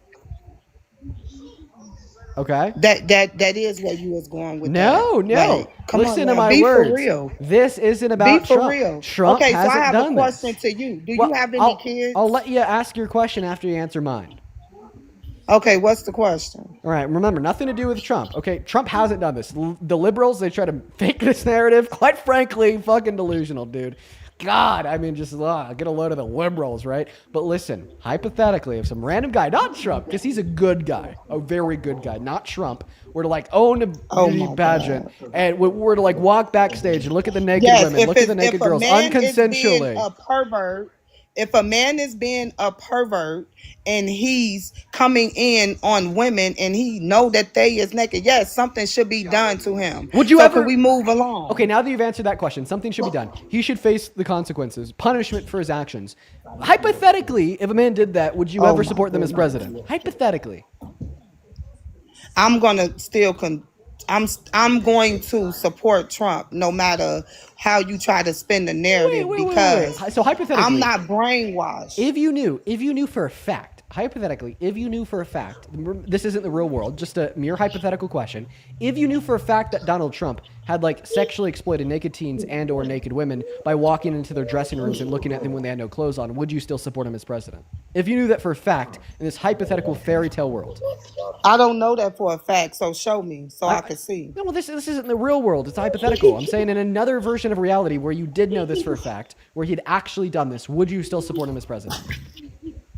You said if I knew this for a fact, I wouldn't support no one that would harm children intentionally. Okay, so like including Trump. So if Trump did this, you would no longer be MAGA. Including whomever. So if Trump did this, you would no longer be MAGA. Can I just get a clear yes or no? I'm not MAGA. I just support Trump. If Trump did this, would you still be a Trump supporter? Can we get a clear yes or no? If Trump did that and he's already the president, I still would rather him be the president than what they had. Yes. Okay, what the fuck? Okay, so the first thing that you brought up when you joined this live, I just muted you, not because you were interrupting me. I was just kind of angry. Feel free to unmute yourself. So the first thing you brought up into this live was saying that you support Trump, right? The guy that's taking healthcare away from 10 million low-income Americans, the adjudicated rapist, the 34-count felon, the guy that's taking away food stamps from 41 million Americans on November 1st. Is there a criminal record of him being the rapist? So yeah, he was sued for that, and he was proven guilty in a No, civil court of law. no. Suing is civil. I said criminal. Oh yeah, no, he doesn't have a criminal Criminal. record for rape, Has but he's he still a ever proven been rapist. criminally charged and convicted of rape? So no, he hasn't been criminally convicted of No, rape, but he he's has still a not. proven rapist. No, But he has not. Anybody can go keep to in the mind the courts and sue somebody. but he's still a proven rapist. And he has not. Yes, the civil court proved it. The first case to ever be won by substantial evidence off of hearsay, word of mouth. Because I know if I was a great victim of a man of Trump's status, I wouldn't have waited 30 years. Well, I mean, in fact, it's the status of I Trump. wouldn't wait a day. I wouldn't wait an hour. So it's actually what Trump, are you talking about? It's actually Trump's status that would actually put more pressure on the victim to wait longer. I mean, think about it. He's a billionaire. No, right? no, Okay. no. That's cut me just off an excuse mid-sentence. y'all try to give women, which is why people don't believe women in the first place. Wow. Because if someone harms you, you should want to seek criminal charges, not a bag. Wow. Okay. I wouldn't be thinking about money if this man harmed me. I would want him locked up, not want him to pay me. Right. So first and foremost, I wouldn't be looking for his money. I'd be looking for justice. So first and foremost, 60% of rape victims, right, never report it to the authorities in their lifetime. So I don't think that we should be victim blaming somebody that waits 23 years because of immense social pressures, leading to her losing her job, being turned into a monolith of the left, then stigmatized and demonized by people like you. And then second of all, you said people like me. How do you know I'm not a victim of that? Well, I mean, if you are a victim, that doesn't change the fact that you're a member of the MAGA cult. Yeah, and by me being a victim, and when I say when I say people like you, I mean people in the MAGA because cult. the longer you wait, the more people will not believe you. Okay, the longer you wait, the more yes. Yeah, but we shouldn't blame that on the victim for waiting. People will not believe we shouldn't blame that on the victim for waiting. We should blame that on the individuals for not believing them. No, we should blame it on them. On the victim, we should blame it on the victim. So we should do victim blaming. If you want to seek justice, we should do victim blame. I just want to be clear. I just want to be clear. Your point is we should victim blame. That's your argument? I mean, you could use whatever words you want to play to make you feel better or to entertain your audience. I get it. But like I'm saying is, if you sit around and wait, justice won't be served. Now you giving that predator the opportunity to do it to more and more people. So what do you mean? It stops. It stops at the point of you opening your mouth. Listen, I will actually not have a conversation with this about you until we can agree that we should condemn the predator. Okay, what you're trying to do is you're trying to say, well, if you're a victim, we should right, condemn listen the to what I'm saying predator. without interrupting me. Listen to what I'm saying without interrupting me. Okay, I'm sorry. So listen, what you're saying is that, right, if you were raped, you should immediately report it and you should pursue criminal charges. I'm not willing to have a conversation with you about what victims should or shouldn't do until you can fucking sit here and denounce the rapist, okay? If you can't denounce the rapist, then you have absolutely no right denouncing any action of the victim.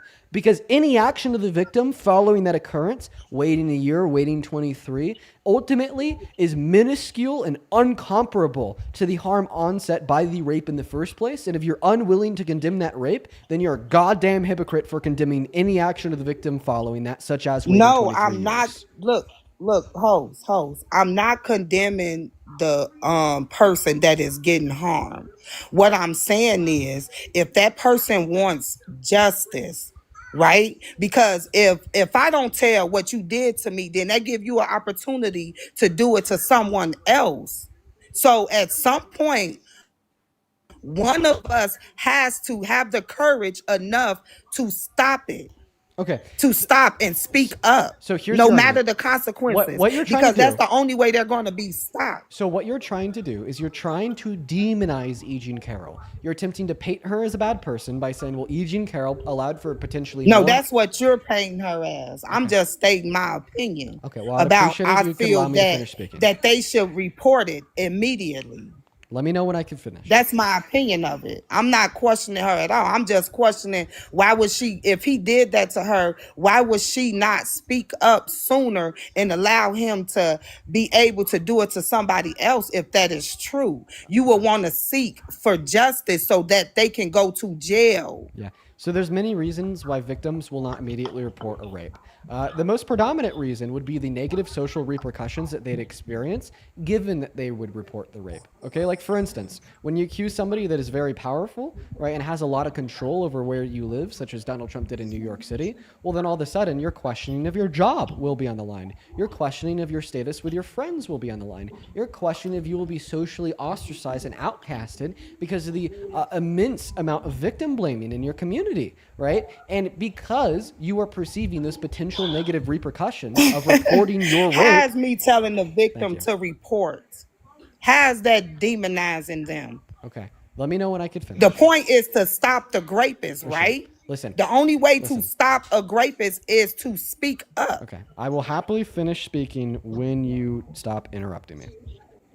Okay, I do apologize. Even though I didn't think I was interrupting you, but I apologize. Go ahead. So those are the reasons why many victims will wait to report rape. In fact, I want you to understand this next point incredibly clear. You promote those reasons. Right now, okay, after E. Jean Carroll finally spoke up, right now, after E. Jean Carroll finally got her rapist held accountable in a court of law, your immediate response is not to condemn Trump, is not to say that Trump is a bad man for raping her, but rather to say that E. Jean Carroll's a bad woman for reasons X, Y, and Z. Okay, regardless of how good or bad of a woman E. Jean Carroll is, no woman deserves to be raped, right? And rhetorically, that's true. I agree with you. No woman deserves that. You're absolutely right. Okay, great. And that's not what I'm saying. So then the question of E. Jean's character shouldn't even be on the table when we are discussing the facts of her being raped by Donald Trump, yet so far you have only been questioning her character in this conversation. You want to know why I'm questioning her character? Because it seemed more like it's a money bag grab. Because when it happened, he wasn't in a position that he is now. He's more powerful. He was more powerful on the day she spoke versus the day it happened. So all of that stuff you just said, that goes out the window because he's more powerful on today than he was then. Point number one, how could she predict that he'd become more powerful? Point number two, what if she just grew up and like continued to like think about it and then realized like shit, like he's just going to continue to become more and more powerful, and that she like finally like grew the ability to like come out about these experiences? Or point number three, what if she saw him possess the significant level of power, that level of power literally being the presidency of the goddamn United States of America, and she was fulfilling a goddamn patriotic duty by informing the constituents of this country that he is a rapist, so they know exactly who they are supporting.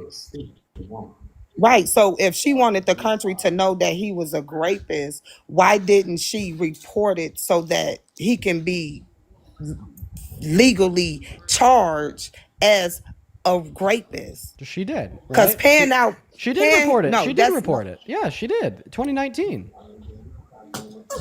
2019. So why criminal charges wasn't brought? Because the statute of limitations had passed. You couldn't pursue criminal charges. Okay, so instead of you sitting up here talking about how long people wait, why don't you advocate to change the time frame of that? I do. I think that two instead things could be true. Instead of going back and forth with me I think about that two things could be making true it like I'm defending a rapist, because I don't believe he's a rapist. I think that two things could be true at once. I think it can be true that we need to get rid of a statute of limitations on rape, and I think it could be true that Donald Trump is a proven rapist. The fact that you only think one of those two things could be true at once is kind of disheartening for the future of this country.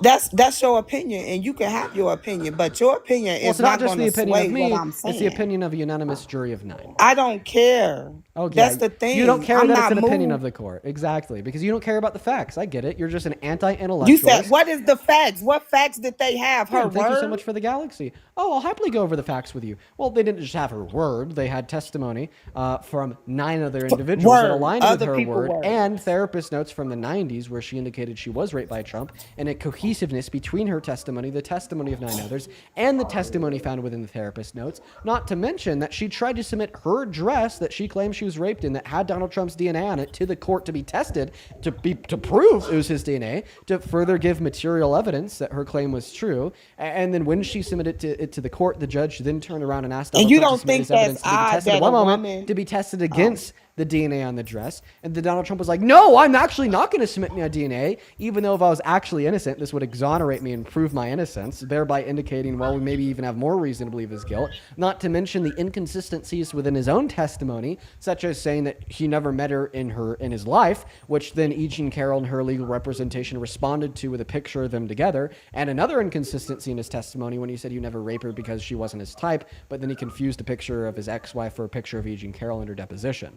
Right? Not to mention other facts of Donald Trump's character that were very pertinent in this court case that would indicate him to be of a nature to do these bad things to women, such as when he went on the Howard Stern radio show and said that he likes to sexually exploit naked kids. I'm not done giving you the evidence. That when he said he likes to sexually exploit naked kids and sexually exploit naked women, or when the Access Hollywood tapes when he said you could just grab them by the pussy. That? Oh yeah, Howard Stern show, August 21st, 2005.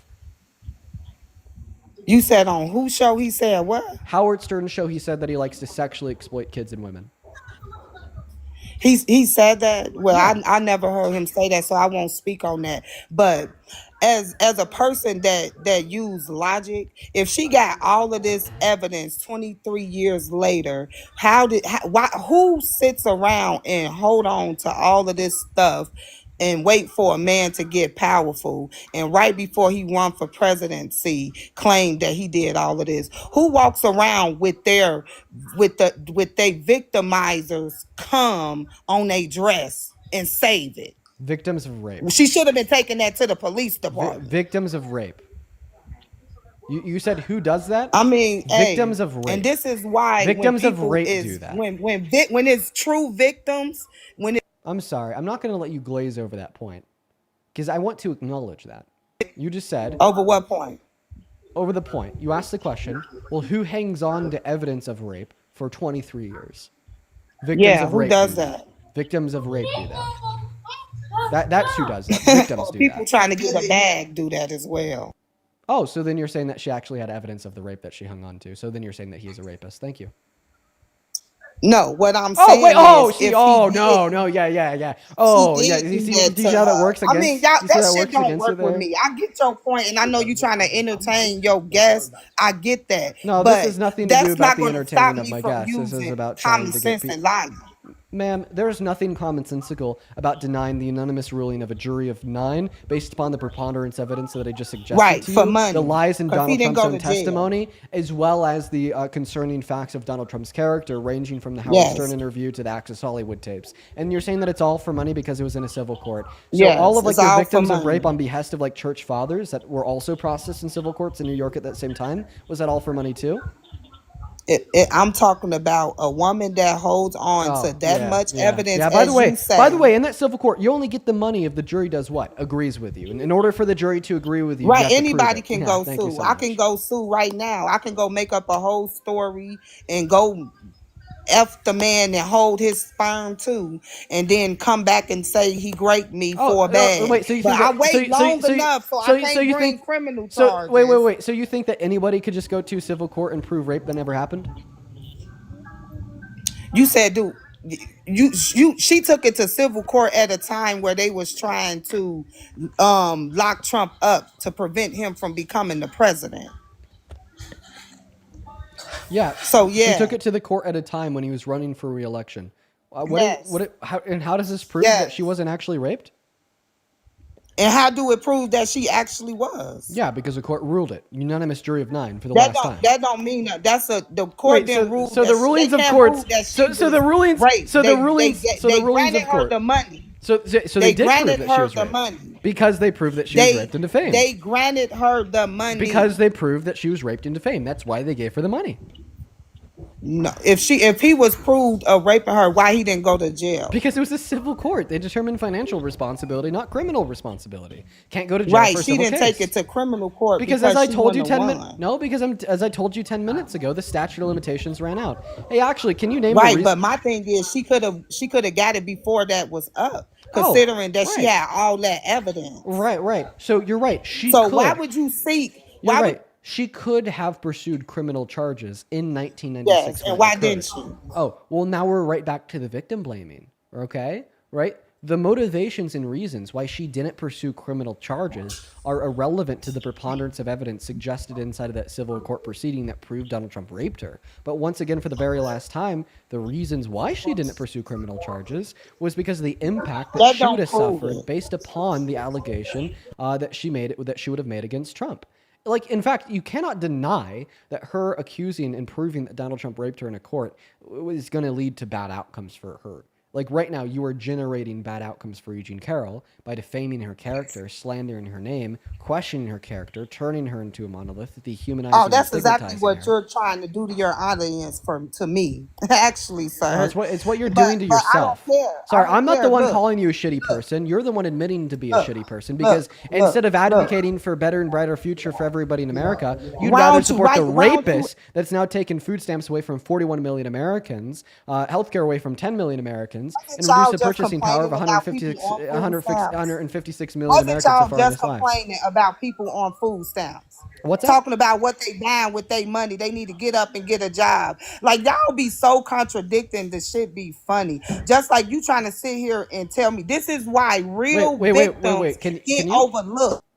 Yeah, you This are. is why. This is You are right. Why real victims get overlooked. Good introspection. The man that raped me is in jail, baby. I ain't sit around and wait till he got a bigger bag. Okay? Okay, so you are now saying I ain't sit around. I put him down so he couldn't hurt somebody else. Oh, so you're saying that's what I did. You're saying that a man raped you and then you proved it in court. Guess what? This whole time you've been disputing, right? You've been disputing and questioning, right, a woman who was raped by a man, then proved it in court. She did not prove it she proved it in a lawsuit. Yeah, she proved it in a civil court. Like, this is unreal. You just said, I'm the reason why real victims overlooked. Then you go on to say that you were raped and then you proved it in court. Meanwhile, this whole fucking time, you have been invalidating a woman that was raped and proved it in court. You were invalidating women like yourself. She proved it, and I didn't take the man to civil court. So what he had money. So what is the relevant difference? I didn't take him to civil court. I took him to criminal court. What is the relevant difference between civil court and criminal court that makes civil courts unreliable and criminal courts reliable?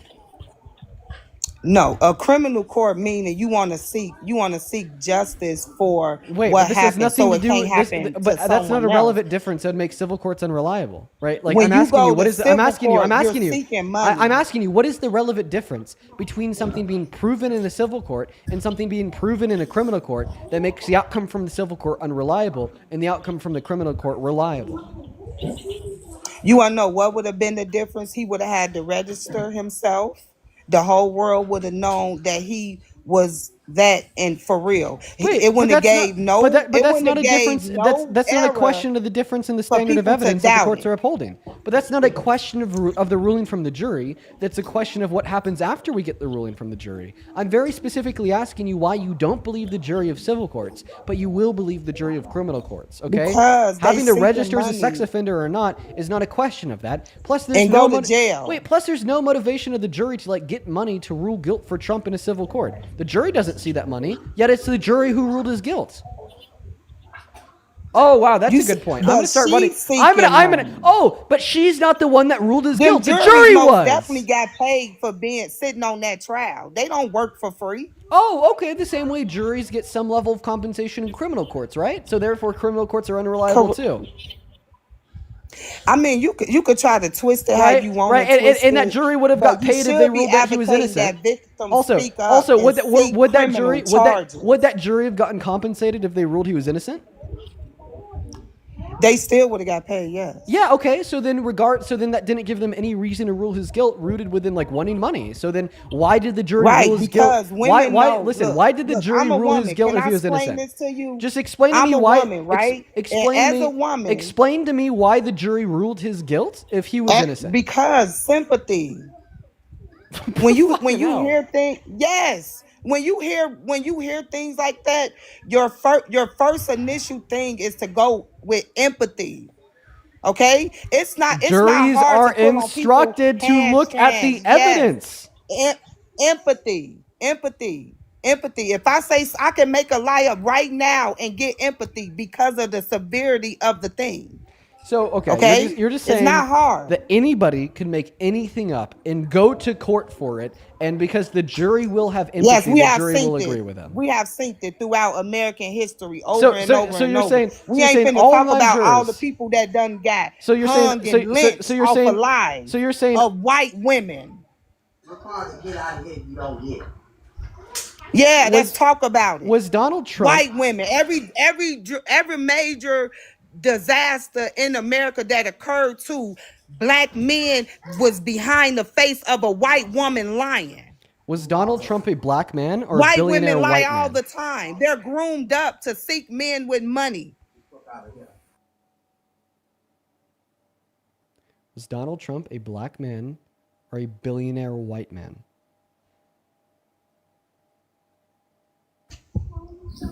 Was Donald Trump accused of not a white woman? So you were literally saying that you don't believe E. Jean Carroll was raped because she's a white woman. No, I don't. What? And I say it again. fuck? I don't believe her. Because she's a white woman? Yeah, who waited 30 years. So you don't believe that white women can get raped? I didn't say that. But that is what you're saying. That is what you're saying. Because if you're saying that you do not believe, if you're saying that you do not believe she was raped because she's a white woman, right? This would imply that you don't think that white women can get raped. Because if you think that white women can get raped, well then you wouldn't question. Then you wouldn't question. No. Because the thing is, if you believe that white women can get raped, then you would not question, right, the ruling of the jury. I'm questioning because on white the fact women that have E. Jean lied Carroll was throughout white. history about being raped, and it was a lie. Okay, so some white women have lied about being raped.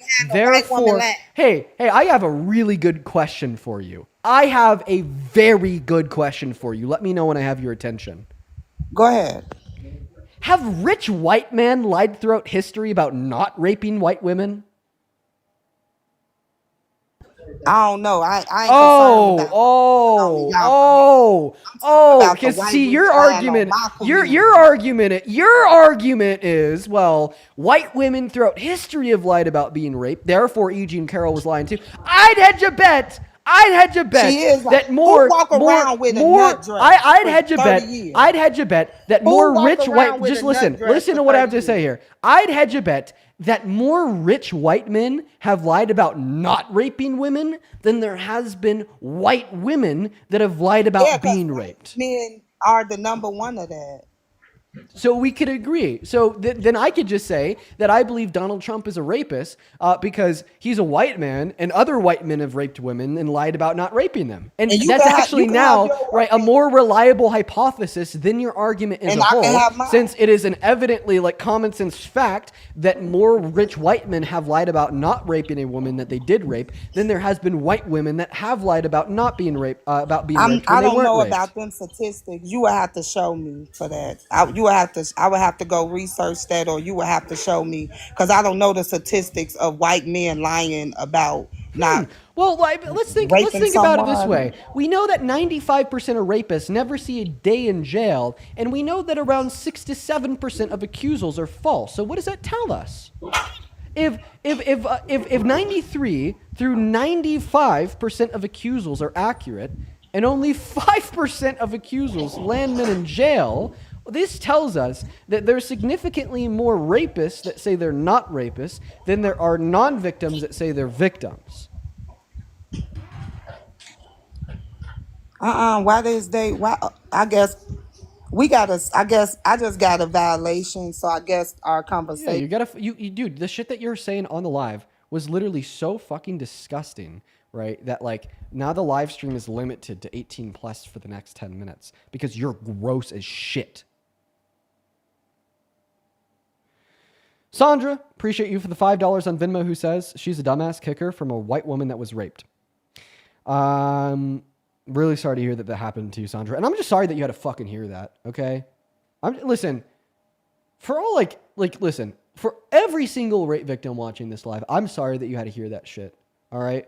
But like more specifically because of what she was saying there at the end of the conversation, for all the white women out there that have been raped, I'm sorry that you had to hear that shit. Because that was fucking insane.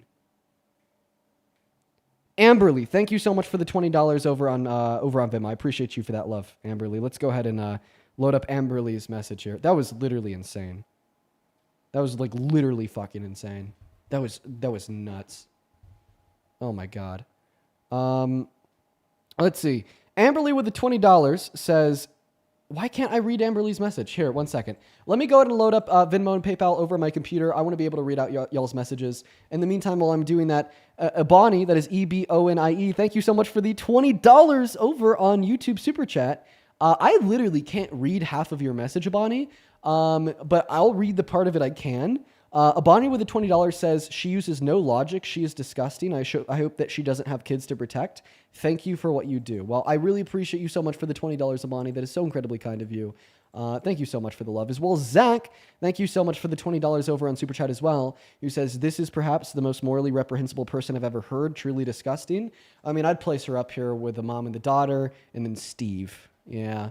I mean, it's like, why are we like having people set like a new goalpost like every day about just being like super fucking sick and so disgusting? I don't know. L Valentine, I appreciate you for the 10 Australian dollars on Super Chat, who says, as a white woman who's been victimized multiple times, first when I was 3 years old, this woman is disgusting. She was very fucking disgusting. Amberly with the $20 over on Venmo says, read as a pediatric sexual assault nurse examiner, the blatant victim blaming here is heartbreaking. If the world would actually believe survivors, more would report. Keep fighting the good fight. These people make me literally physically sick. You know what, Amberly? Man, this is hard to say, but it's true. These people make me sick too, and you guys have seen that on live. After that mom and daughter duo where I literally like shed a tear on live, like I'm just expecting it now. I just expect it now. Unfortunately, I didn't feel that sick twist in my stomach when I was having that conversation with the last guest, because I've had to make myself used to hearing it in order to like literally like not fucking cry because of like how insane like some of these people are. And that's crazy. That's crazy. It's so insane. That's so fucking insane. I appreciate you for the $20, Amberly. Caitlin, thank you so much for the $5 over on Venmo, who says, she says, quote unquote, empathy, but literally has no empathy for a woman who experienced something terrible like herself. Oh my, thank you for doing what you do. I appreciate you for the $5, as well as Sandra with another $10 on Venmo, who says, I just hope you know how smart and influential you are. We just love you over here. I appreciate you for that love, Sandra. Shout out to you. And then Vivian with the $10, who says, guess is disgrace. She is the reason why I haven't publicly said that I was grasped many times, thinking no one will believe me. Listen, most people, well, there's a lot of people, okay, who are not just batshit crazy and will believe you when you say that you were raped, assaulted, harassed, so on and so forth. Okay? Right? People like that last guest are just a very, very loud, disgraceful, disgusting minority. All right? People will believe you. I believe you. Okay? I believe you, Vivian. Thank you for the $10, and I'm really sorry to hear that that happened to you. As well as Jennifer, thank you so much for the $20 on Venmo, who says, this woman is why when I was getting ready to go for court for my own essay, my lawyer told me that women on the jury will be my harshest critics because they will create a me versus them mentality and tell themselves, quote unquote, I would never put myself in that position. Well, I mean, I appreciate you for the $20, Jennifer. Interesting. And I'm once again really sorry to hear that happened to you, man. You know, it is just so disheartening. You know, reading through these messages after the fact, after I talk to a guest like that, and just seeing like all these messages like pouring in, you know, saying this is why I didn't report it, like this is why I haven't discussed it, this is like why I feel so blamed and shamed, you know. And I'm just like, I want to say this to everybody. Like, I'm really fucking sorry that these things happen to you guys. And I'm really sorry that this is an experience that you've had to live with because of how fucked up society can be. Jen, thank you so much for the $10 over on Vim. I appreciate you for that love, Jen. Then Jamie with the $10. Thank you so much for the love, Jamie. ISIS with the $10 says, it's so selfish and tone deaf for her to minimize the trauma that comes with standing up for herself. It took me 20 years. I'd love to talk to this woman. You know what, ISIS? I would have let you up if she was still up here and that's something that you'd like to do. But she's gone now. Chloe, thank you for the $5. Linda, thank you so much for the $25 over on Venmo, who says, you give me hope for the future. Thank you. Well, Linda, I'm happy that the streams give you some hope. I think the future is bright. I think we'll end up just all right, but we definitely got to be able to fight for it. Thank you for the $25, Linda. Shannara, thank you for the $20, who says, thank you for being a voice for human rights and our best interests. No monarchs, except drag queens and kings. Shout out to you, Shannara. I appreciate you for the $20 and the funny ass message. And then Christopher, thank you for the 5. Martin, thank you for the 5 sane support. Thank you so much. We are all caught up over on Venmo. I'd also like to thank Bernard for the $20 over on Super Chat on YouTube, who says only 70 out of every 1,000 men are convicted of SA, even with overwhelming evidence of guilt. Yup. It is terrible. It is terrible that is a reality. Absolutely terrible. As well as Jamie, thank you so much for the $32 over on PayPal, who says, so nice to see an American with humanitarian values. Love from Canada. Love to Canada and love to you, Jamie. Appreciate you for the $30. Let's show some love to Jamie in that chat. You know, there are many, many, many Americans that agree with me. Many, right? But when you turn on the TV, you just see Fox, you just see Trump, you just see the crazy ones.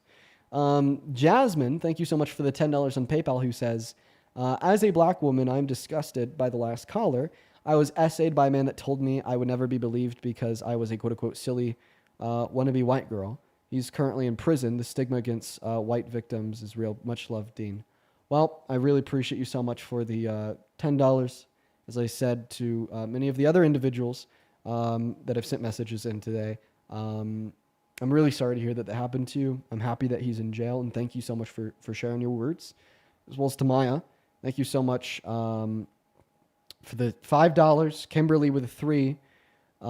Susan, thank you for the 10. Ellen, thank you so much for the 10. Then I'm going to call you M. M, thank you so much for the $20 over on PayPal, who says, keep going, have some Taco Bell on me. Dude, fucking W, man. I fucking love my Taco Bell. I appreciate you for the $20. Show some love to M. As well as Sarah, thank you for the $20 over on PayPal. Sarah, per your explicit instructions, I will not share your comment. I will keep that to myself. Thank you so much for the $20. Show some love to M and Sarah. And then Anna, appreciate you for that 5.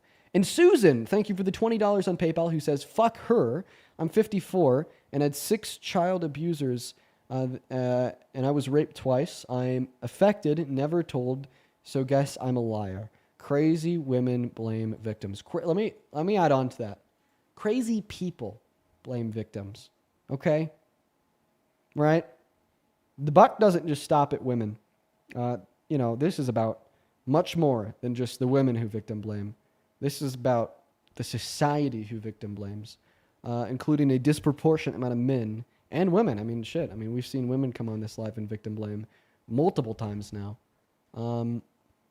Yeah. Thank you for the $20, Susan. As well as Rachel, thank you so much for the $10 over on PayPal. And Naomi, thank you so much for the 17. Thank you so much for the love, 17. Thank you so much for the love, Naomi.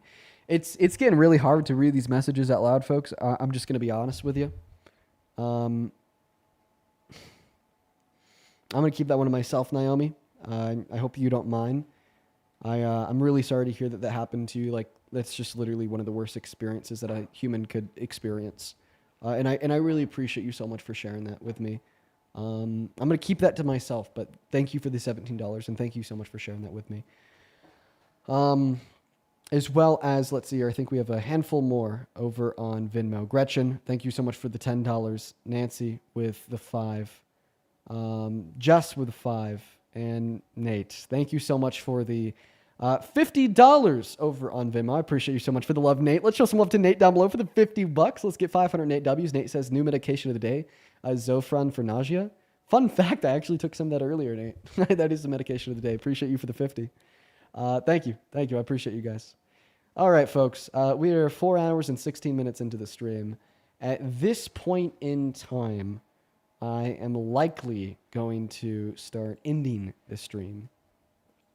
It is 8:10 p.m. out here in Colorado. And I think that we are going to hop off now. Those conversations are hard. They're really hard. And the only psychological way for me to deal with that after having so many of these conversations on live with people like that last lady, the mother and daughter duo, or Crazy Steve or Crazy Phil, is to be able to work myself to a point where I could hear that and not have a sufficiently strong emotional reaction where I can't have conversation with them and break down. Because of people like that last guest, the mom-daughter duo, Steve, Phil, so on and so forth, I've had to desensitize myself to rape.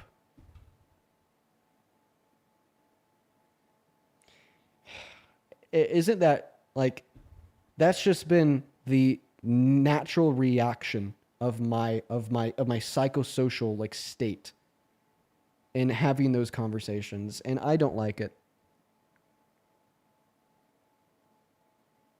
It's just, God, I need to talk to a therapist about that. Like, I'm going to stop talking to you guys about that. I'm going to go talk to a licensed therapist about that.